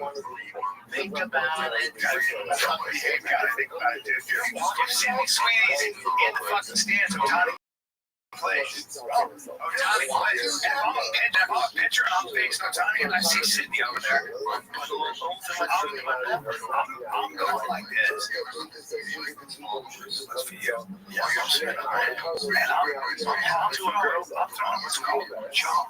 I'm throwing hot too. And then I'm striking out and looking at it going, I'll give myself Tommy John surgery over her. I'll be like, hey, I'm going to throw my arm out for you. Tommy John, I like my jams. That's right. All he's had to fix the tendon in my dick because it's tired of being that hard. James, man, walk guys are going to sit in front of fucking Lizzo, but you want to walk guys in front of Sydney, the Sweeney? Are you out your goddamn mind? You're out your goddamn thing. I know whole game plan so long, the best play in the league. Before you do that, what you take a look in the third row. Sweater puppy staring you right in the eye. And you're going to fucking Walker when she's dressed up. Oh, wore those boots. She wore those boots. She cut her jeans short. And she's wearing a boot. Whose jersey is she wearing? It's Otani, and you're going to favorite fucking player. Hey, you gotta go. Hey, I know he's your boy, but I gotta sit him down. I gotta send him back to the dugout. Blue Jays manager. You just ruined your chances with Sydney the Tits Sweeney. Yeah. You know what? And you know she restores old. Be the manager who goes, fuck that. This is what I said. Watch this. You go like that. I'm pitching no time. You say fuck that, I go fuck you. It's your day. Oh, is that her mom? This is Christy Martin's Christy Martin. Christy Martin's a boxer, right? That's her mom. Hey, you're gonna eat a dog or dog? Sydney Sweeney got a dog or dog? But you know Tommy jersey on? Now that's she's deep throating a fucking dog or dog with no Tommy jersey on? And you're gonna walk the ton and look how cute she's like. Look, gay man, here to help you. That's some Christy Martin boxer. Yeah,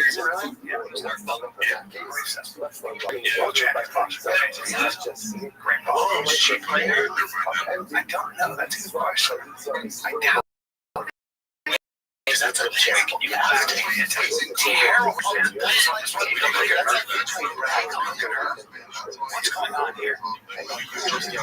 I know about it. What the fuck is going on? You're going to walk Otani. I would pitch Otani. I would say, I'm going to sit your boy down. I'm going to send him back. I'd throw the ball right over. I'd say, Sydney, that's your favorite, huh?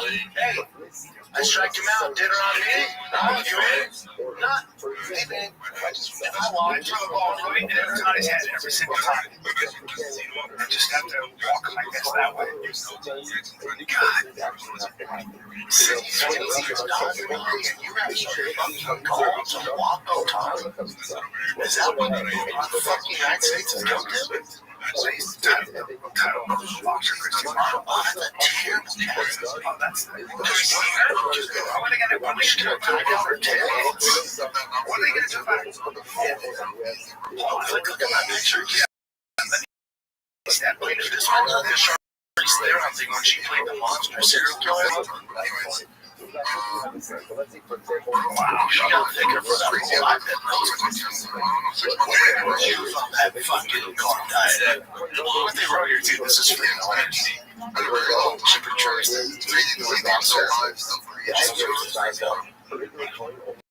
I appreciate it. She lost 30 pounds in her tits. Let's take a little break here. It's this episode of the Fire Kids Running by Auto Parts. They're my favorite. I'm always there. I'm doing whole medical intake swap out on my Jeep 392. Oh, there's so many parts I need. And I go to one place only. I'm talking about O'Reilly Auto Parts because they're in the business of keeping your car or your Jeep 392 on the road. You know your son has a travel contract this weekend. You use that vehicle to drive them and the fam all over. You decide to swap things out. It's a nightmare. You're missing parts. Well, O'Reilly's there to help you out. I'll tell you that right now. They've got thousands of parts, all right, and accessories in stock. Either in store or online. You never worry if you're in a jam. It's in a jam. We're gonna get this done by Friday. Game's on Saturday. It's not closed. That's the family vehicle. I need to O'Reilly for all this because they're your one-stop shop for anything you need. So whether you're a car rookie or you're an idiot like dad, like me, you gotta get parts for your Jeep. They have everything. Professional parts people at O'Reilly Auto Parts, your one-stop shop for all things other than yourself. Just like what you need in store online. Trust me, I use them all the time on retention. They always have what I need. If they don't, it shows up the next day, or they find it locally, and I go to the other O'Reilly store. They're the best. Stop by O'Reilly Auto Parts today. Visit them at O'ReillyAuto.com/fighter. That's O'ReillyAuto.com/fighter. This October, Fear is free on Pluto TV. Horror movie collections from Paranormal Activity, The Ring, Scream, and From Dusk Till Dawn. This is my kind of place. And don't miss the man-made nightmares in Mary Shelley's Frankenstein, or the world-ending chaos in 28 Days Later. All the scares, all for free. Pluto TV, stream now, pay never. This episode of Fire Kids is brought to you by the one, the only, the old faithful true classic. Sure, they've blown up. We started with them. Brian was next door to Fire Kids Studios. Not a big deal. We've known Brian since he was a wee lad. Listen. The dude's crushing now. He's the Elon Musk. He's the Jeff Bezos of essential merch shirts. They're the best. Whenever you see me in a white tee, there's me joggers at the gym. I'm always getting true classic, no matter what. The white shirts you see me wearing, I probably had those for 5-6 years. They always look brand new. They fit great.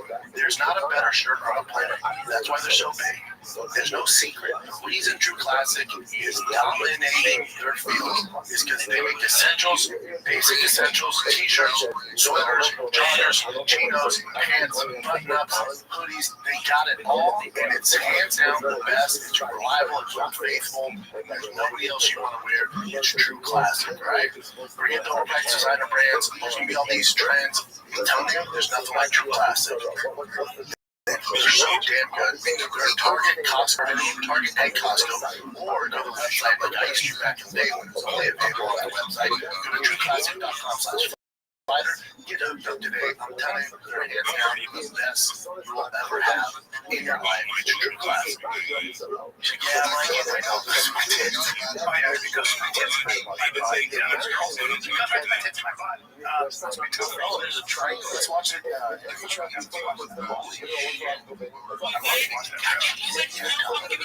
we watch this? Can we switch over to Patreon? Let's go through a couple of curves. Man, I want to see this stuff, man. Can't wait to be the Patreon. So this is that pastor talking about how extremely This is the same guy, right? No, I'm saying that's the same guy. Those two different guys. Two different guys. We have received one person call and he said, tell my name. He said, because I know God is in this. Tyler Perry said $100,000. Oh, you got your fucking money, you scumbag.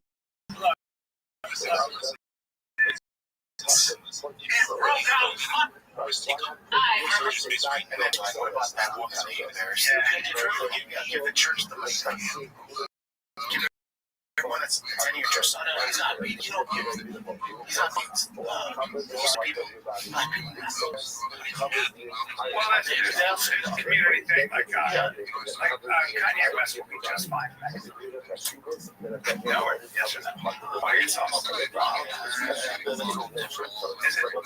No, I don't think Kanye. I meant he did. What are your thoughts on Kanye when he goes back up? Fine meaning, they're not gonna fuck. I'm saying it's an audience. Yeah, well, right.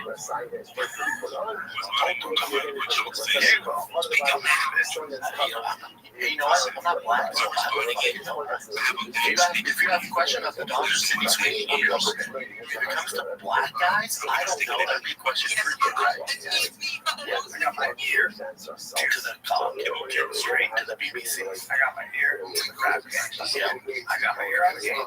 What's this? Well, first, people saying that Tucker, his demographic, his target audience are church going members, so that's just, some marketing decision. Oh, no, that's a write-off. That's a marketing. Yeah, I'm sure that guy's huge. Instead of marketing on Apple, just give to this guy that blast all over social media. Who's that guy? This is going viral too. This is Ray J. Yeah, that's sexy. He sponsored our show too with his Ray comics. He's let himself go. Exactly. Plus, no one knows what he's wearing, so it's just odd.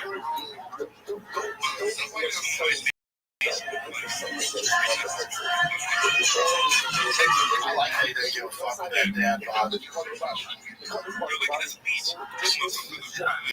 Yeah, she's like that's a dumb. Yeah, the guy who's going to himself out. This is just that's right. I didn't realize her body was like this. She has a this KFC bar still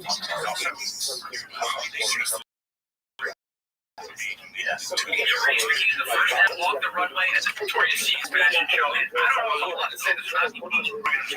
She brought all of it.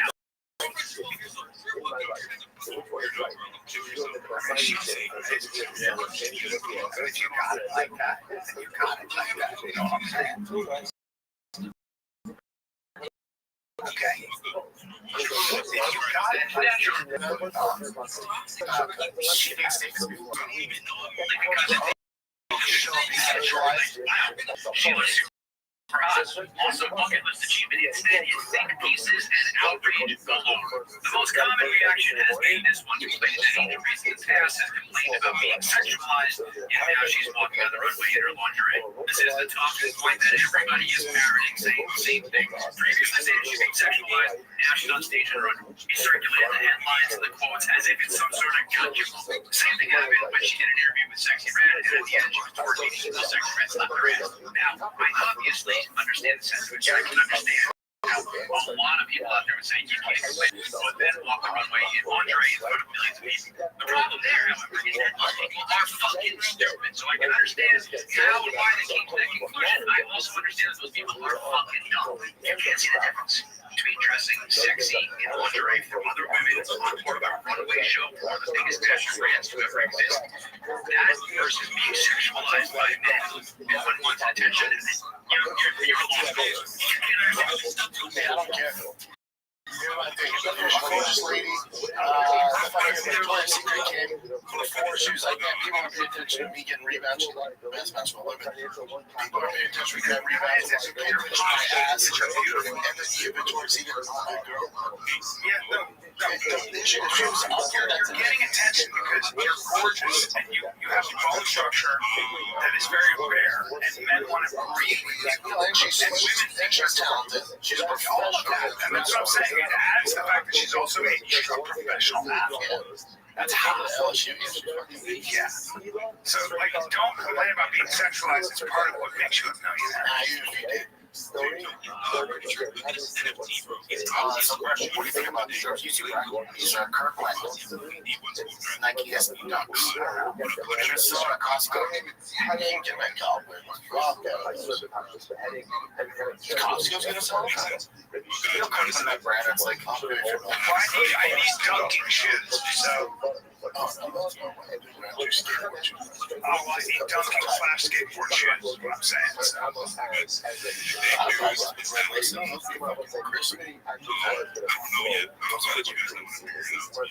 I can't wear a pair of Christian kicks. Those are dunks. Christian kicks. Can I say these are Christian kicks? Yeah, this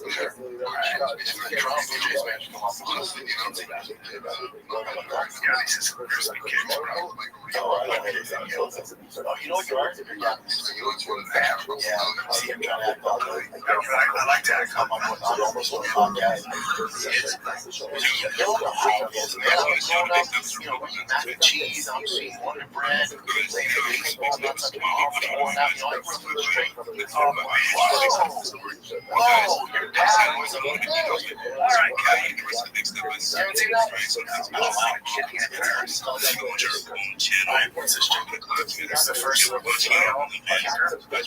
They smart in the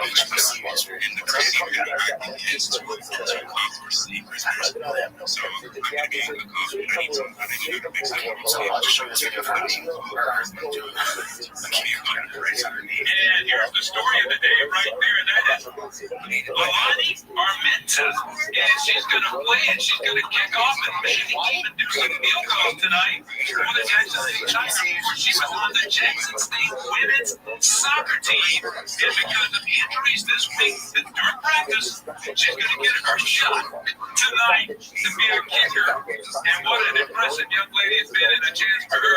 And I'm sure she's pretty nervous at this point. But they have her out there, and split football is underway in a few.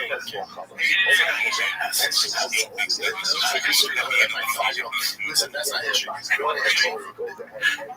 What school is this? Jackson State, right? Not shit. Listen, there's a girls DC. Yeah, that's what I expected. But listen, if you know the history of college football, there's a kicker. Her name is Katie Ida that actually kicked the field goals at University of Colorado, and she was a diamond. Katie Ida, Colorado kicker, diamond.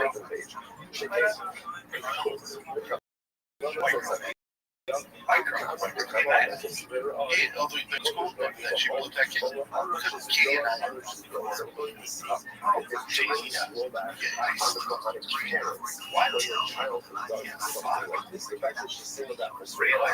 You don't say.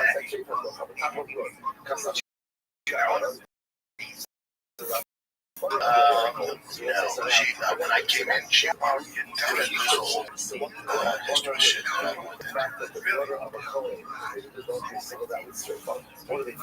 She's very pretty. But you're all in some Come back to seeing that. That was very, very, that's very disappointing. Here's the story of the day right there. That is Alani Armenta. And she's going to play first time kick off and see her and do some field goals tonight for the Jackson State Tigers, where she was on the Jackson State women's soccer team. And because of injuries this week during practice, she's going to get her shot tonight to be a kicker. And what an impressive young lady it's been, and a chance for her. And I'm sure she's pretty nervous at this point. But they have her out there, and split football is underway.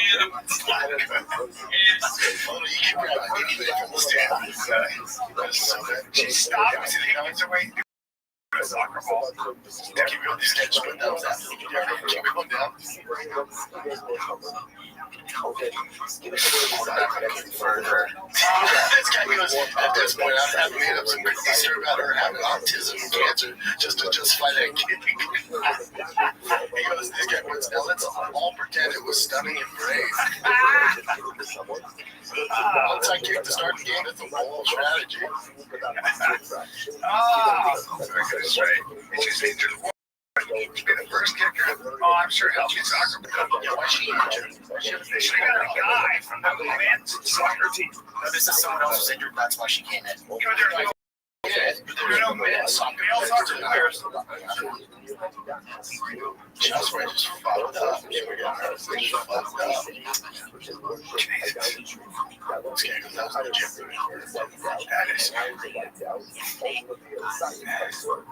Yeah, but then I saw this No, rugby. Oh, yeah, this looks pretty badass. Some of these Samoan gals, I'll read out the form honor. This one is a full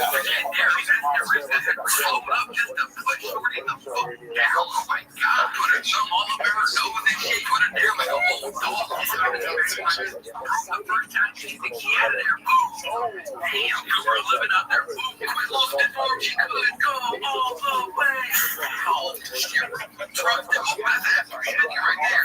That's that shit with the heavy women's rugby. Damn, they're going to stiff arm for the NFL. They get the energy to clinical proper. Number 14, running his shoes. Number 10, really want to see this fucking forearm. Damn, 12 or 5 is enjoy being an asshole shit or whatever they call this right here. Gotta be one of the scariest women I ever. Oh, shit. No context.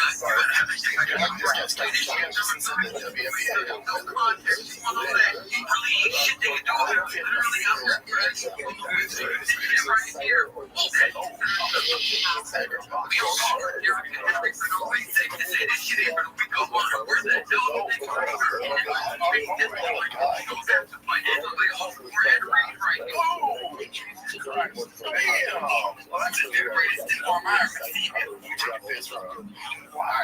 So you want to say that? We're on our Patreon right now. Let's go.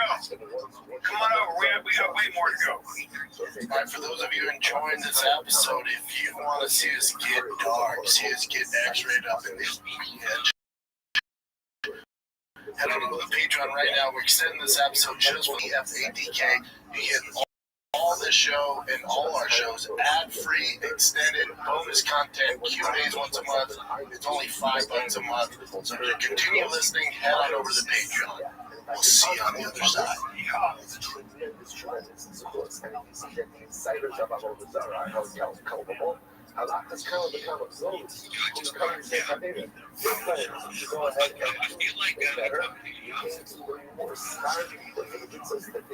Edu heeft iets nieuws. Unieke smeerkazen gemaakt met echte brie, geitenkaas, truffel en roquefort. Zodat ook de borrel lekker gesmeerd loopt. Edu prestige borrelkazen. Proef ze allemaal.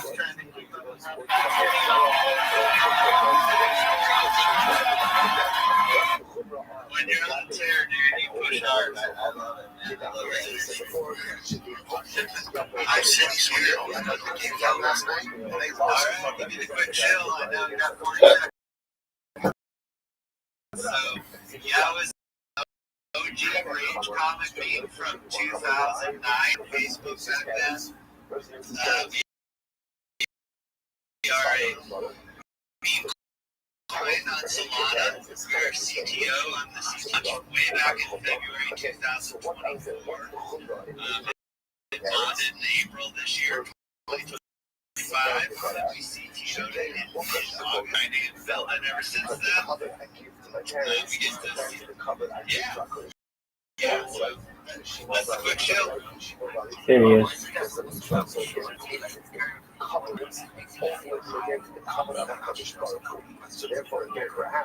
Yeah, please go for it.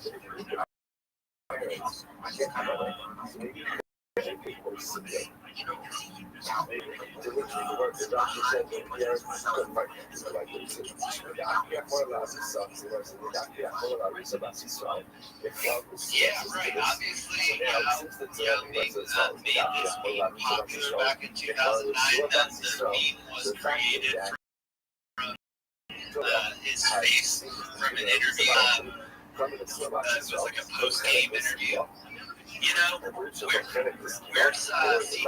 from a few different projects, and we were just on the hunt for a good project that was basically like a dead coin, and we saw that this popular rage meme had not taken off yet. The dev and Rug had gotten out, and so we saw the opportunity to, start a CTO the ground up and buy some build the project, and so that's what got us excited. It was, I'll be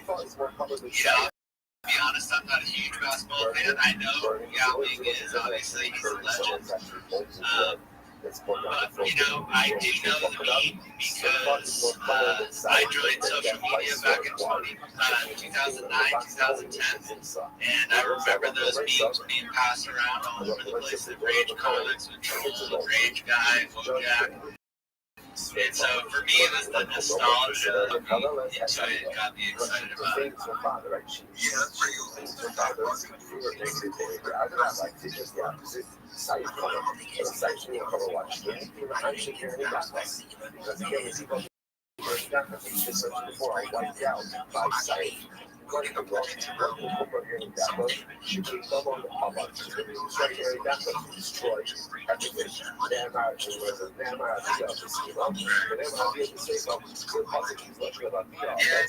Obviously, Yao Ming is the legendary athlete in China, and so he's kind of like a national hero, kind of like Michael Jordan for Chinese basketball players.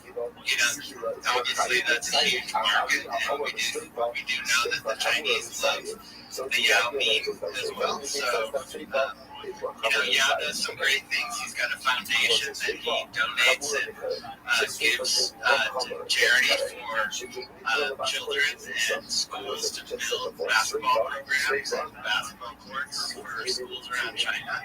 So that's something we're donating.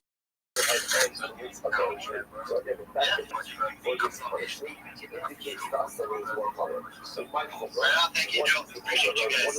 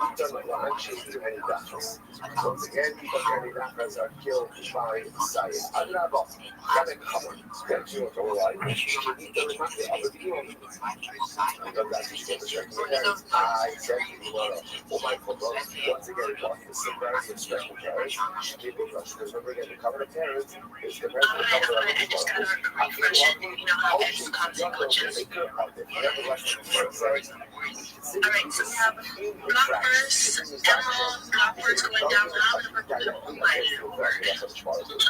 put them over. We have David Kent and more Blackbirds. I got to scroll a little bit. Rita Alma. Eson.Bates.Eat. He was in Scooby's Bates earlier. Metamop, Alex Bates, Oscar, and a lot more Blackbirds.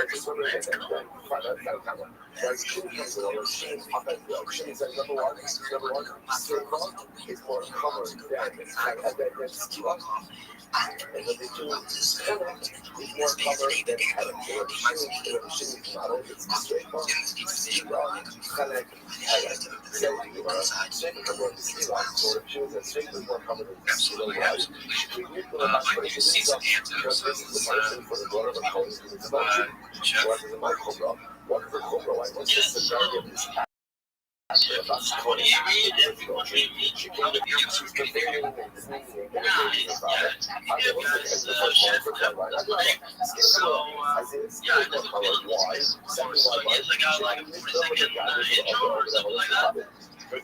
That's right.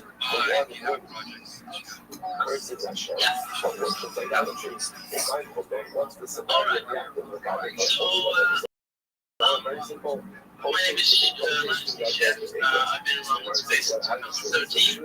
I've done a couple CTOs, like Kickstarter, Million. I've done Captain B&B, CTO founders, and also I did reseller, CTO, to that to basically started the back. So right now, I'm doing CTO of a chat called Tag, which is a tag on SC. And basically, GM, Shield, Shield tag, we took it up, I looked at it, it's beautiful, it's chat, it's fun, TikTok chat, and basically at the moment we are talking with each channel, so I'm trying to do a little bit of the local side, but in case it's really cute chat. And IO is for some reason that's cat kittens, like Kit Kat and stuff, so we really got going, and I'm really happy to be here. We've been sitting around 100K market cap now for 10 days, which is pretty super excited. That's about what's going on.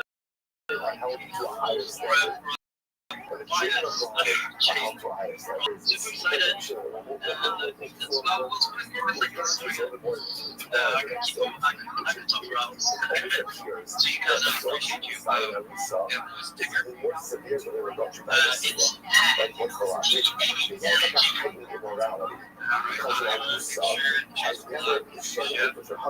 which means she has not had her life yet.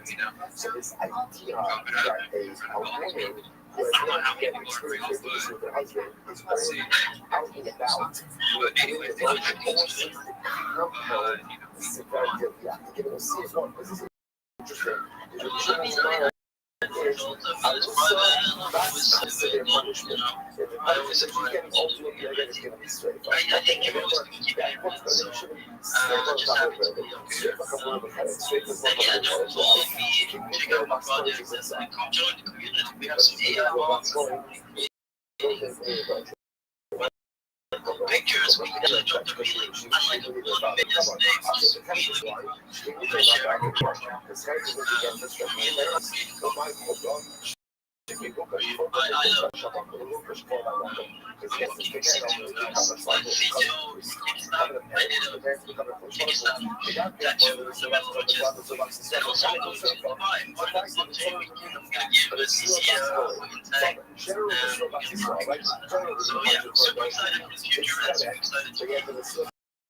So thank you.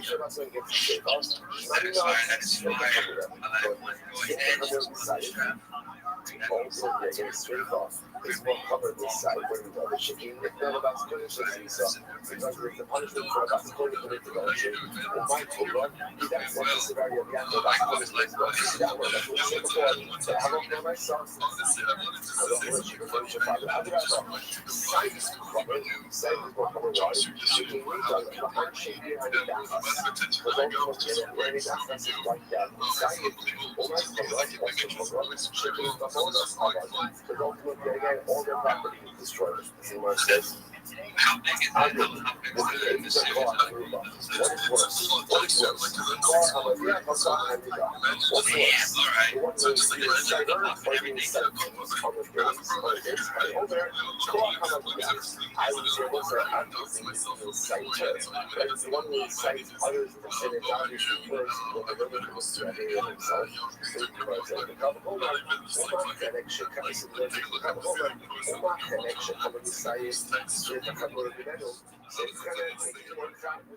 Nope.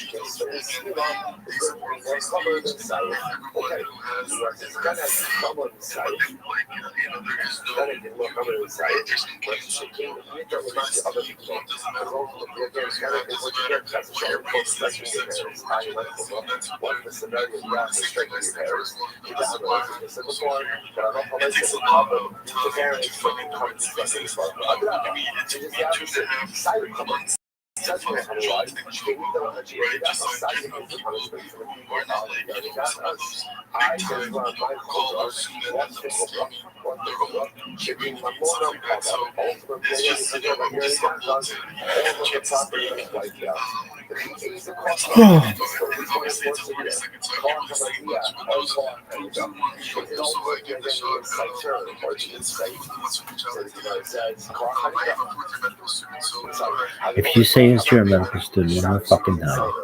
I'm gonna make sure we shut down your fucking medical school for sucking dick.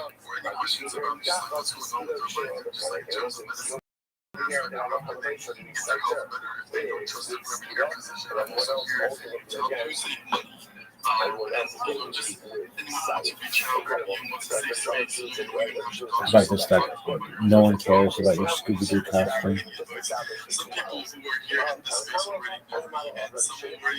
You don't sound like Scooby-Doo. Failure as a medical student. If I had a fucking shotgun blast to the mouth, I would not want you even walking in the same facility as where I fucking live. Come on, you shitbag.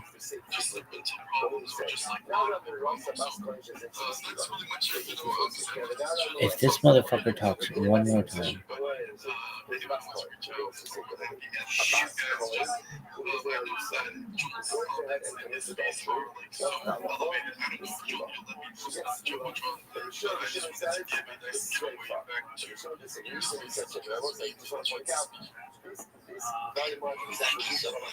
thank you. That was the worst bullshit I've ever heard. You wasted my life and the lives of everybody else here now. Shut the fuck up. Motherfucker.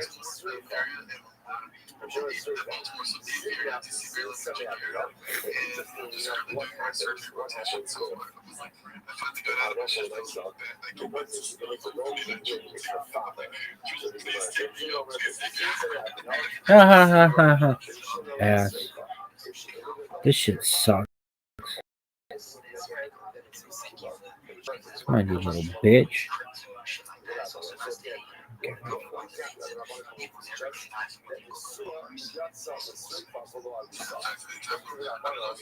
This is the worst. Yeah, you've already taken too much fucking time. Shut the fuck up.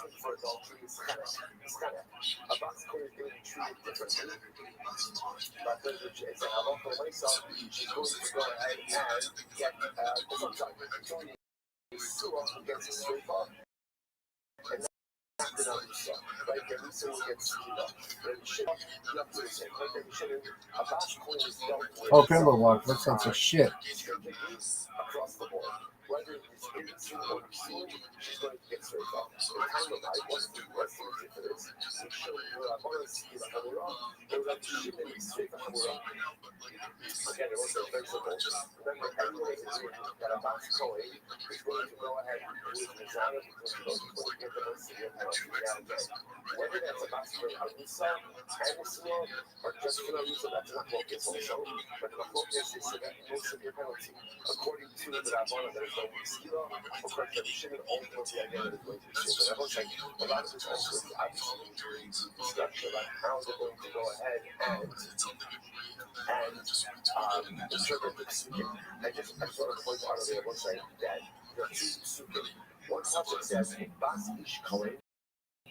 I wouldn't do that if that were the last opportunity I had in life. Well, how about you shut the fuck up? Sucks.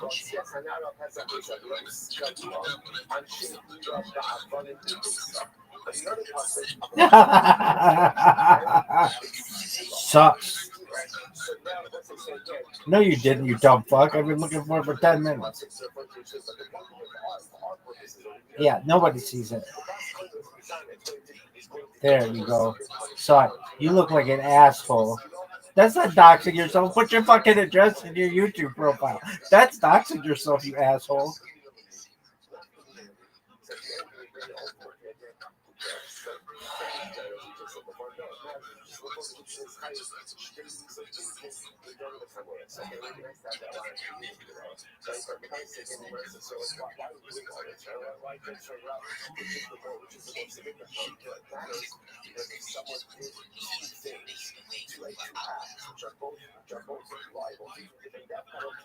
You don't sound like Scooby-Doo.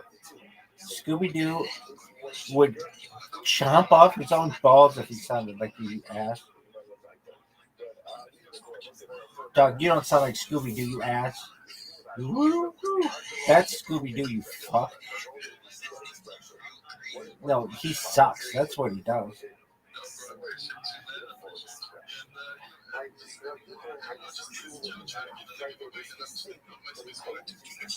Yeah, you did. Shut the fuck up. They took down that fucking Scooby because he sucks.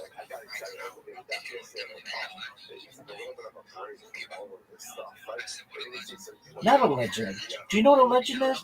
Has that motherfucker been streaming his life for 4 years? That's a fucking legend. This motherfucker wears a Scooby-Doo outfit, thinks he's fucking Jack.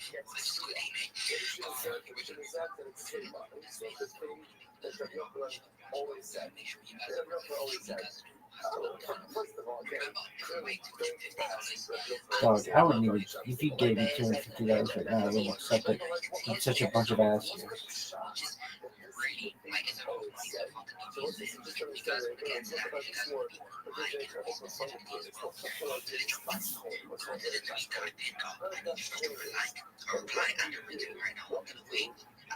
Every single person right now in the space, go ahead.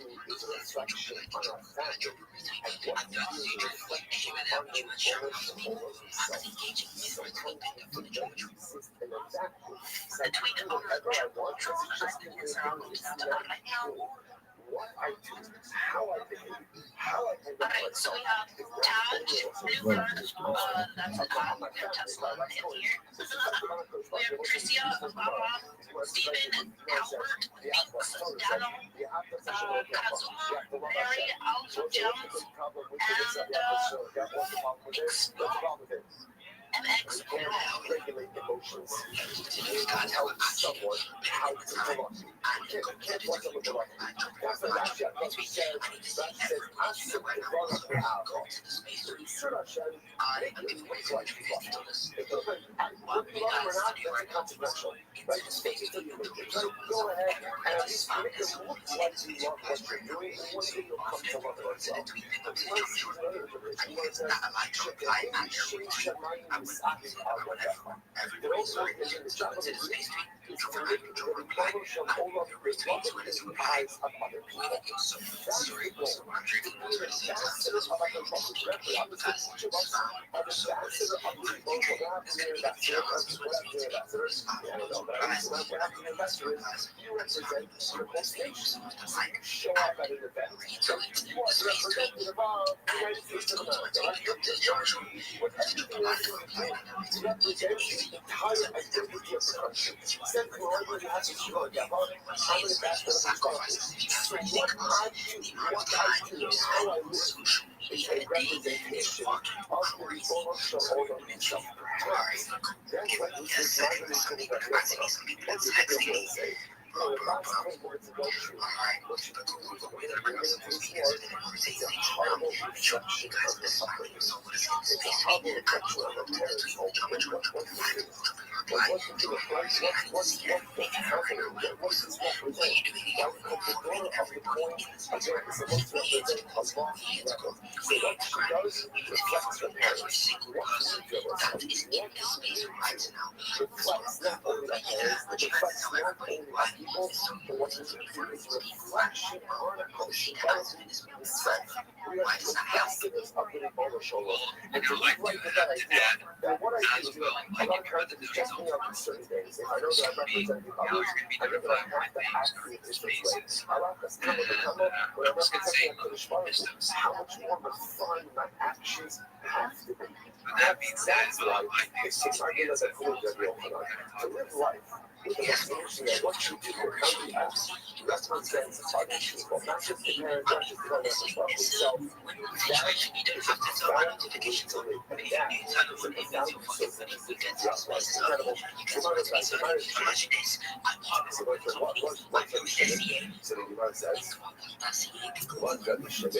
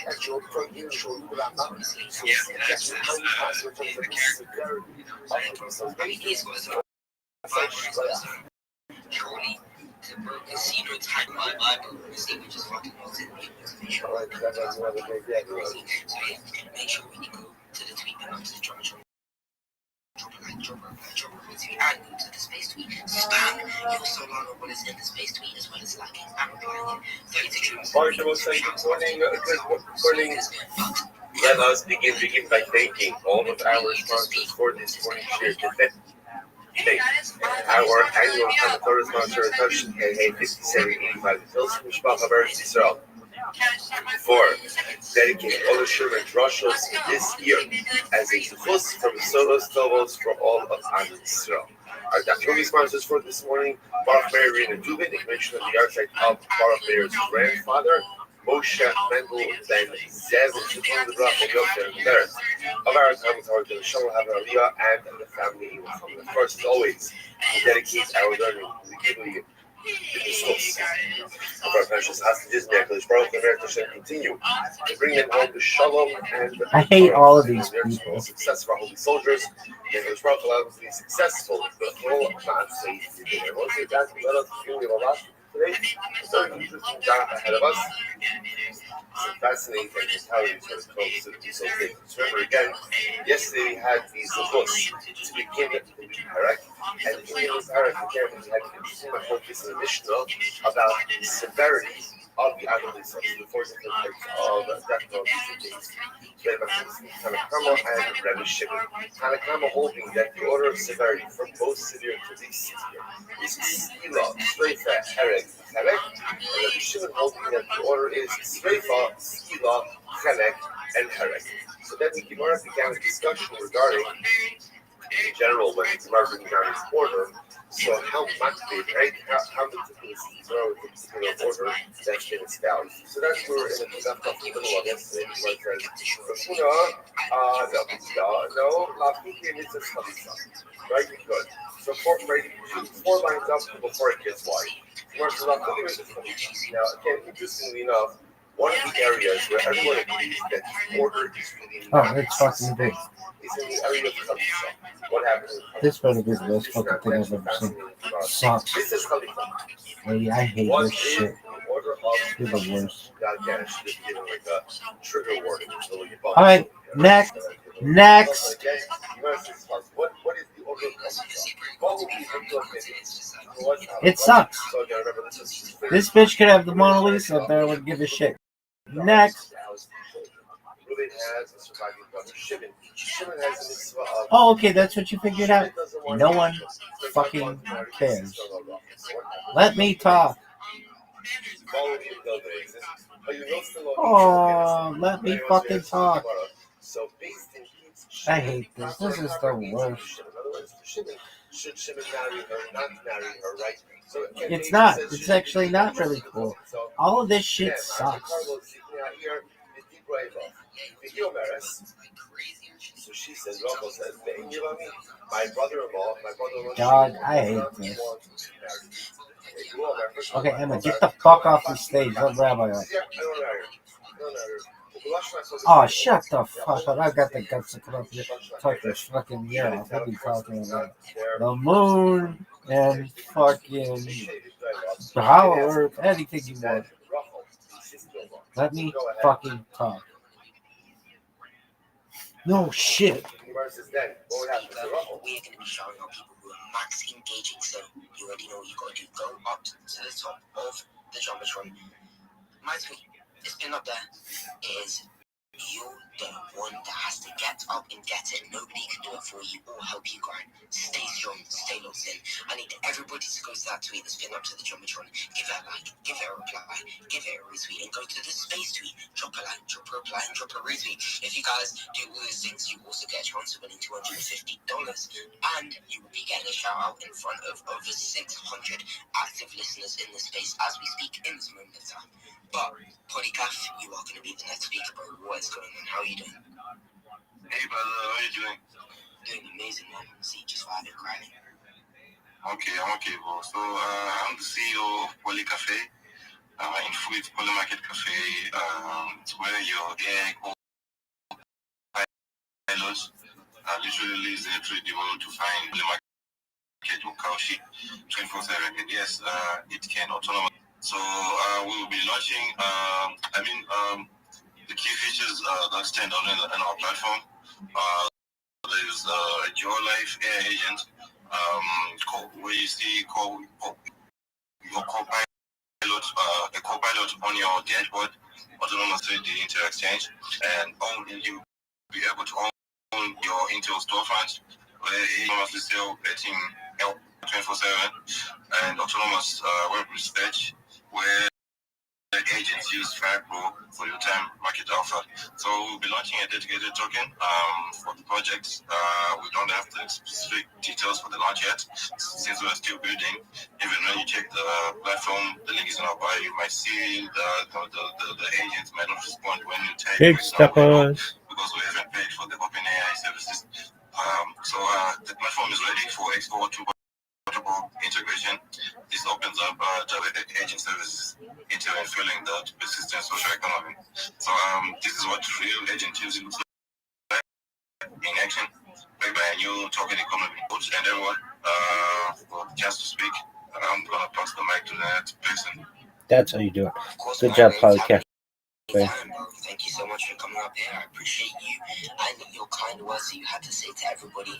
I just want to quickly squeeze in exclusive, bro. I don't know how I haven't let you come up and speak yet, but I know you've been waiting for some. So after 30 people who are max engaging, bro, go ahead and speak. I actually apologize. I saw you up here. I was gonna be like, oh, bet, let me actually let Lucifer speak, and then I realized, bro, I have to go inside. I have to go to the car, bro. There are so many distractions, but we'll let you speak after. So 30 Dream, would you like to shout some people who are max engaging to the Space Suite and my pin suite up in the jungle?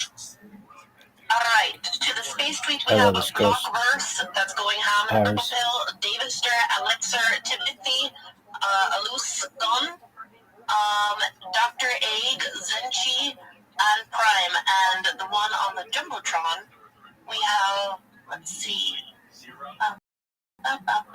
Peter, BC, Solana, I gotta open his, Summit Africa, he's just going ham too, Dano, NB guy, let's see, Conscript, Peter's just going really crazy in it. I love it. And we have Vircho24 and Destiny Jesus. Alright, sounds good. I appreciate you once again, 32 Dream, for shouting out those people, bro. 32 Dream, you're a fucking grinder. Honestly, bro, I don't feel like I hear you have to say that much. Would you like to give a quick show before Exclusivo has his moment to speak of what you actually do?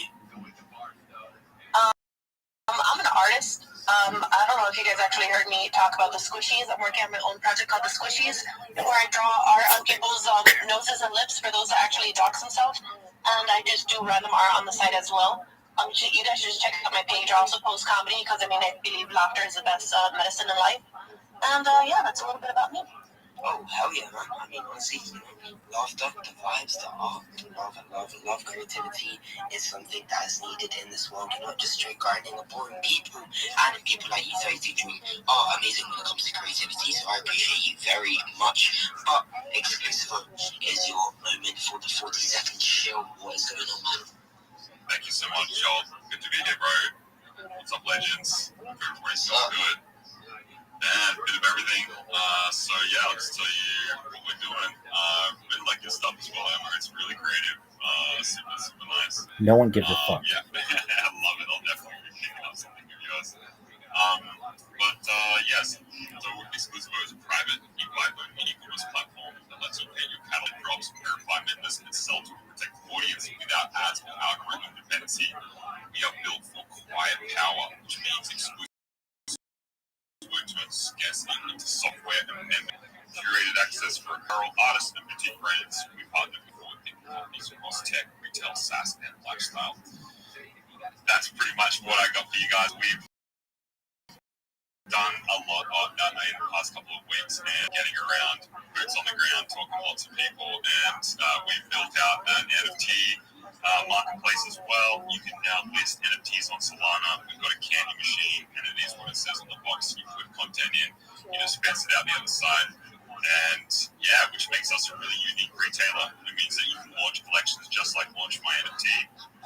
You can list other collections from communities that you support inside your store. You can sell physical digital products and, just as I mentioned, NFTs as well. So if you want to check us out, if you want to get them on you're building a brand or an IP, then just jump into our Discord, say what's up, join in the conversation, and we might throw some merch at you, or you'll get some swag or drip as we head towards our launch. So yeah, thanks again, Joel. Appreciate it, man.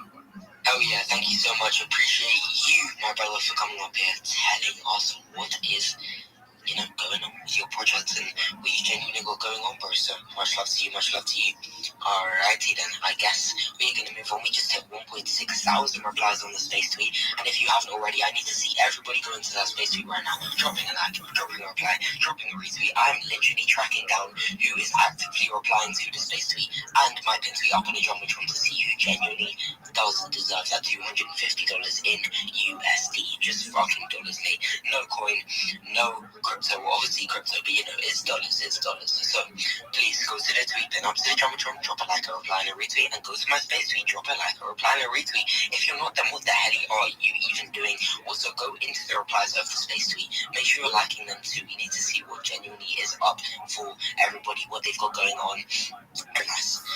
Everybody in the space right now, everybody listening, they are active. Unless they're asleep, unless they're eating food, bro, I don't know what the hell people be doing, but they are actively listening. They are here.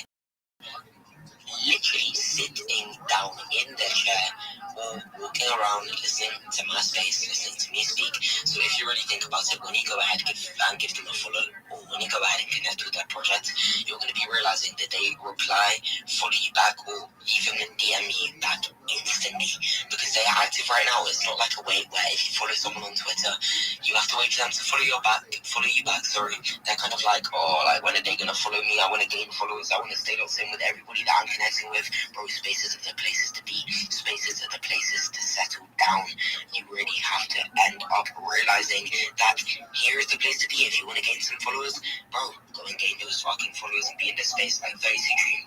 For the people that don't know, how many followers have you gained from actively joining up Stoopies, MySpaces, like, everyone in Big Steppers?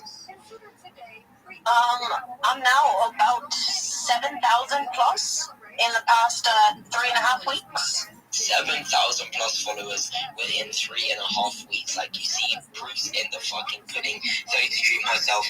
I'm gonna be honest though, 32 Dream is a real grinder. Like, she shows up every single day and she always has the vibe, she always has the positivity. I always see her laughing. Like, I'm gonna be honest, 32 Dream is literally just showing up every single day. So if you guys actually do want to be gaining those followers, want to be growing with us and staying with us, you do have to be showing up every single day, like people like 32 Dream, like people like Hugo, like people like Emma, Exclusive, every single speaker up here right now. You guys have to be showing up daily, because if you really think about it, when you leave, you lose. When you stay, you fucking win, ladies and gentlemen. But please, go to the space tweet, drop a like, a reply, a retweet, and go to my PM tweet up on the Jumbotron, drop a like, a reply, and a retweet. Now, it's time to speak to some more speakers and hear what everybody has cooking up. So let's get to it.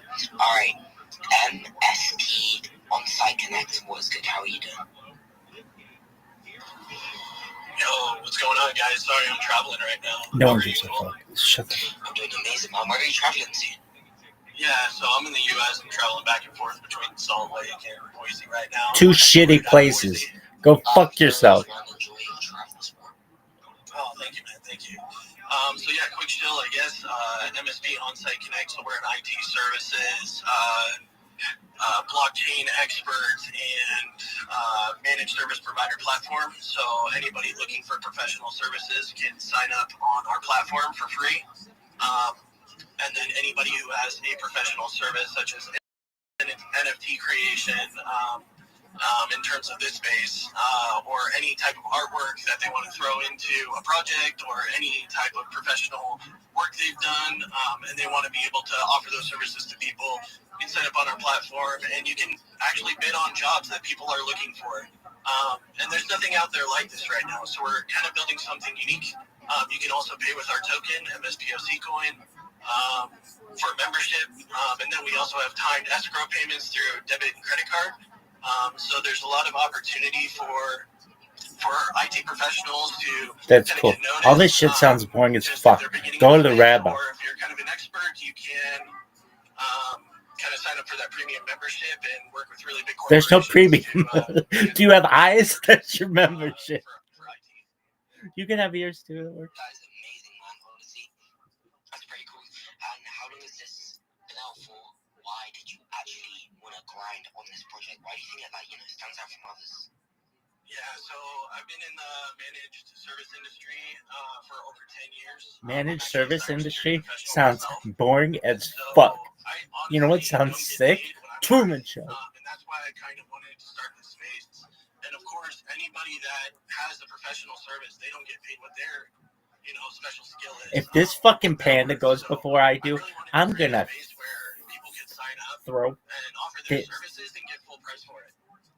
Because these big corporations are hiring these IT professionals, and they're undercutting all of them. Dog, no one gives a shit. Go back to Teams, loser, douche. Talk to Rabbi. Hey, LinkedIn. How about you shut the fuck up?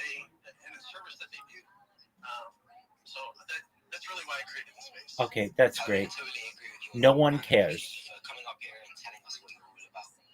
Yeah, man, thank you so much. Hope y'all have a great day. Yeah, we're having a great day. Enjoy Salt Lake City and Boise. So. Thank you. Of course, anytime. All right, well, there we have it. Let's move on now. Let's allow some more speakers. After the next speaker, we are going to be shouting out some people who are max engaging to my space tweet and to my tweet. Then up to the Jumbotron. You already know what you have to do.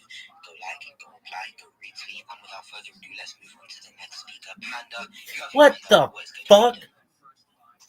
I'm good, Jim, everyone. Jim, shut the fuck up. Shut the fuck up. You're doing amazing, bro. Just fucking killing it out here. How you doing?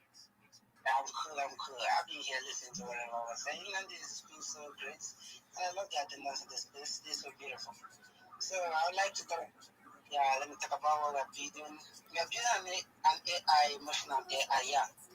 Basically, we are starting with some little pets that we use randomly in our homes, like the normal ones we train, like cats and dogs. And basically, we are trying to like blend connection between animals and human being. So it's basically a utility project, but we'll be launching our article on this coming Monday by 12 o'clock UTC. So if you visit our our page, you're gonna see we already have our website live, and we're here to integrate our. I hope they take this fucking panda out behind the woodshed, take a giant fucking shotgun, and We are still new and still working behind the scene to scale up our AI so that once it goes live for testing, we can test without some malfunctions or some issues. And we have done some of the back testing, and yeah, everything is going well. Where you can just dictate the mood of your dogs, the mood of your cats, and it translates the language based on their emotional reaction. dude, that's 40 seconds, dog. Cut this motherfucker off. Throw the flag. We've got to delay a game over here on the pandas. And you try to record the sound with our AI, and it notifies you that this particular sound is made by a dog, and the dog is kind of aggressive. Delay a game. Pandas. Don't repeat. Fourth down. Give this fucking ball to Rabbi. Animal research. So that's exactly what we are building currently. Dog, I've got like a fucking Oregon-like offense. No huddling. Circa 2011. And this motherfucker's just blah, blah, blah, blah, blah. I got Chip Kelly shouting in my fucking ear. Let's go. Hey, let me just put it up. No one fucking cares. No one cares. Okay. You don't need it. Here's what you need. Rabbi Rothschild. Panda dog. This is gonna get into unsportsmanlike conduct, whatever that one is. What is it? I don't know. Don't they do this? Unsportsmanlike conduct. This motherfucker will shut up.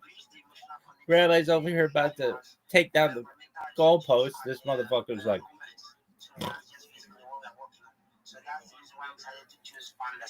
Doug, listen, I'm just gonna tell you, no one gives a shit about your coin.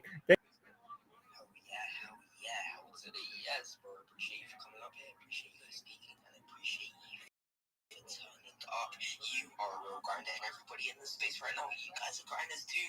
But I don't lie, I'm a man of my word, and as I said, I'm going to be shouting out some people who are max engaging to the space tweet and my pin tweet up on the Jumbotron. Guys, see everybody go to my pin tweet on the Jumbotron. It's pin there, like, reply, retweet. Are you ready? Yeah, get the Bulls theme song going right now in the head.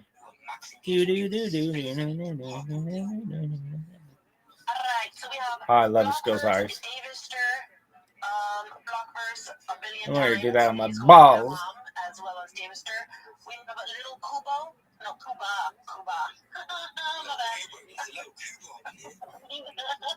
Oh, that's so fucking funny. Kuba.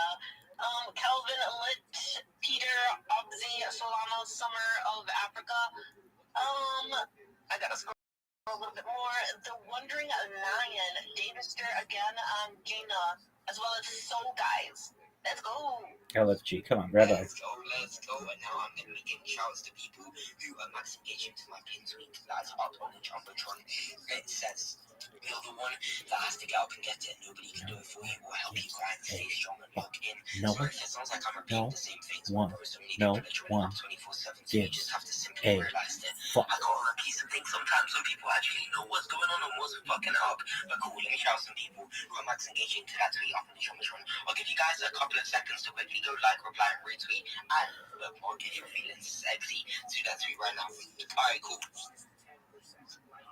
Let's see who is actually liking, replying. No one gives a fuck. Rabbi. Hey, I got a coin that's based on turtles. Oh, I got a coin that's based on elephants. I got a coin that's based on fish. My coin is based on a bird. We like unicorns. Hey, are you streaming your fucking life? Then no one gives a shit. Talk to me when you got a coin you're streaming about it with unicorns. In the meantime, I don't give a fuck. Max engaging throughout the entire space and throughout the time we are up here. But I've got a request for you. If you actually want to be winning, No, dog, you keep fucking blue balling me over here. Come on, dog. so as I said, if you want early calls on How about, oh, we've got Rabbi in the audience, or in the fucking speaker. Hey, Rabbi, what's up? Hey, did you know I'm streaming my fucking life 24 hours and I just surpassed 4 years? And content is king. Did you know that shit?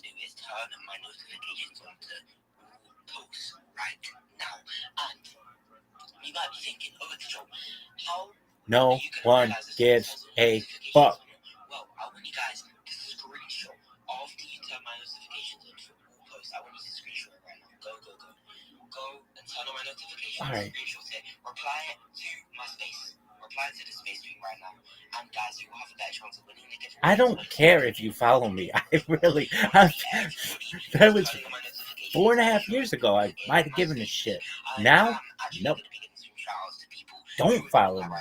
So everybody go and do that. I'm going to be waiting. I want to see everybody doing that right now. Turn on my notifications, screenshot it, and put it in my space tweet. Stop that. Stop that. I need to see everybody doing that right now.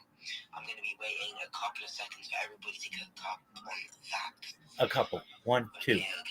Well, I'm going to be giving some shouts, by the way, so stay tuned for that. No more shouts. shouts. Alright, we've got Favy fucking turning the notifications on. Let's go. Obviously, guys, we have got a new partner as well with the loot there in my We bio. have Rabbi. How about that? Dog, you got fucking Will Chamberlain sitting on the bench. Come on. And the reason for that is because the companies I've got a badge from, they got suspended and they got their gold badge taken. Yeah, that shit happens to me all the time. They didn't do anything wrong. Twitter literally just robbed them for no reason. Yep, happens to me all the I don't time. have a badge 24/7. You're never gonna catch me without a badge. But guys, I think you kind of got me without a badge. So yeah, holy cooked. But it's alright. We're gonna get on very soon. Guys, make sure you keep on turning my notifications on for all posts and show proof in the replies to this space week 32. Can you shout some people who are actually doing that right now? That's cool. Joel, call me right now. Throw a fist. I got this art chick. No one cares. Glockverse. What is this? Oh, I got you. No one gives a fuck. I see that people are posting pictures of them just following you, but some of them are bouncing the noties. Casino. Are any of them live streaming their lives? Then no one gives a fuck. If you had somebody in here like, oh, they're live streaming their life, and they took a screenshot, then I care. But in this case, ain't nobody doing that except this motherfucker. It's a weird font. We have Who cares about the font? Oh, I wonder what typeface this is. Woman? Go. Let's see. No one gives a fuck. That's all I see right now. Oh, no. No, there's some people that are posting multiple ones. All right, they posted multiple ones. It's great. Good for them. They get a gold star.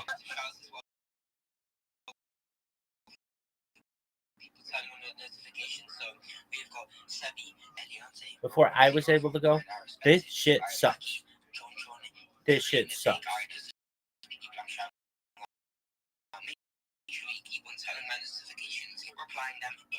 Will Chamberlain sitting on the bench.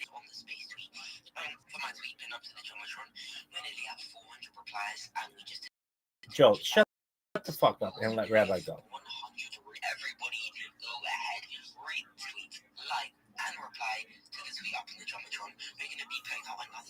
Come on, man. Who gives a fuck?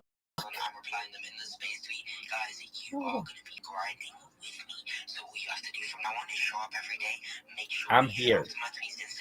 I'm queer. Get over it. Are you? No, but I'm patient as fuck.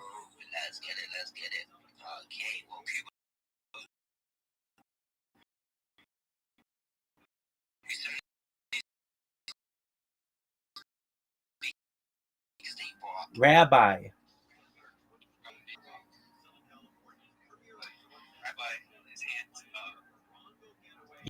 Yes, thank you so much for the opportunity. If you all haven't had joined the Big Steppers Discord, it's amazing. I got to meet some really great people in there recently. My name is Rabbi Rothschild. I stream my life 24 hours a day, 7 days a week, 365 days a year for world peace. I've been doing so since the pandemic, more than 4.5 years. That's more data than anybody has ever compiled in the history of mankind. If you weren't aware, in 2018, The Economist magazine stated that data was Earth's #1 resource, and I have more data archived than anyone ever, which may make me a very influential person someday.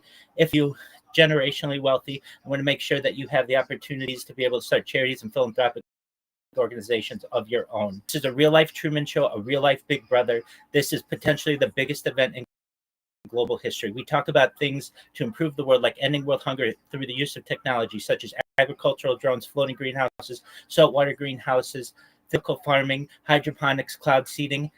We talk about ending world thirst. I'm sponsored by cryptocurrency. It's known as Harry Potter Obama Sonic 10 It's worth about $100 million. One of the things that we do is we build wells in developing nations like Nigeria for the less fortunate. I talk about things like the Life Straw program and, most importantly, desalination technology.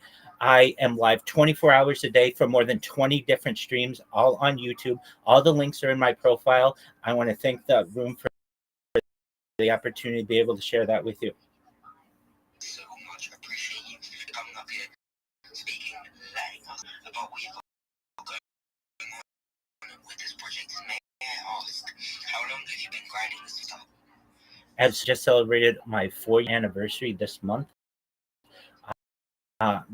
Really, I'm sick of war. I'm sick of people not treating each one on a one-person mission to be able to bring attention to peace, to loving one's neighbor and one's countrymen, and really, we're all global citizens. And I am only given one life, and I've dedicated it to peace. Amazing. I appreciate you so much, man. Much love to you. Thank you for the opportunity. Of course, anytime, my brother. All right, well, guys, there you had it. Creating peace out here. Much love to you. Everybody give a for me. Bro, why is someone's name Scooby? Call me up. What the hell am I looking at? Bro, Scooby, call me up. Change it to Joe. Call me up. Wait, I'm joking. What's the how you doing? Why is someone's name Scooby? Call me up. What the hell am I looking at? Bro, Scooby. Wait, I'm joking. What's the how you doing?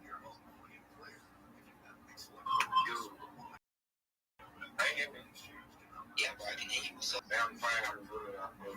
Thank you. Shout out to you, Joe. So it's first time coming up in space. So yeah, branding. I think I got to know Scooby space. Like, so I know that they are just big steppers. So connecting, reply guy, I'm showing myself. So that's just it. Thank you for bringing me up. And then shout out to everyone. Finally listening, and yes, following anybody that's following me, and yeah, massively engaging, massively feeling, and I'm here for the long road, for the long term. So thank you, Jules, for all you do. It's a dream. I appreciate. I think we're in the space, Nigeria, so I appreciate it. Yo, how are you? What's good, my man?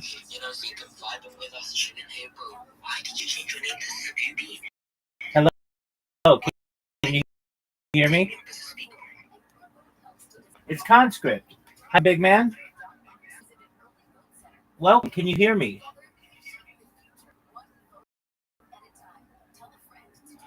maybe you can't. Maybe you're still in that space. Let me know if you can hear me.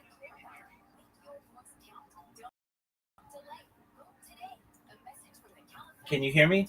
I see you just muted yourself. Can you hear me? Hello? Conscript, can you hear me? There you are. You on mic. Unmuted yourself. Can you hear me? Can you hear me? Oh, Conscript, maybe I've got you muted. Can you hear me? No. Conscript, can you hear me? Oh, now I can't. You really microphone? Yo, big dog, how are you? Good, how are you, man? Good shit on the show. That was awesome. Oh, excellent. Hey, can I give you the full version of it? Yeah, you did. Okay, thank you first so much for being here, Conscript. My name is Rabbi Rothschild. I stream on Life 20 until for more than 3.5 years. My streams go back to the pandemic. We've seen the death of a queen, the birth of the coronation of a king, and everything in between. This is a real-life Truman Show. It's a real-life awareness to pacifism and peace in the world. If you weren't aware, The Economist magazine stated in 2018 that data was Earth's #1 resource, more valuable than food, water, air, gold, petroleum, and I have more data archived on the internet than any person in global history, which may make me an influential person someday. If and when that happens, Conscript, I want to make you, your friends, your family, all independently wealthy. If you're not already, I want to make sure you have generational wealth if you don't already, and I want to make sure that you're able to start charities with organizations of your own. I talk about things to improve the water, greenhouses, vertical farming, hydroponics, cloud seeding. I want to help end world thirst. I'm sponsored by a cryptocurrency. It's known as Harry Potter Obama Sonic 10 Inu. It's worth about $100 million. And one of the things that we do is we build wells in developing nations like Nigeria.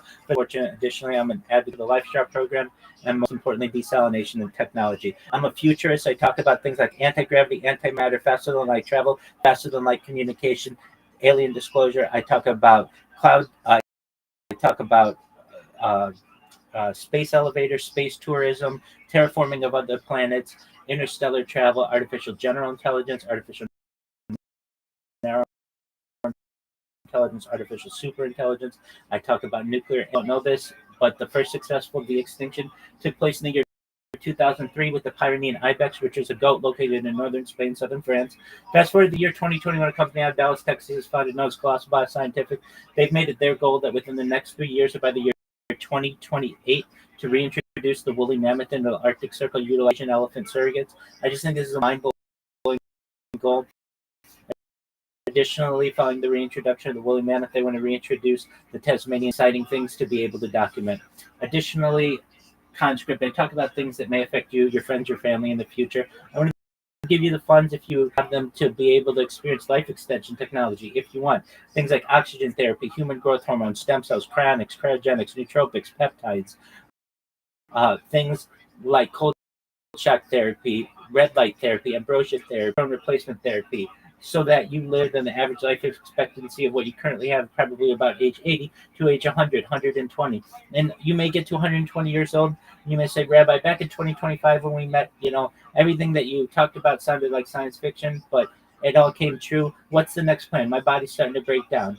Well, if you want Conscript, you may be able to utilize a type of technology known as mind uploading technology. Again, this is all with your consent. We'd be able to scan your brain into a computer, like a CAT scanner, an MRI, neural nervous system, for later download as an android, an avatar, a cyborg, a cybernetic being, a clone of yourself, a robot, an ethereal being, whatever you want to be. But essentially what I'm saying to you, Conscript, is you may have the opportunity of digital immortality. What are your thoughts? I fucking think you are a very smart man, and I think you're onto something. I think I'm onto something as well. Thank you so much for your high praise. Have you had the opportunity to see all my YouTube yet? No, I have not. I just joined pushing my cryptocurrency. I'm doing that on Twitter right now, but I will be following you, my friend. Absolutely. Hey, before you go, if you would, please, just in Twitter, I just sent you a DM. Look at my YouTubes. Look how many I've got going right now. 20 of them. I will. Okay. Excellent. I watch YouTube every night, so I'll be watching. Excellent. Hey, and check in with me. And if I can support you in any way, please let me know. I'm here to be a positive person in your life. I'm here to have an optimistic view on the world, and I'm here to give people hope. If there's anything I can ever do for you or your family or friends, Conscript, please let me know, okay? Well, I thank you very much, my friend, and I hope I can do the same for you, my friend. That's very good shit. Absolutely. And go, if you can do anything, go support or check out our my cryptocurrency I'm trying to build with my friends and community. It's called Coded to Millions. Go check that out. Excellent. Everybody out there, if you're watching now or in 100 or 1,000 years, check out Coded. Check out my man Conscript. This is the beginning of a build, baby. Come back whenever you have time. You too, my friend. You have a good one. Thank you so much. See you, my guy. Shout out to Conscript, baby. Now that's how it's done. That's a cool motherfucker.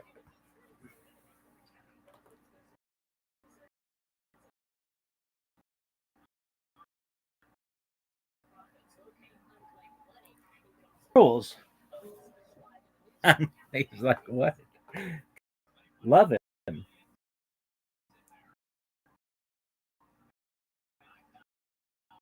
Might be one of the coolest people we've spoken to.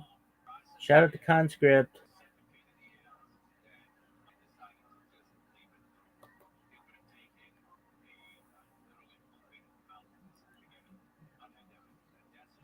And they let me do my spiel again?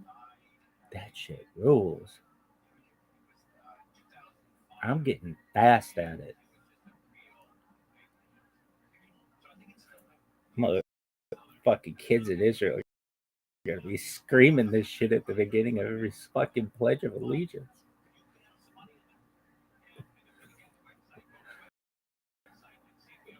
They'll have live streams on woolly mammoths. Oh fuck, that scared the shit out of me.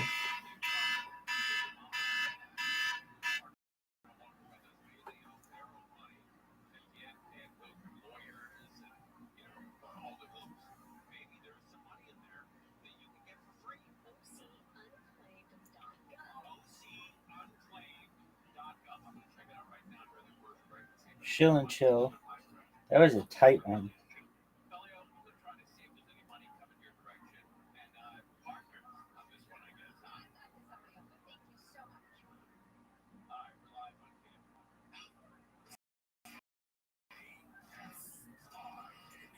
All right, Lamar Jackson, get your shit done. How many points should Edom to have? He needs to have 26 points.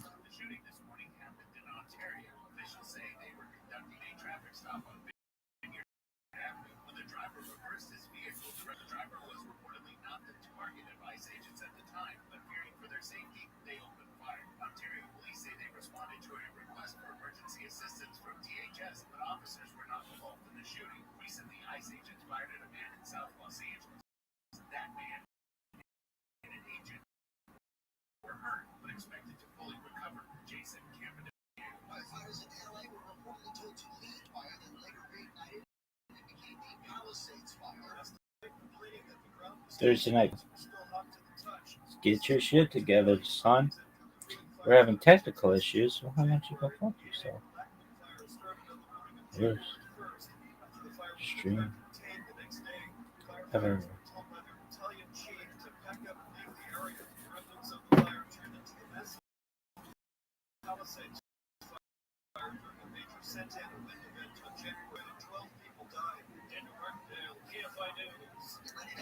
Another one? Foothold, so to speak, beforehand. So it's not like the strategy was go to where the puck is going to be, right? And it's not to say like we couldn't have done. Maybe we could have done way better on Tawana because of the liquidity and the attention. Maybe that was a mistake. Yeah, big time mistake. Again, we'll see. Joey Diaz.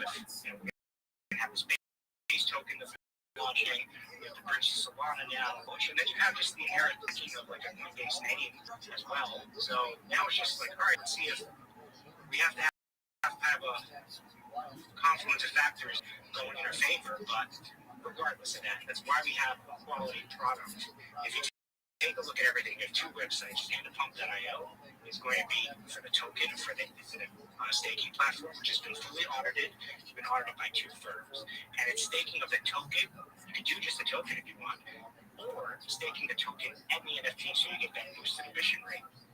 Golly. NFT, you're not going to get anything. So we have that, and then we have the NFTs, which have the depths. So we put and we have the merch store down, which is going to any proceeds are going to be used to support the ecosystem as a whole going. It's just a matter of just, we went from more or less 0 to 2.1K followers on X. It's still Cash one day. It's always cash one day. 5K, 10K, 20K. So you set it for the long game. As was stated earlier, just.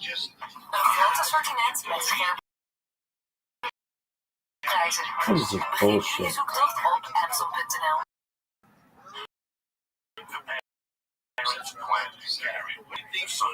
When they were in college, would sell by 10 o'clock. But it was all day. The teachers all day. The school got so busy they told me to get people in here for lunch because they weren't cafeteria to make money. So I thought you to understand all the food distribution in North Jersey, you know what I mean? All right, so people stay in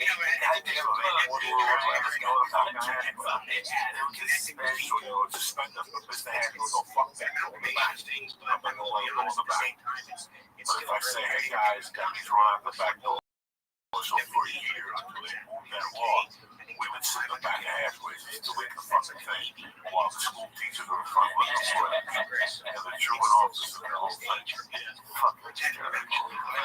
There was no goddamn good place in my shit town. I got no good stories. You know, we had fried bologna sandwiches.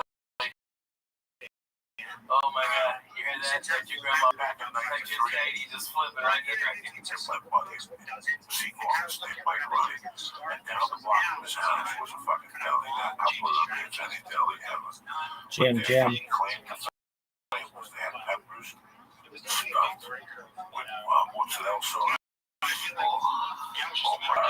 Mozzarella cheese, sort of more like a green peppers, just a fucking like a pepper, and it's a spicy pepper. It was like that pepperoni. It was not like the pepperoni. How about you shut the fuck up and let me tell the fucking stories?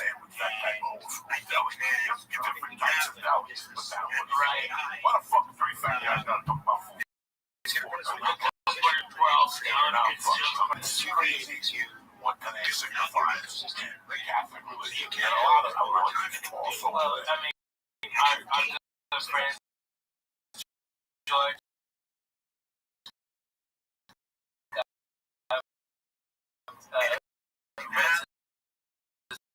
Mama saw, she's passed this year, and you know it's hard. It is a horrible way to pass.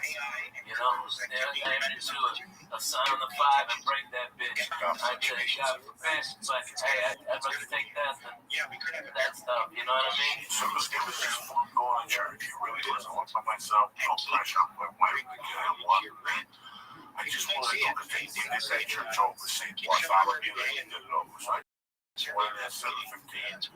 I'll tell you what, man, it just brought back a lot of fucking memories. That's what happens in church for me now. When I go to church, I look at the 12 stations and cross fucking ass and I just go back into sections. And I remember I was thinking about my godfather. One of the worst things I ever did in my life was fuck my godfather over. After church, I went home and I tried to find my Facebook. And he's those fucking Cubans don't go on Facebook. He lives in the Keys. When I was a kid, my God, it's amazing what has happened. You see Mad Max? Yes. The question that fucked me in that movie is who killed the world. Oh, yes, man. People ask me, who killed the world? You know what, man? They killed the fucking world. I mean, the world is half dead. We don't even know. Yeah, it's more than half dead. Trick-or-treating this week. I saw trick-or-treating now. There's no kids on the daytime. I mean, these are great areas for trick-or-treating. I didn't want that night. I saw kids, but they confined. The parents put the fear of God into these kids. Yeah. You know, Friday night I went to this chocolate tree. Did Mercy have a great time? Fuck yeah, she had a great time. You know, did I have a great time? Fuck yeah, watching her and watching the kids and watching my wife. I dress up. I put fags in my mouth, and she kept saying, "No, thank you, Daddy." And she would keep tugging my case. "No, thank you, Daddy." It was the church fucking thing. I went in there, I had a great time. We got that 5:30. The dinner they made us was, not bad. It was a cheeseburger with macaroni salad. It was a barbecue. I enjoyed it. And then I watched them play ball with other kids, and I can tell that we're halfway there. We're okay. We got an okay game. The ball hit us in the face 3 times. She didn't cry. This little boy dressed up as Captain America got hit once, crying. When the kids left to eat, she didn't want to eat, so she stayed with me. She was, "Daddy, come in." And I started playing ball with her. So the kids came over to play. She was like, fucking nuts. That was the only problem we had all night. Not the trunk or treat. It's like a cars get together. It's like a beautiful car show. And they back up and they open their trunks and they hit kids and they sit in front of the trunk in disguise. And I tell you what. Is it like a lowrider club or a hot ride and stuff like that? No, it was just all these fucking Studio City people. Oh, yeah. You know, whatever they are. I don't know what. I talked to one. I talked to maybe 2 parents. Man, you know, I've done that Mexican car clubs, bro. They are the nicest. That they had a whole goat cooking. Okay, I mean it was the real deal. All ladies was making tortillas. Okay, they was handing out good candies and stuff like that, having a blast. They had a band, a salsa band. It was on, man. I'm telling you. Yeah, it was for kids too. Yeah. There's no fucking salsa band with this kids. I'm telling you, they're all white kids now. This is white kids. There's no salsa band. There's no Beatles. There's Beatles walking around. You want to hear about white people? So these motherfuckers, I mean, the most interesting thing in the world was I looked at my wife at one point. I go, what the fuck is this? I know. I almost have a nervous breakdown. Like, what the fuck is this? This is like Puerto Rican shit. But I go, this is what we have now. The parents scare the kids. And, you know, let's get together. Let's put them all together. When I was a kid, one parent when I really held hands and they fucking, you know, Saturday night, I didn't see people till 8 o'clock at night. How much pot do I smoke on my balcony at night, people? I stand out there and I was scared the kids are gonna walk up on me. After 30 minutes, nobody said nothing. Every once in a while, I see 3 kids and a parent. Like the 80, 90 kids, I sit around with 80 fucking kids. I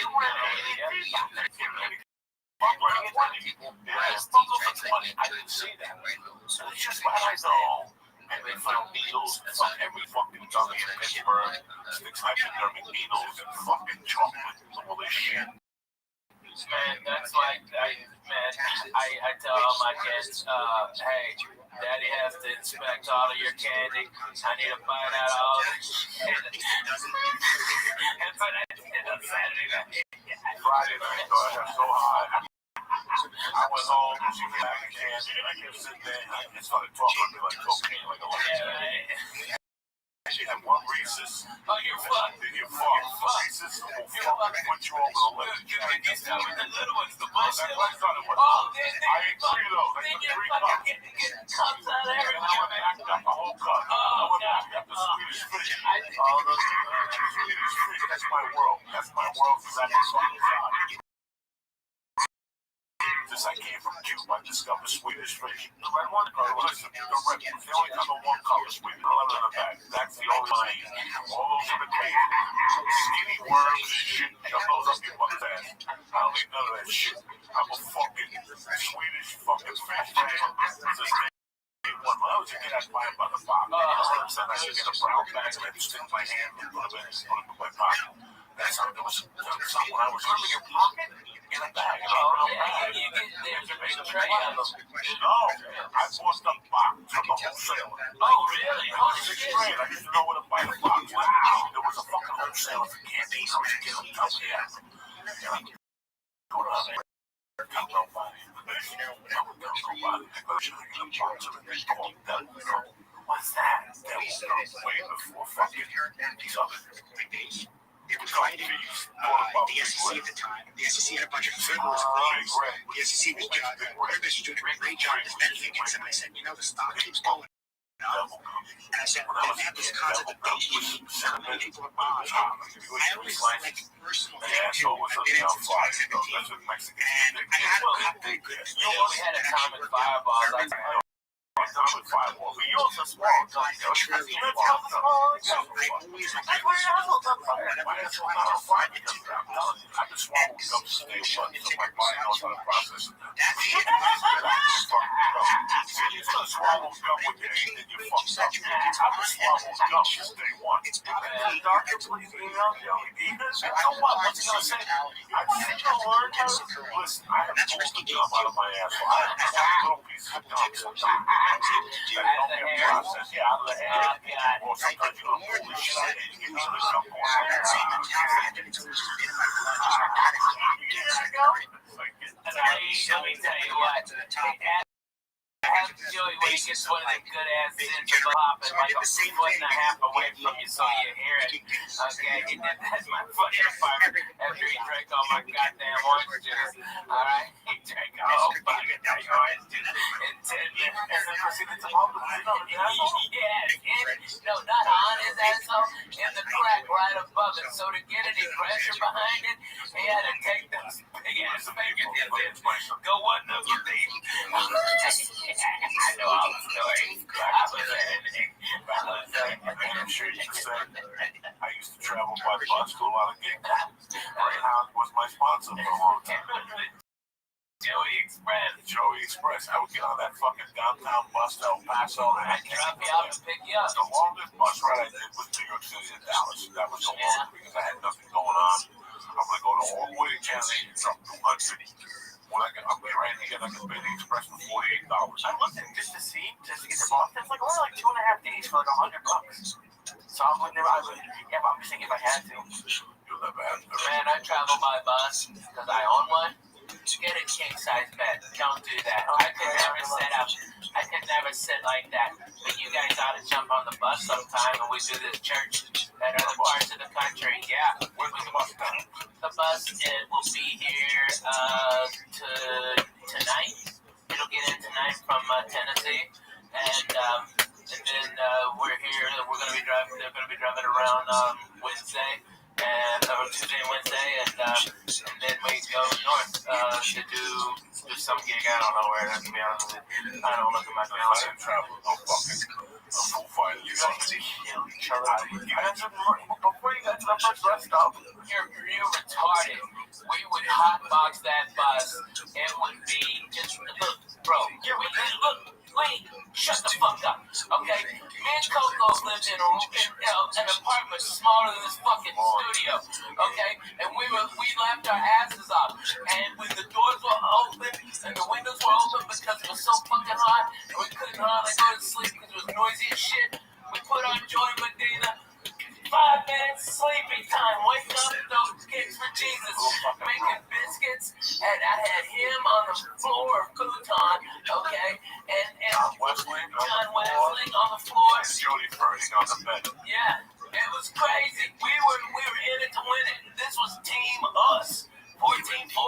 You don't even understand. Kill ourselves, we're brothers. Are you kidding me? Well, not literally. I'm just saying, like, you'll put something on the TV that he doesn't want, or he'll start. I got 5 fucking TVs. 5 fucking TVs on that goddamn bus. Pick what channel you want. Player. I got it. How many bedrooms on the bus? I've got a king size bedroom that pops out, okay, and then the living room pops out, and then there's 3 bunks. It's got 2 bathrooms and a shower on it, and I've got there's like 6 air conditioners on it, so we go someplace where it's hot, like I went to Bonnaroo this summer. Everybody, all these dirty white people out there when it's 120 degrees and dirty. Fuck you. I took 3 showers a day. I was the sweetest smelling motherfucker out there. People were like, they thought I was Pharrell or something. I was smelling so good. Okay, I was doing it, Jack. It was awesome. Everybody's boo-hooing. It's hot. Yeah, me too. I'm gonna go make a fucking margarita in my bus. Take a shower and smoke a bone. Fuck you. I hate that man. Okay, it was awesome. It was so great. But that's how we gotta go, dude. go on the fucking bus. All right, your babies would go bananas in that bus. Your baby would love that fucking bus. Monster. I can't go through that door. If they spy, if I can, what do you think will happen? You get stuck in that gum. Yeah, right. What happened? A couple weeks ago, I went swimming in Toledo, and I got on the fucking plane the next day on the outside, right? Oh my gosh. So I was sitting there, and I'll tell you, man, God. when you work out, you're heavy, you have to take a lead sometimes with the other one. The other one was that's all that works. What's the big guys? Dude, I'm past that. Yeah, it's like you go home, you lunch, especially at the train the next day. Really? Yeah, I'll do all that shit. All the information. Eat fucking, like smoking weed. Eat weed. Actually, like a quality of life. Fucking shit. You know, they say the front page of Yahoo. All people trying to pass marijuana prescriptions are down. Prescriptions are down. Prescriptions are going down. Yeah, the opiates are going down. Yeah, the benzos are going down. Listen, I'm telling you, that's your brother. You fucking go. And you work out with any problem, no savages down there. You won't walk, you can't move. I'll do an experiment with the motherfucker. I will experiment. I will give you the lead one night. Get away. I'll give you a chunk of real ass. And you eat that ass. And you call me tomorrow. You tell me you're the challenge. Makes you feel like that's a Bruce Lee. People submit their injuries. Nobody knew why he was eating marijuana 40 years ago.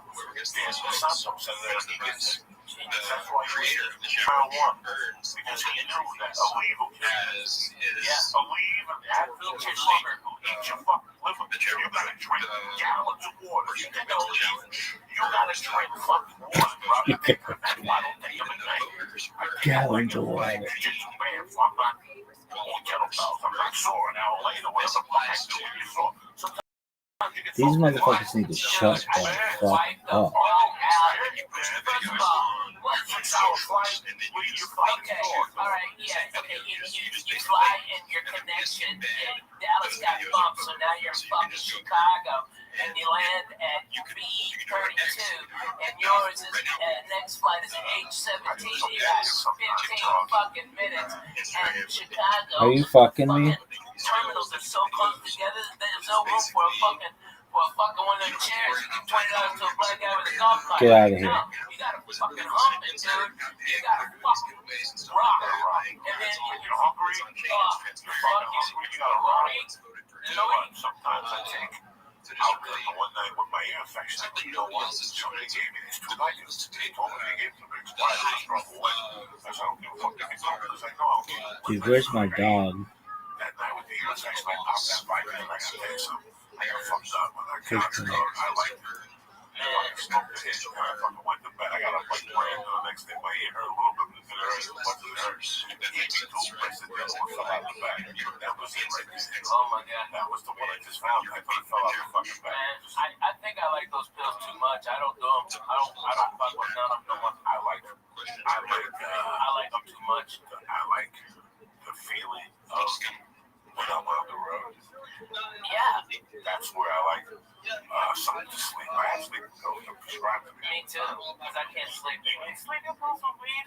Yeah. I could fall asleep right now. You're not us. When I get up at 5 on the road, you're a titty baby. When I get up at Thursday morning, I gotta go to the radio, right? And I get up at 6. Right? And they're picking me up at 7:30. Okay. So I don't want to just get up at 7 all in a rush. I want to get up. I want to relax. I want to read the paper. I want to eat a good breakfast. I want to write a little. I want to slow down. Stretch a little. I'll get up. Take a shit. Do all that shit. But getting up on time, man. Yeah, you fly the other side of the fucking country for 6-7 hours. Okay, you get in your fucking shit hotel at 1:30 a.m. Those dicks are coming to pick you up at 5. They didn't even call ahead. They reconsider and know what kind of coffee you need. They gotta bring you some breakfast. I do all that. I do all that on my own. I do that on my own for something. I get back to that hotel room. I get hot. I'll sleep like a baby.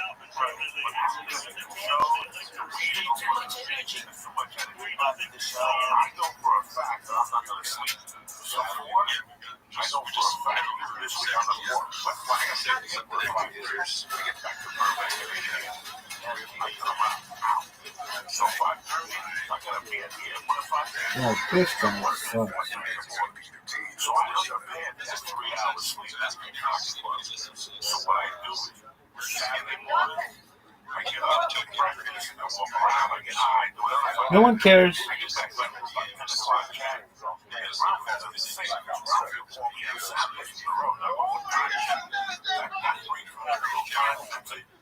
Once I take that nap after that, they told me I'm straight to sleep. Who could stream their life for most amount of data in 4 years? Somebody like that one, Poco Roco.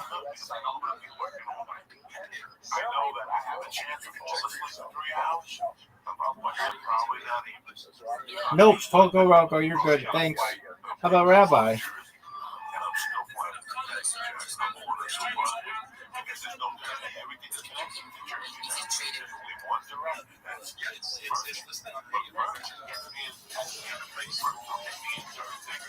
No one cares about you.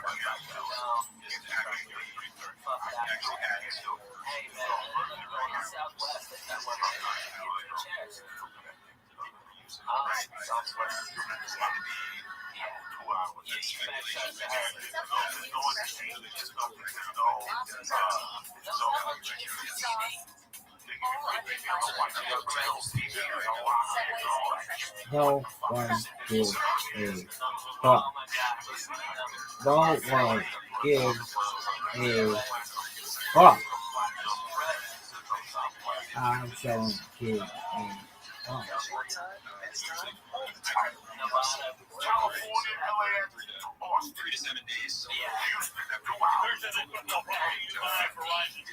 No one gives a fuck. Oh. It's still super young, but still, no one gives a fuck.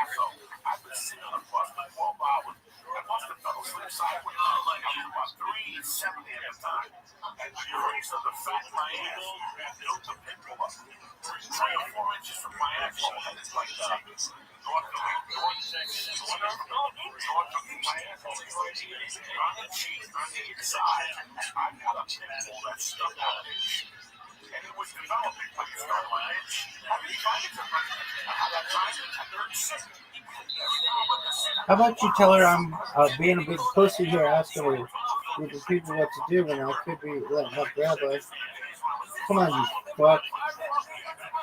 My judgment sucks. I need my number 2 pick with you. You're the best guy on my team still drafted. Dude, let's go on my team. Come on, you shit bag. Now I got a hamstring. Well, fuck your hamstring. Score, bitch.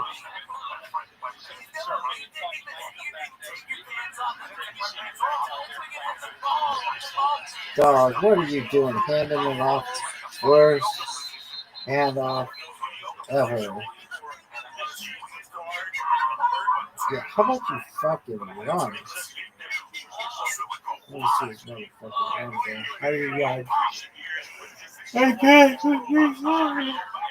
He goes no passion. Yo, what's that rabbi talk? What's that rabbi talk? Yo, dog. I run a reverse 350. Was that intercepted?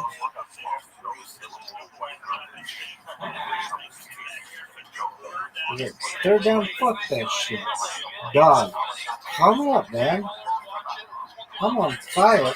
That guy sucks. He was my quarterback last year. Worst quarterback ever. Yeah, it wasn't how you control me, but I can't stop sucking dick. What do? Come on, Lamar. Oh, they got it. Thank God.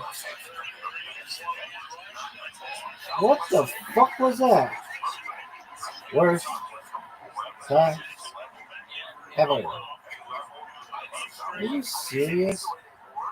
Come on, that was dog shit.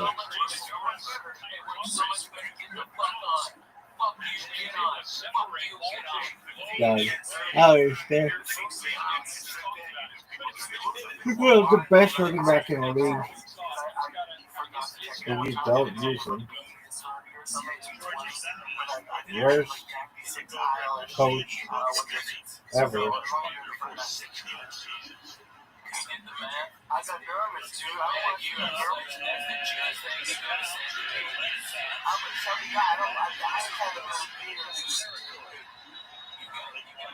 God, these people suck. So much talent.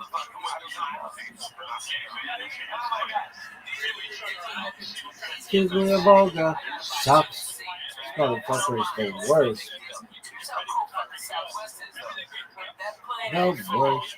He should have been really fast and amazing instead of a walk ahead game. This motherfucker sucks. I think he's terrible.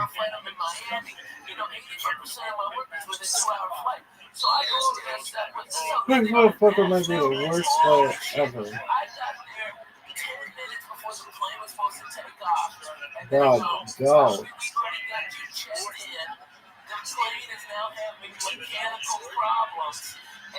That's what you want to do. This is the worst team ever. Doug, no one gives a shit about your friends. It's the worst. Your friends are terrible. Your friends are terrible. Let Rabbi talk. Hey, assholes. Let Rabbi talk. Let's let Rabbi talk. Yo, dog.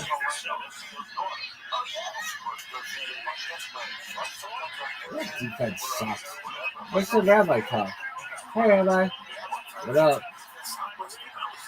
I think I left I want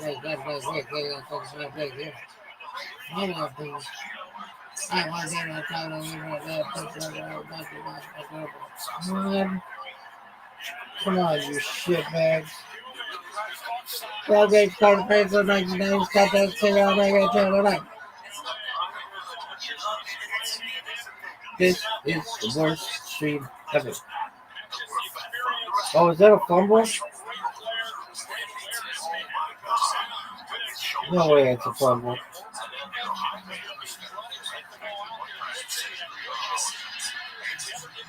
Oh, that is a fumble. Come on, Lamar Jackson. Oh, that's a fumble.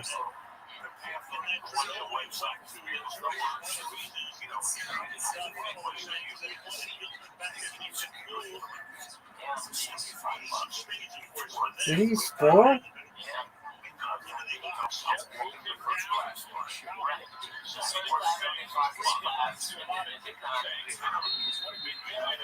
Come on, Lamar.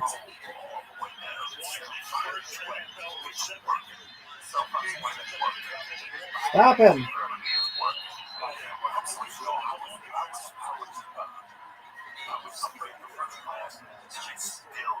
All right, throw the ball. Throw the ball. Throw the ball.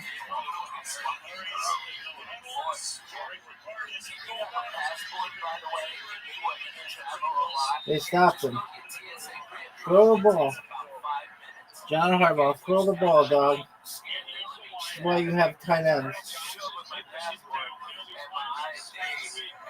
National tight end, they fucked me.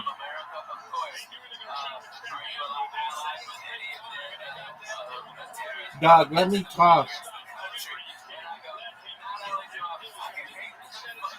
Okay, 20 minutes. Let me talk.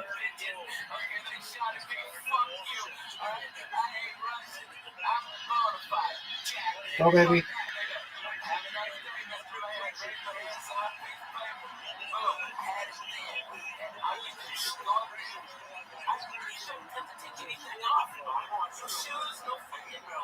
Are you fucking serious? Stay out there.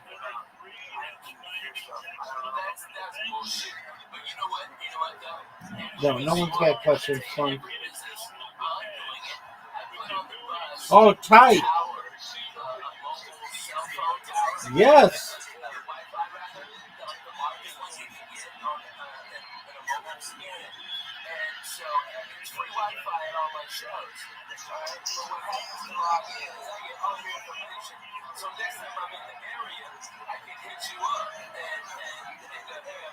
Lady, I remember when you went into that doctor's office.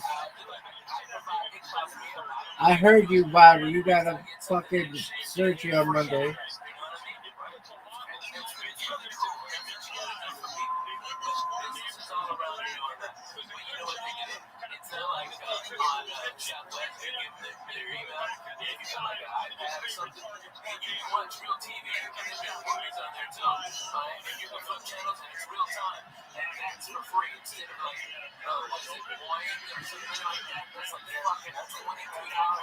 Thanks, baby.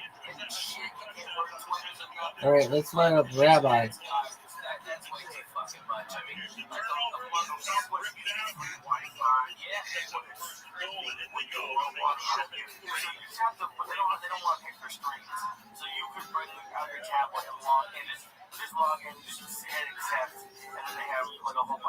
Oh, it's the worst.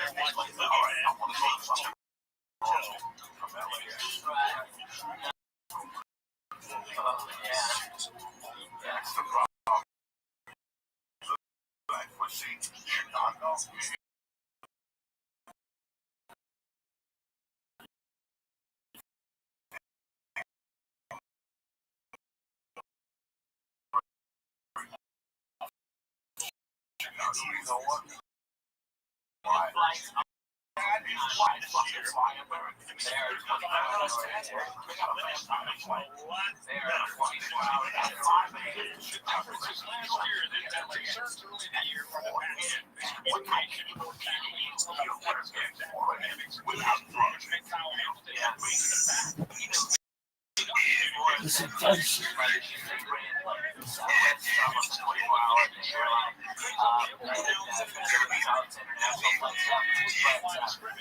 GM, shut the fuck up. It's not even GM. GM, son.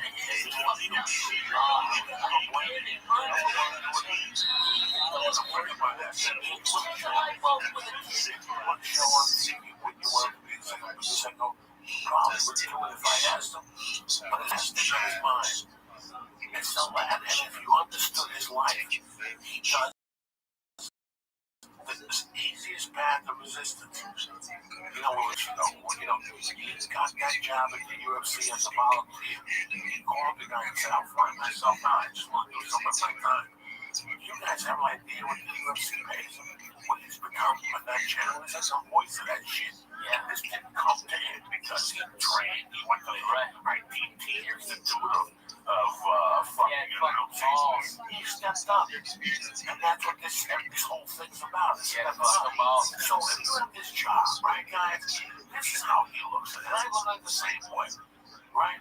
You got this job that flies you into Vegas or whatever every once a month to qualify. They pay you a shitload of money. Yeah, but he was on two hit shows. Hits. Why would you want to drive for Warner Brothers and put up with that? Yeah. Why? You know how hard it is to beat The Rock?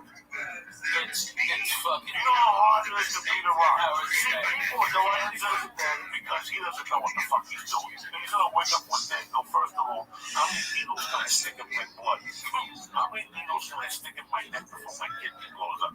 Because that's how the public needs to see you all the time. He went on some show a month ago and said he's 20 pounds of fat today. That's all great then. Okay? But you gotta stick to your spot and be that fucking bitch. Hey, me and you going to some sushi spots. We got him on that one. Yeah, we got him on that. So, you have to train. Right now, Joe Rogan has a family. He's going to come down and why would you want to listen to him? What do I want? Do I want the Joey Gator show? That's 20 million years. I'm 52. I did blow for 30 fucking years. I'm surprised I didn't fall in the mountain. So much bad pussy. I hate like the Gaddafi did black guy. Oh, yeah. Lamar Odom. Let me tell you, I would fall in the mountain. Those bitches are the fucking kids at that, dude. 20 years. I'm overweight. You gotta look at your fucking weight. You gotta look at your life and go, how long am I gonna fucking last? So do I really want to drive to Paris every day and put up with this full plot producer and director on their creative thoughts for a show for 5 years and my glory to stick away from my kids? The kids are fine. He's fine. The UFC pays us great money. He goes on the road. He wants to win the UFC. So it's all in-house. So yeah, people make me laugh when I go to these clubs. So what's it gonna take for Joe Rogan to come to my club? I want to say, listen, act to God. He comes in for one fucking night. He didn't like, at 98 being at the Laugh Factory one night. I tell the story. With the people like him, was it not funny? He cooked one night, walked out the Laugh Factory, 99. And he came over and said hello to me. They looked at him and go, how was the last stop last week? He goes, that's a fucking great club, man. Yeah, that was 92. No, I mean 2000, 2001. He goes, 2000, only problem is, it was a lot of work. Yeah. I think through Sunday, and I looked it up. And I didn't think about what he was saying, but I got it. Dude, and that guy had a ton of money, and we had $2 to our name, and we would have loved it. But no, he goes, I just want to bigger place. That's it. Just one show. That's it, one show. He put that out there. He put a plan together. He changed comedy with that move. And I saw it happening. I remember Dane started it. Dane is the one who started it. You know, everybody.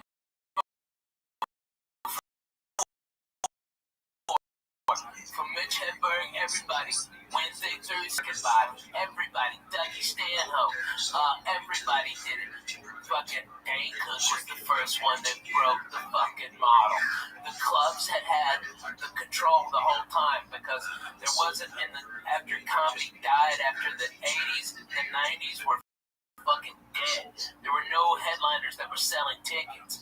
Okay, so when comedy started to come back up, the clubs, there was less clubs, and so these comics, so they could fucking keep the money down.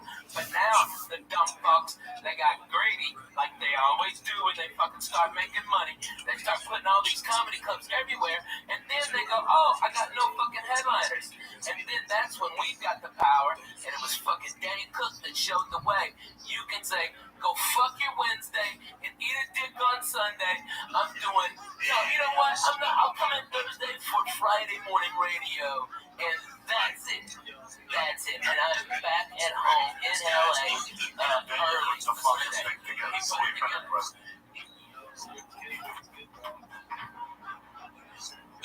Sean is so good. I see well on the performance basis. So we stepped back a little bit. So I had to So it was good. I tried to let you guys know. The bike was free mint. But we launched the free mint. But we are live. Commit is live.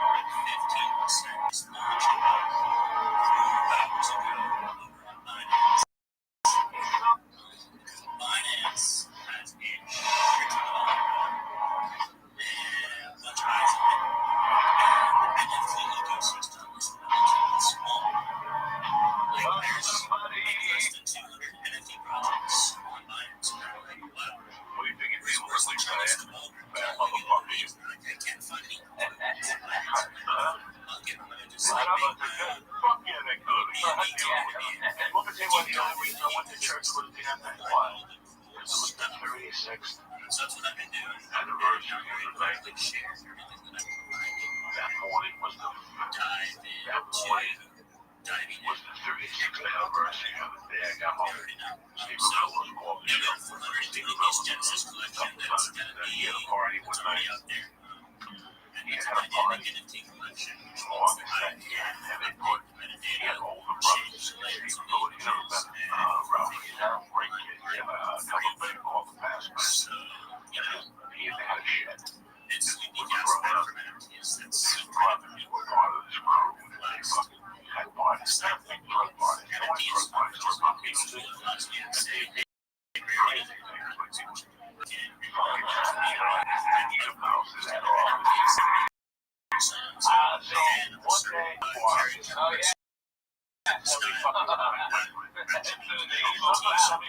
went over there one day for the party, and the only young kids that were invited to the party were me or Willow and this kid Candy. And at this party, they took garbage bags, and they filled it up with everything they had. They put Hawaiian punch in it, and they took bees. And he called and told us that the brothers took bees. Trying to think about eating a bee wasn't the fucking thing. So with ice. And the stuff had like 151 grams. Oh my god. It tasted terrible. It's a fucking, they just scoop it out again and do it. It's like garbage can. And it had chunks of fruit in it. And I'm back there smoking pot. Next thing you know, I'm getting woken up. And I said, Sulo's front yard. It's Sulo. And I'm getting woken up by Ray and Ernesto. Ray and Ernesto was the cops in the neighborhood that would come down and play basketball on Sunday.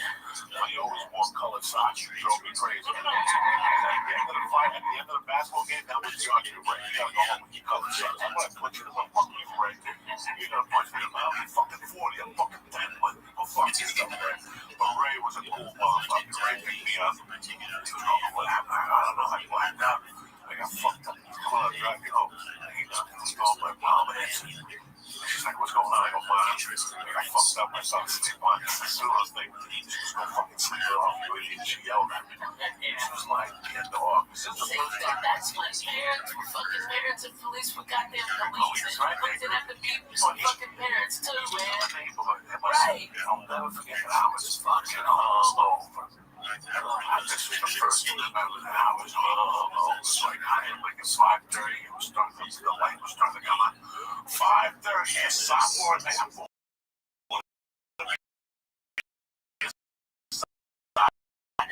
this is like 2 weeks before they put me in. I'm tired. I wasn't a big drinker, but I drank a little while much. I'll never forget that. My mom could drink early, dog. And it was a Sunday morning, so I got home like at 5. I passed out. About 10 o'clock in the morning. I could eat like ice cubes. That's what I woke up to. I could hear Cuban music. And I heard him on the stage. She goes, oh, yeah, well, I'm going to wake up. I made breakfast for lunch. And she had like a glass in those days towards the end. She used to drink a Bloody Mary with a Heineken in it. Shit, right? Make some Bloody Mary with a Heineken in it. Walking around your house. She was such a straight. And she was fucking selling. She could just fucking break it, put it in the drink, and eat it while she was talking to me. You know, but you have to appreciate this. You can't write this. You can't cut the lettuce off the celery. Yeah, she was such a she just ate it, right? Yeah. She would eat that shit, love tomato juice, that V8. Oh, fuck yeah, I still love that. Drink that like twice a week. So she would put Tabasco in her Bloody Mary. French red sauce. Oh, not me. So anyway, she looks at me going, I'm fucking got a headache that's pounding. And she goes, oh, yeah, she can't quite cook for you. She looked at me 45 minutes. She goes, why I feel like in the morning, she fucking walked out because I'm never.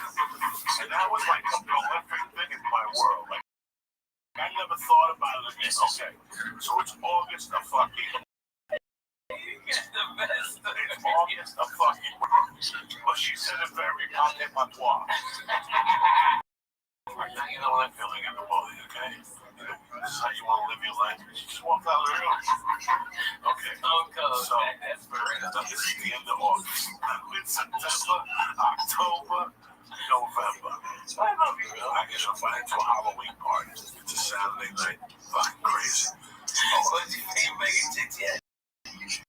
3 days before this fucking party, she goes, hey, what do you think of this girl?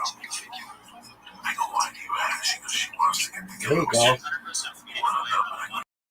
Sure, but she had just broken up with a kid in 1979. I went up to the kid like a man. The kid was a dumb kid. I went up to the kid like, oh, you guys are here already.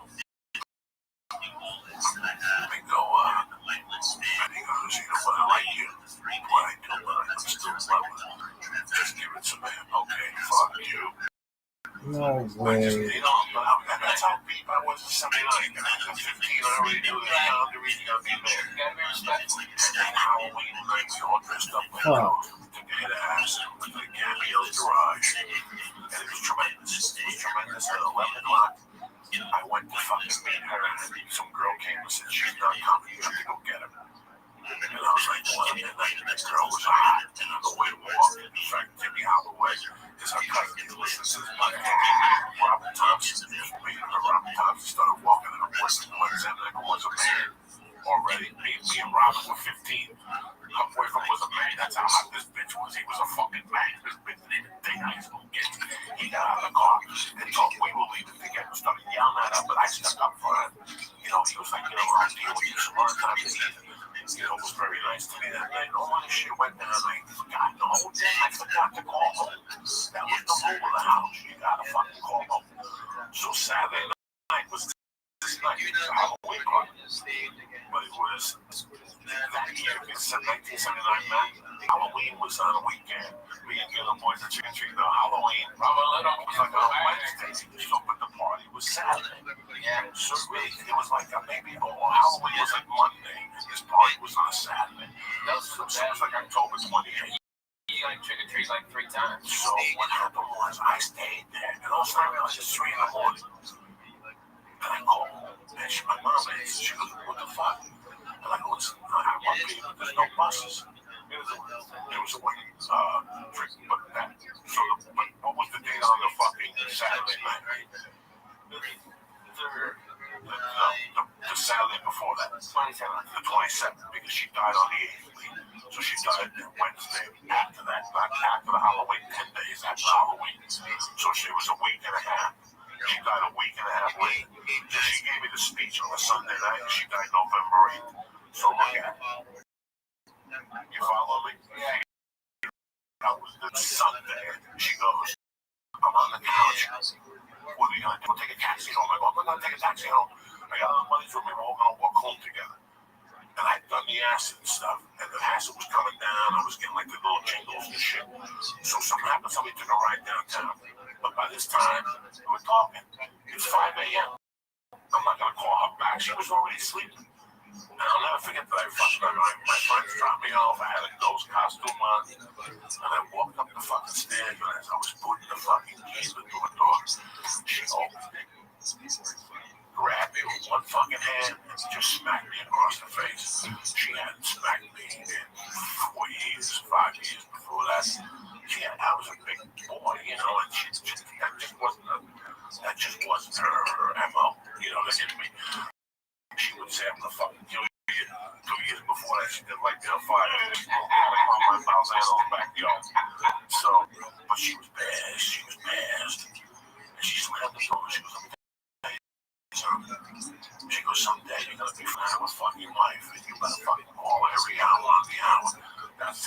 this house. You can stay out all fucking night. I don't give a fuck what you do. Drinking with your stupid buddy. She went off. What she does. All I want, and I'm standing there going, you just smacked me in the fucking face hard. Like it was a hard smack to the face. Like she's like, you fucking idiot. What the fuck is wrong with you staying out till 7 in the morning? Get upstairs to your room. I don't even want to look at you. I'm always pissed. I'm like, I might even move out. Like that's just, I'm gonna move the fuck out of this bitch. Fuck this place. Fuck you. No wonder your husband left you the other one time. Fuck you. Holy shit, that was fucking real as it gets. That's real. My father died at 30, and then one who was still a laptop because he had a head with a fucking saint. Fucking Catholic saint. Which one? Go ahead. No, it's a barber that the hat with the sword. He flicked the cigarette. She fucking waited for him to fall asleep. She broke it over his head. Nobody could deal with that. He didn't know what to do. He was lost. So that night I went to bed thinking. When was that after she got home from closing the bar? Yeah, they came home together and they were talking. And they were sitting like this. He was sitting on a chair. And something happened when she wanted a cigarette. And he took it and instead of handing it to us, we're all small humans, bro. Right. You don't throw nothing in the house. No, that's real. That's fucking real.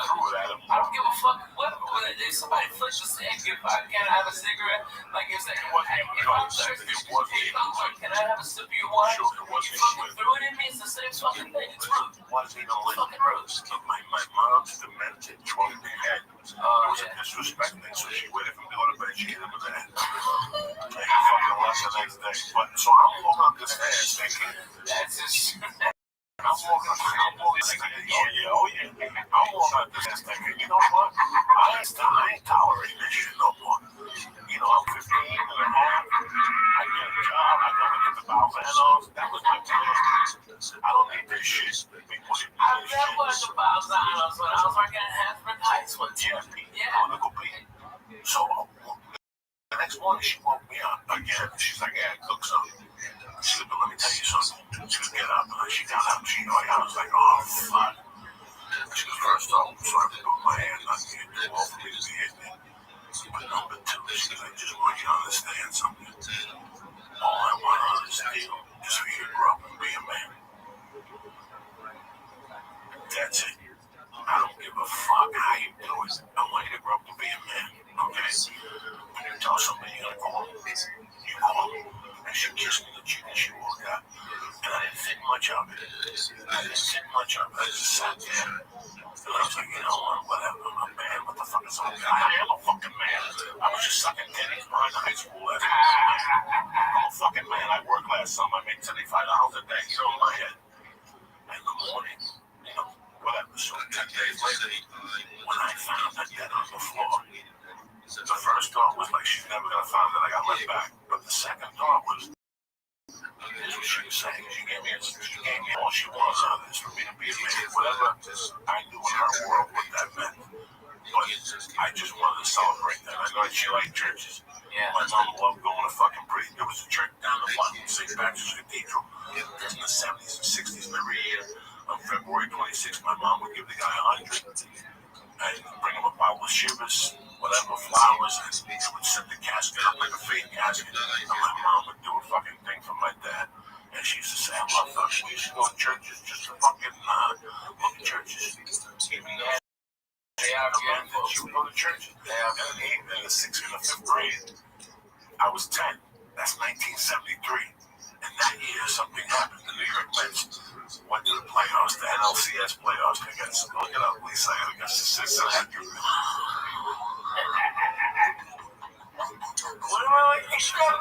up. The New York Mets against the Cincinnati Reds, 1973. Poor man. This is how Royals with that shit. 17 picks, and they did it right there. Fucking, who's that black guy? Spike Lee. He took his hat back off. Okay, Jerry Seinfeld was boo-hooing back to his $1 million. Okay, fucking no money, Royals. I'm so proud of him. God bless him. It's an American dream. It's an American dream. American dream. Good for him. What was that? At their house. What year was it? 73? 1973, New York Mets, the Cincinnati Reds, October 6th to 10th. And New York won the series. They lost the A's. Right, Pete Rose beat the fuck out of Bud Harris in the second base. It was tremendous.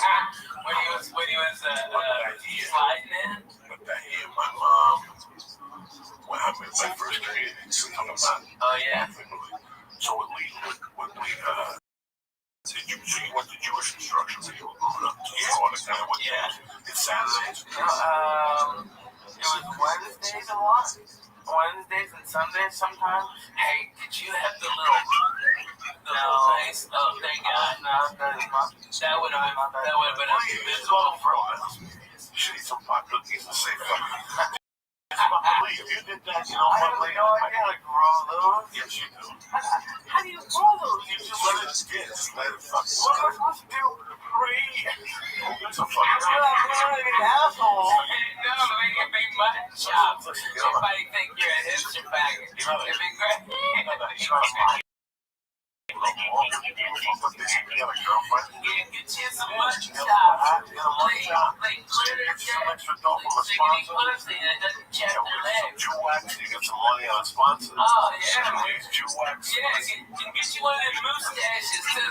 It makes you look like one of them fucking evil villains, like you got a bitch tied up on a train track. That's what you need, Lee. That would be the look. Yeah. Come on, Lee. You gotta do that. Come on, you got that stash. Let's go after my mom. That's your look. And then shave your head and you'll be a circus strongman. Okay, that's what you mean. You'll be such a strong man. You mean I'm sorry.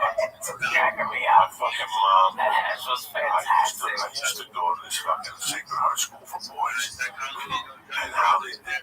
They did what? Had a lineup, 8th grade, 7th grade, 6th grade. You have to go to church to let them go. And you had to ring the bell. So Sister Hannah would go in 8th grade and she'd ring the bell and you'd go in. Well, my mom used to pull that bell. Because it was made from copper and had wood there. Big Saint in Cuba, which is October 6th. Like I like Poland. You're supposed to have a copper bell. And if you want money, you have to ring that bell. So my mom one day on the way home, she's like, just get close to me. My mom shoplifted the fucking bell. So we take it to the night games. That fucking bell. So the back of mine, that bell was everything. That bell was the one bringing her luck. Every time I see her, she'd give me a kiss and go, you're a genius. That church is bringing me good luck with the fucking bell. The Mets Hey, what you stole from the church is bringing me the Lord. That's amazing. So every time the Mets would play at home, she'd bring the bell. If she went to a Met game, she'd take the bell and put it in her purse. And she'd ring the bell at the Met game. This is true fucking story. This is how crazy it was where I came from. Oh, man. I know you don't have all this time, but have you thought about, like, trying to go back to 1973 Met game, like, video and see if you hear the bell? Oh, shit. You're blowing my fucking mind. I couldn't. No, I couldn't do it.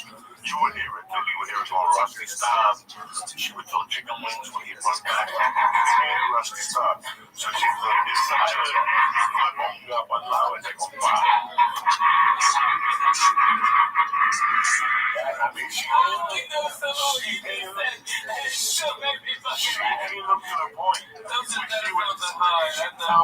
Tell me to the point. And Usher would go, Denora, what do you want to say? You know, you want to sit in right field and they Rusty, when Rusty stopped, play 73 Mets, or was it 73 whatever Rusty stopped. They had a horrible, I think it was Rusty stop, George Theodore. Oh, my mom used to be so pissed. He was a right fielder. Yeah, he always had to hit the cutoff. That was the story of that game. So she's going to the going, oh my God, this is the best. Here's the deal. The guy would go, Denora, I got side on right field only. So he would have to run faster. If she would sit there and he ran faster, she would lose her mind. She would go ballistic. All 8 times he'd run. Oh yeah, Ruthie. He went Multa. She fucking and yelled at him in Spanish. And then she was close enough, she'd throw chicken wings at him. Oh, yeah, you're cool. So when the guy would ask her, where do you want to sing? And he'd say, like, what do you want to sing? My mom would go, oye, no me ponga para ese lado, compadre. Okay? Ese tipo ese, I don't like that fucking dude. So she would say on the other side, who was the left fielder?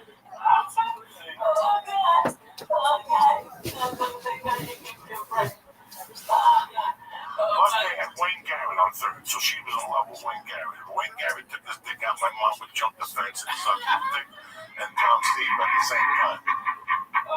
Your mom's got hard. Give me the tea. By the way, this Friday I'll be at the Club Nokia here in Los Angeles. If you're a church member, please come in.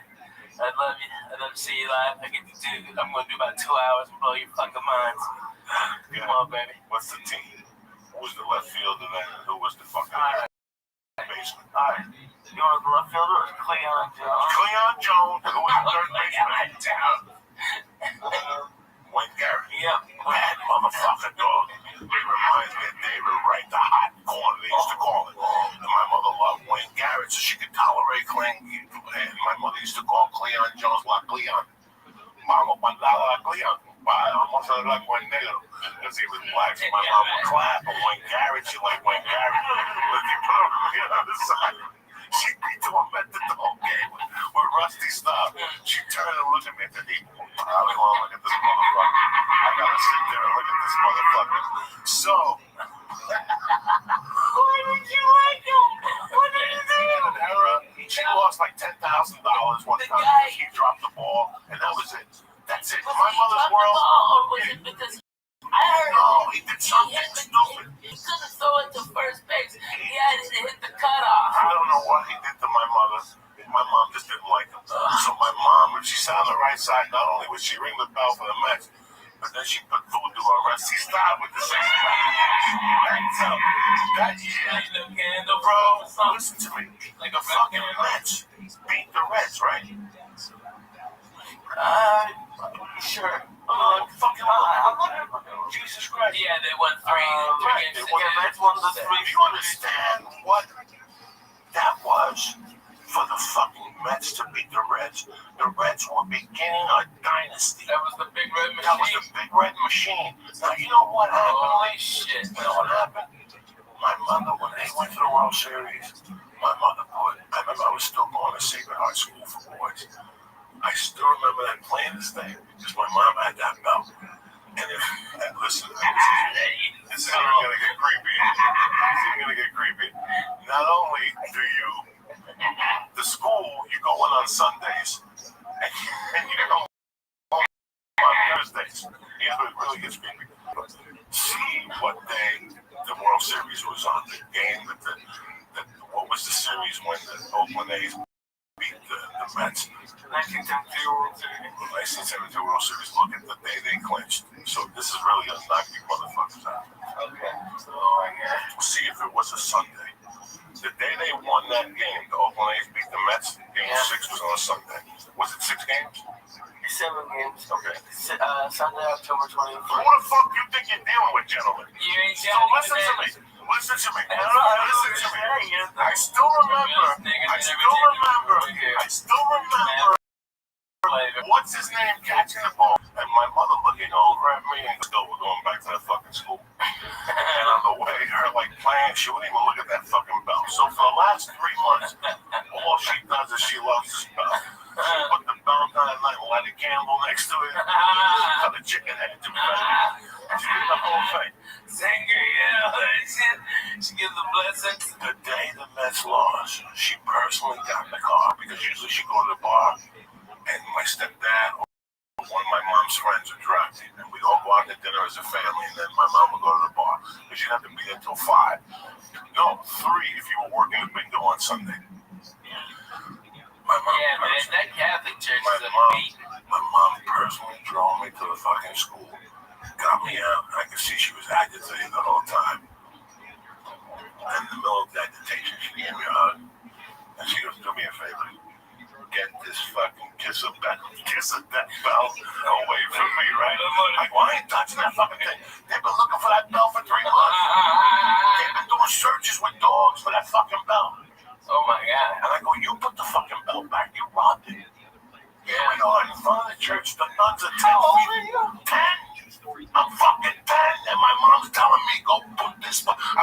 to see that fucking bell again. I don't want to see that. I don't want to see that bell. I don't want to see Rusty stop. As long as I live, I swear to God, I don't know what I hit. My mom used to get superstitious against certain things. Okay, so now the bell that carried it throughout the whole baseball. Not only that, the bell helped the Mets beat the Cincinnati Reds, which at that time were royalty. Yeah. Okay. Now, because they lost in Game 6 or in Game 7, the bell was bad luck. They wanted to fucking out. Take this fucking bell out of here. Like I said, she personally. How much you think she lost on that bet? Because you know she bet the shit out of the Mets. Jesus. I'd hate that motherfucker too. My mother. I'd burn that bell. My mother had a gambling problem. What women today think with those slot machines. My mom made you look like a fucking. My mom was a betting baseball. All sports? No, just baseball. Baseball and horses. Will kill you. It's every day. You can't do anything every day in life. She lost everything because of her baseball betting. Everything. And her teams were betting baseball for the Red Sox. At that time, which they were hot then, those who were. So this whole last week was really more. You know, I watched the fucking Met games. I watched them. Did I cheer for them? I gotta tell you something. I was cheering for them up to when they went to Shea Stadium the first night. And when I saw them singing "Ring Me a Song," "You're a Shadow Man," whatever that Billy Joel thing, that was it for me. I was disgusted. I have never been that. That's not the New York I left. They wore up each other. And they were singing, "Sing me a song, you're a piano man." And Billy Joel was in the top acting like a jerk. That stuff drives me crazy, dude. That's a baseball field. You're supposed to go and throw things, ring bells, and yell obscenities and shit.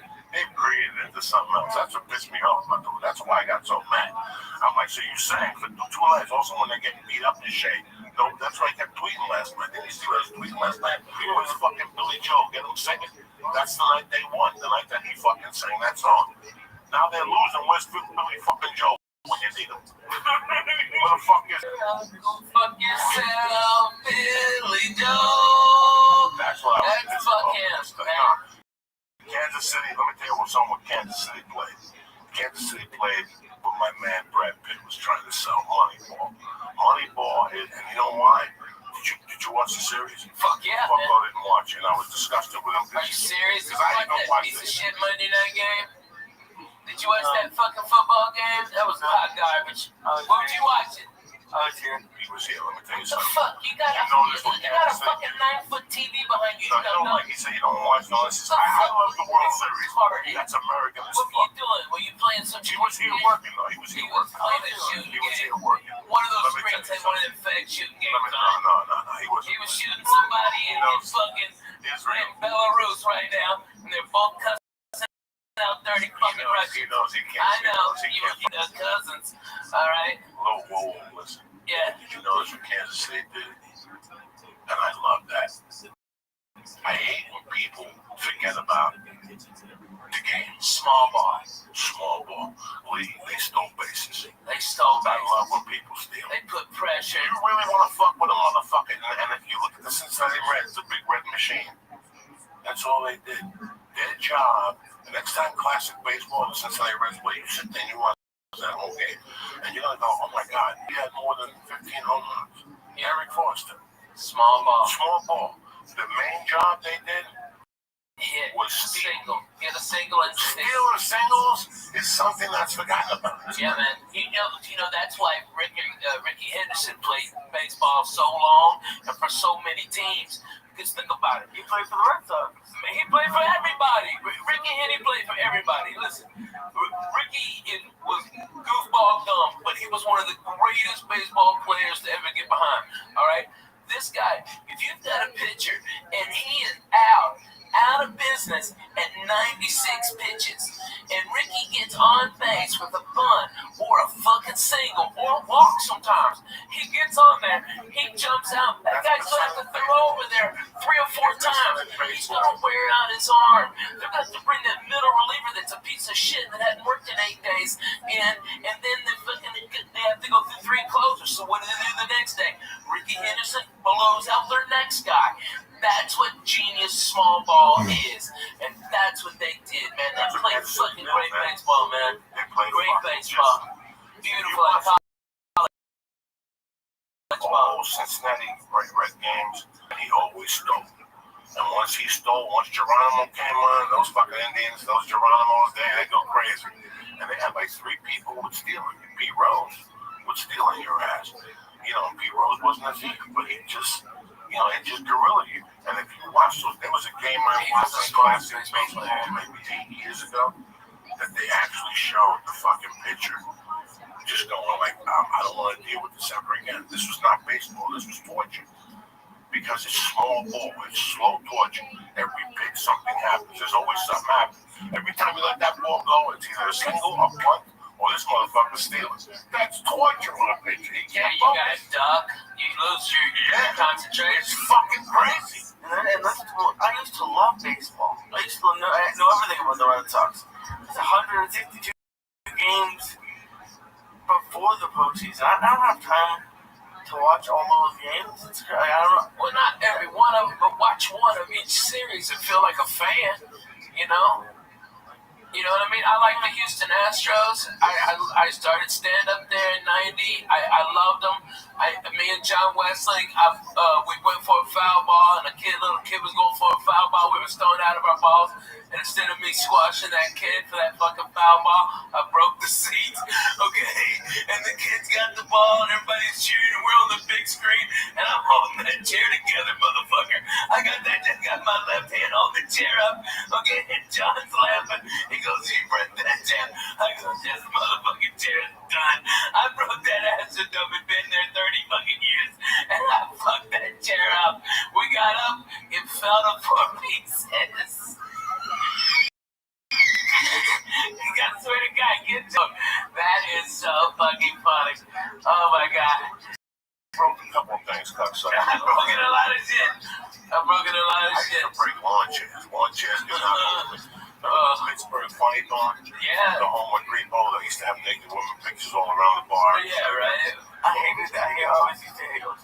Man, I hate lawn chairs, dude. Yeah, the chair you have on your balcony. I never knew why you had that goddamn chair. I broke one and you broke one. Well, I was like pushing the jar and you came and just talked to a method. Well, for a fat guy, that's the worst chair.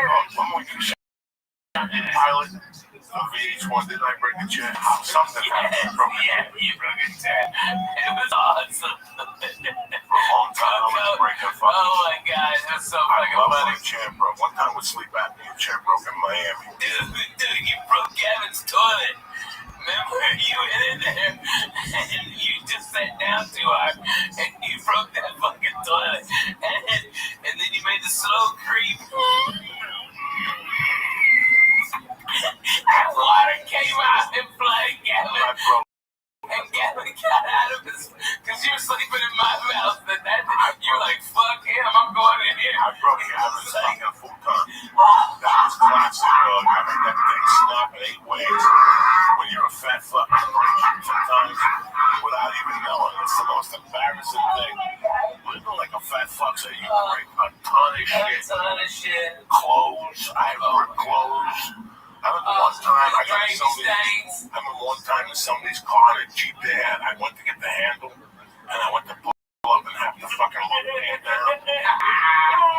Oh, man. It's tough being a fat motherfucker. Man, it ain't nothing easy. Let me do some shout-outs and get the fuck out here. I'd like to thank Mike and Mary Johnson at Unique Bows. Thank you very much for the bows. We put them on a little hair for Halloween. Thank you for listening. Rusty Shackelford, Dead Squad, Dallas, and the rest of you crazy motherfuckers. Those guys, man. Sandman, Benito Munoz, Sean Cappuccino, Jimmy Carroll, and Greg Brooks. You know who I know is watching? It's my man D in Colorado, who's a cool motherfucker. I know D in Colorado, that motherfucker got weed 15 foot tall. The biggest ass buzz. Dude, he's a great guy, man. That guy's come from rare. I just talked to him on Twitter a couple of days ago. He's a good dude. Yeah, he's a good dude, man. He's a good dude. I like you guys saying we're going to kettlebells tomorrow? Hell yeah. You staying for jiu-jitsu? We're going to bust it. We're going. Sounds good, killer. Let's do it. Let's fucking go. I got shit on. I got to take headshots on Wednesday. Stupid shit. Yeah, I'm going in and out. Alright, you fucking gonna get real. Okay, we're 3 fat guys. You're gonna talk talking about orgasm sessions now. We were talking about fucking assholes and breaking beds. I better bed, motherfucker. That's what I did. Fuck it. Fuck breaking them. I'm the best. Bro, he wants me to flip up on my back. I can't do it. I've never in my life been able to do it. He's like, oh, just do it. I'm like, yeah, what's never gonna happen? Just fucking go there and do the best you can. Don't worry about doing nothing. Oh my God. I know, it's easy. Okay, I can't believe I can join this conversation, but I can actually and be relevant. Holy shit. Okay, I've been trying to limber up. This year, we actually committed to an Alvin Christmas tree this year. Oh, that's cool. And so Tina's like, oh my gosh, can we put it up now? Can we put it up now? I'm like, no, not yet. But people also, around this time of year, they get their house ready for company. You know, they know they're going to have people for Thanksgiving and for Christmas. And what are some of the things you can do instantly to really sort of help that vibe out? Are they candles? Is it, keeping the place clean? I don't know. Well, I mean, ultimately, I'm not going to give you a huge list, but because there's enough going on the holidays. But if you really are committed to we got to do something that's been paint. Well, painting, okay. You got to commit to a project that's going to, paint is, without question, one of the least expensive major changes you can make to a house, right?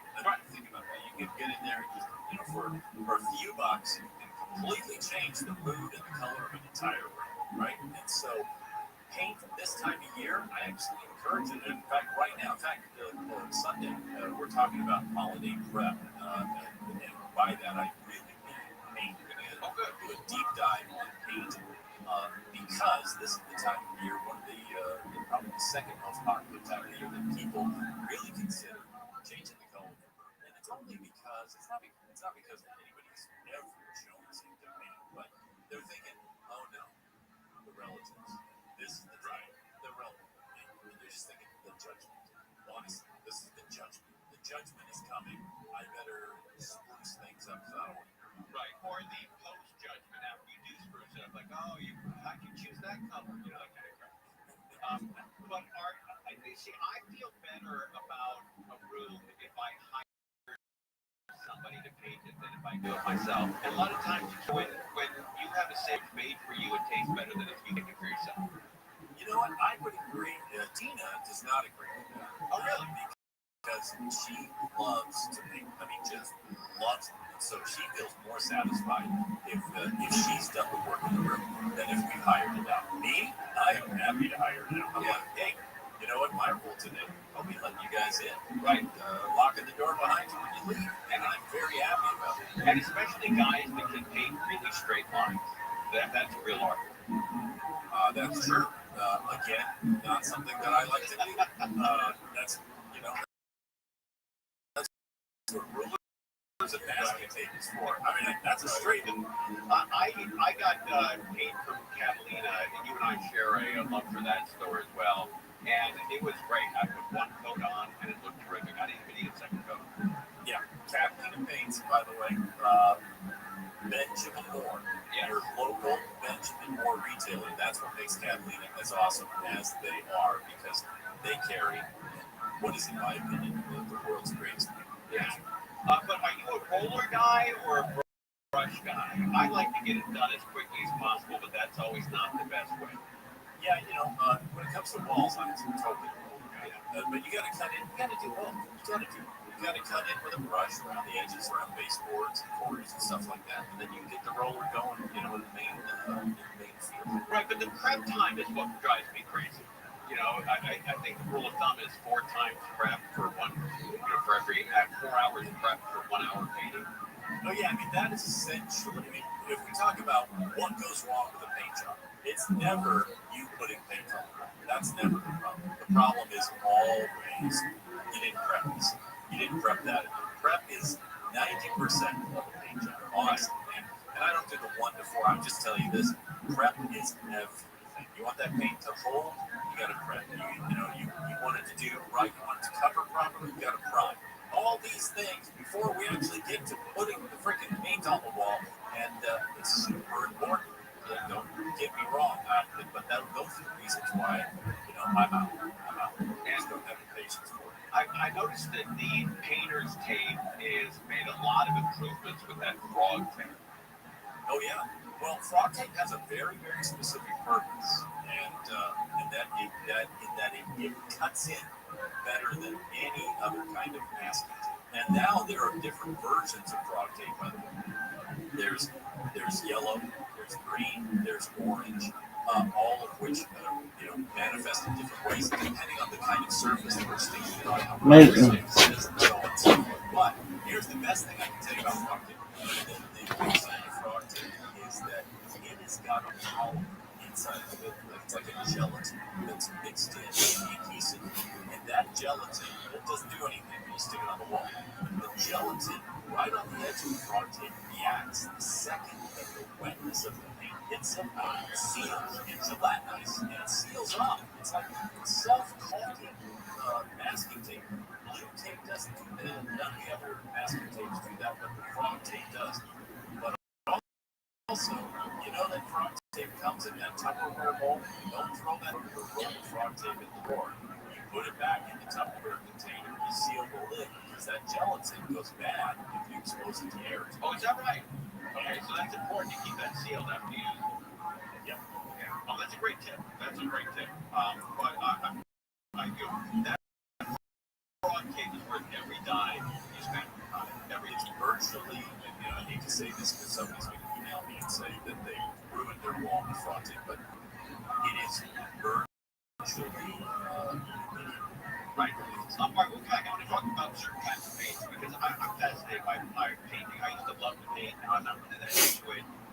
But there's a sense of accomplishment once you take all the tape down, all the plastic down, and you walk in that room doing it yourself.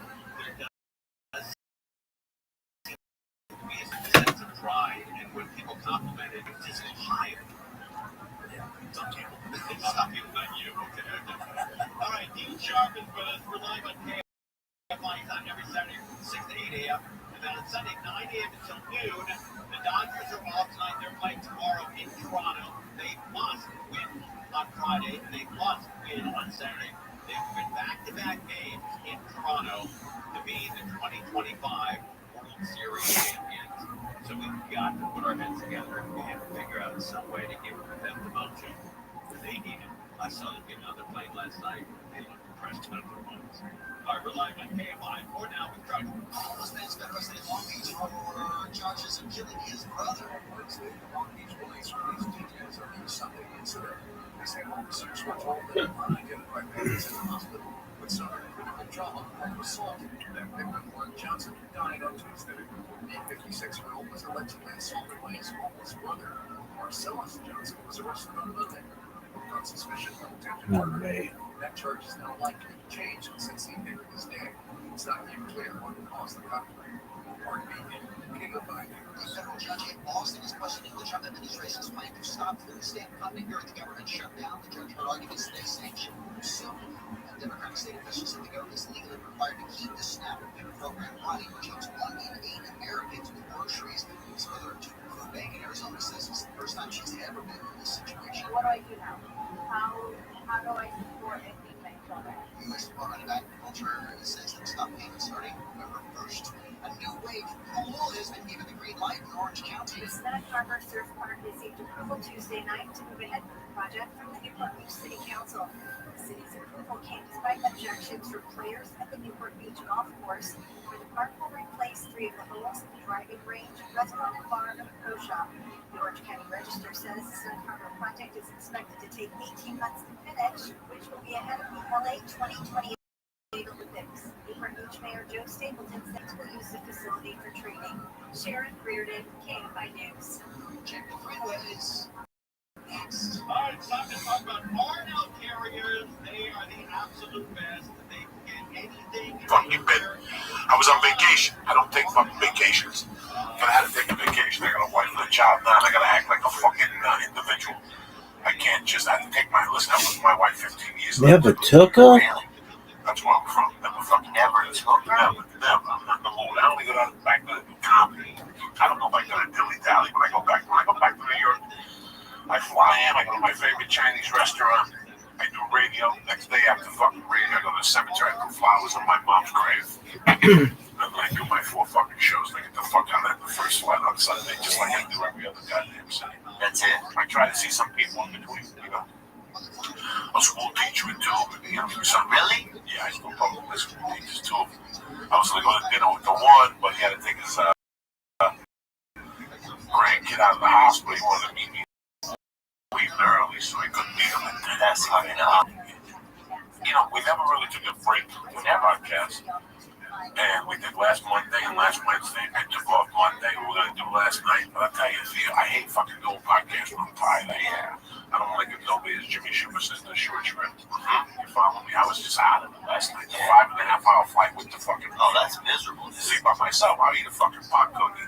Right. And I get stoned and I fall asleep for half. When you have the family, I got caught smoking vapor on the fucking bench.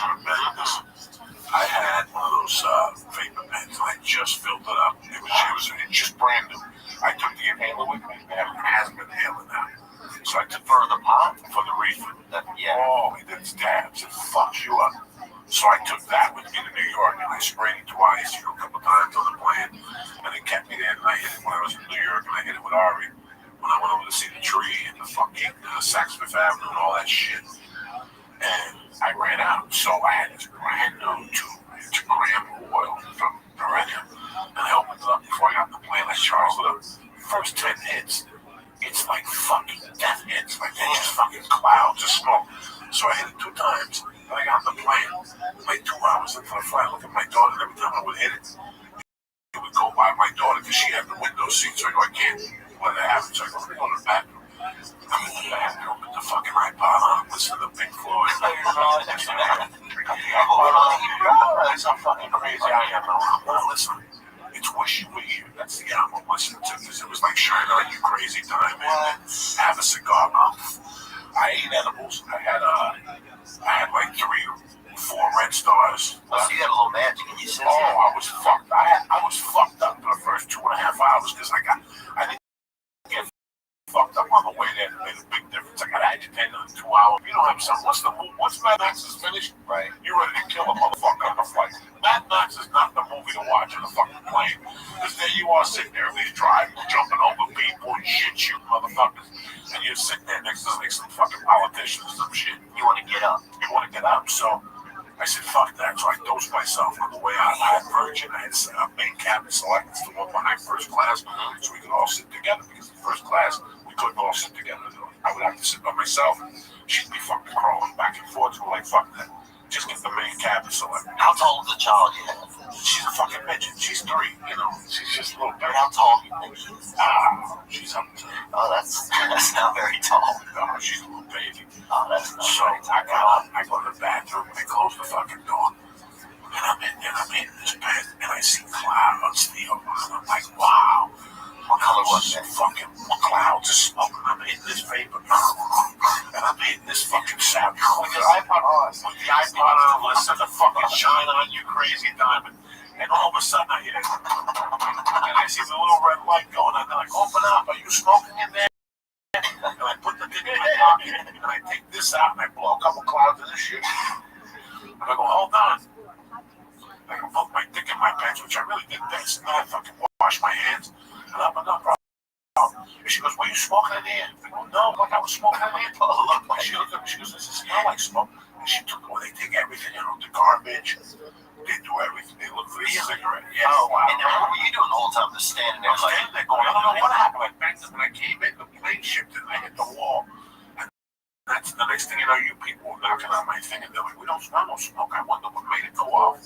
And I'm sitting there going, they fucking know. They're just playing. Oh, really? But they were cool the rest of the flight. Espionage, bro. I sat there. They were cool. And at the end, I gave my wife the keys. I told my wife, listen, they called me in the bathroom.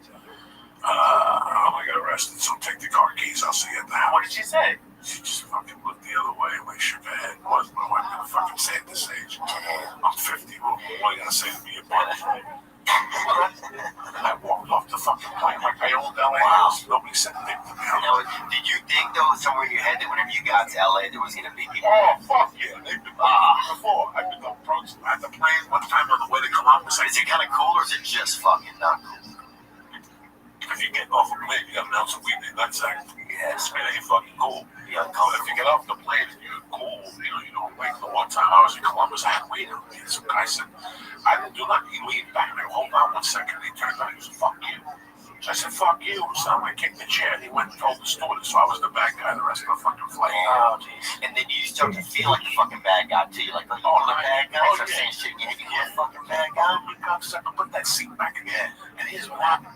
We went to Columbus, they got us off the plane, they got statements from both of us, and they let us go. And a year later, got on the plane, and I said, how you doing? I just sat there the whole time like a little fucking... So in all your years of being on a plane and like having weed under your nut and all that, you never once smoked a cigarette on the plane? No. Wow. In 1983, I was flying. Are you able to, didn't you? Yeah, you can smoke in the flight. In Russia, you can't have heard. Really? Do anything in Russia? No. But I heard that you can, though. You can smoke in like certain areas. You can smoke on a plane. But I tell you what, I did see fucking time though.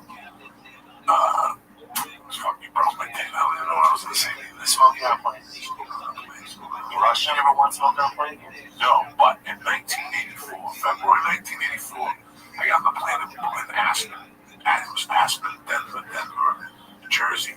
On the way back from Denver, New Jersey, there was a soldier next to me that had a brown bowl of weed. And I'm like, when we get high, that's when you can smoke cigarettes on a plane. He's like, let's go do it. We went to the back fucking thing. Me and this guy had a wooden fucking bowl. I put the weed in, we took 2 pounds of fucking the whole plane. Smelled like weed. Wow. They were pissed who was smoking marijuana on the plane. We're going to search that new shit. I walked out there with that soldier salute the cops and shit. You gotta take a chance from time to time. For a soldier, you got to, bro. I'd get a soldier high, I'd get him doped out of his brain if I didn't have dope for him. They fucking press heavy duty charges on you one night to your mind. I got so fucked up in that airport. I had 12 ounces of blow on me. And I was coming from New Jersey. No. So people from New Jersey get busted for coke more often than others. I don't fucking know. I was a fucking criminal. And I was living in Aspen. And coke was $1,800 an ounce. Right. And I'm like, are you fucking people kidding me? And I paid $800. And they're fucking beautiful ounces. And I could cut it and still make money. I go, fuck it. So I started getting guns and bringing them to the East Coast and started bringing coke back. But this was the problem, that I would take the 1 o'clock flight from New Jersey to Denver, and that's really 3 o'clock, which would get me in there like at 7, and then it would start snowing. I started taking connecting flights from Denver to Aspen. That flight would always get canceled. Here I am in Denver Airport with 12 ounces of blow kicked out of my face at the fucking bar. I remember one night I was at the bar just drinking, fucking doing lines in the bathroom. I kept putting the coke in the locker. And I kept spending all my money in quarters taking the coke out. And I became friends with the guy at the bar. Me and him started smoking. We got fucking lit at 6 a.m. I stayed in the airport all night getting fucking coked up, jerking off in the men's store, fucking bathroom. That is dark and awesome. Fucking Dude, that's the dark side. Pulse. What's up, Lisa? Yeah, it's been a week without an edible. I know, I'm just glad you're back from outer space. I don't know if you guys know. I'm pretty high, man. Oh, no, fuck you. We don't fuck around. Oh, yeah. My boy joined jiu-jitsu 3 months ago, and he entered his first fucking tournament. I've been going to jiu-jitsu for fucking years, and I'm still scared to go on a tournament. He went Saturday. It's so much more fun than he took 3rd fucking place. No way. Out of 3 people. That's still, bro. You know what place I took? No fucking place. All right? I wasn't there. I was walking around a fucking Central Park with ducks. And there you are, fucking choking motherfuckers. My heart goes out to you, bro. You're a bad motherfucker.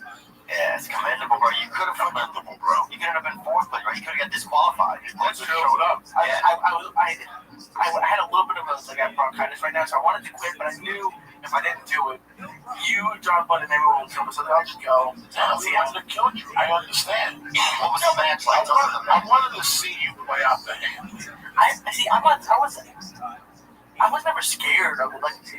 I've said I wrestled in high school. It was never good, but I knew I wasn't gonna physically die or occasionally someone breaks an arm or something. But that's not even the end of the world. You know what? I've been losing weight for the past couple of years, and that I need to finish losing the weight. Because I was because of the smaller tournament, I'm 228 right now. I was against people who are like 290, 280. So I think it wasn't that I just this politician said pretty like transsexual summer. no, God, people ask me that, man. I can't imagine that high. He's smart for us. We should try to use the we're joking me that night, or it's going out of my mind. I took a laugh. I said, I'm so sure about that derogatory. That's so important. Yes, there's that sort of like Islamic invasion. I feel like there are a lot of young Islamic men who are taken from countries who are not assimilated. And also become radical. And I understand people who in France, people in England who come from generations of people from France saying, because you're a national character, this was a Christian nation, I can understand all of that. Just listening to when you start looking at sometimes just here, I'll start larger picture, it is a invasion. Really, there are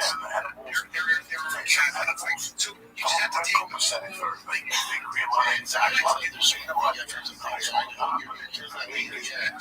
Yeah, choose the ethic, you know, then you're alive, then keep feeling it's time we fucking it's uncomfortable feeling. The power of like Jesus Christ, this is terrible. I feel like it's right now. I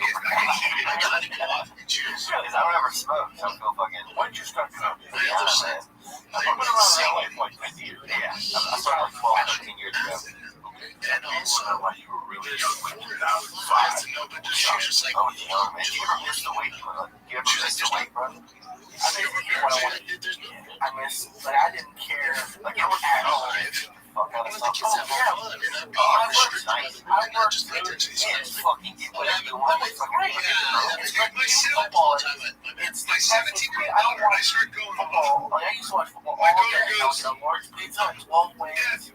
Like I'm not saying that. I'm aware of that side of the argument, but it's not all that, and not all of us feel that way. All I'm saying is, as a one, not normally like podcast after 6 a.m. And I would work nights. We just really let me hear for at 6 a.m. And I was working nights on a TV show, so I'd go from there to here, and then I was like, it'd be like 8 in the morning, like Jack in the Box. And like sometimes I just pass out. So just from all these things that I pass out, but like I feel like I'm like couch or something. It's terrible.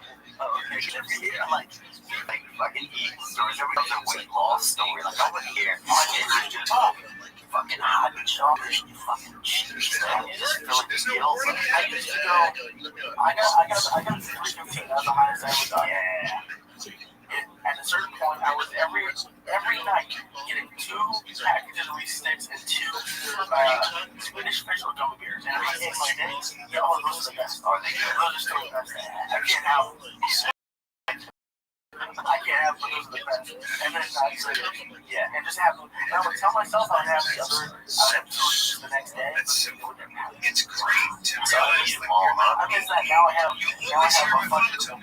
You always hear people say, it's okay, but it never used to be like this, or now you really fucking war. You mean like the Civil War in our country? You mean like Vietnam? You mean like we just about 40 miles, 45 miles. Families like, we didn't eat a bunch of food, but we ate as much as we had, pretty much.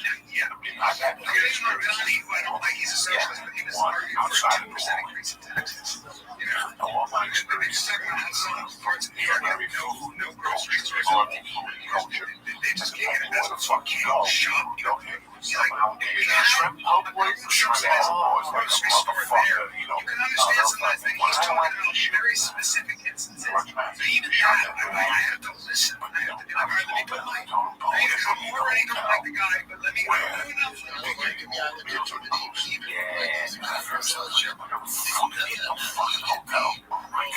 The hotel food was good. Yeah, it's world class.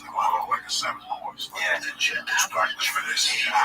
Dessert, appetizer, everything was fucking delicious. So it's a whole culture. So you do it cheap. I like to switch from metabolism and workout a lot. I wish that I wish I could eat more and like just like you would do like you did just like some of them are like honest and just fucking inspire myself with fucking food and salt. Like fuck a little bit, but I would give anything to be as skinny as you are. So really, yeah, man, I've never been skinny. I didn't think well, your whole life fucking feels different. Yeah, I mean I'm still up 220.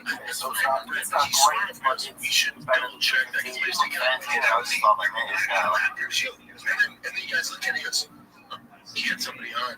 He was like, yeah, he said this politician said this about, you know,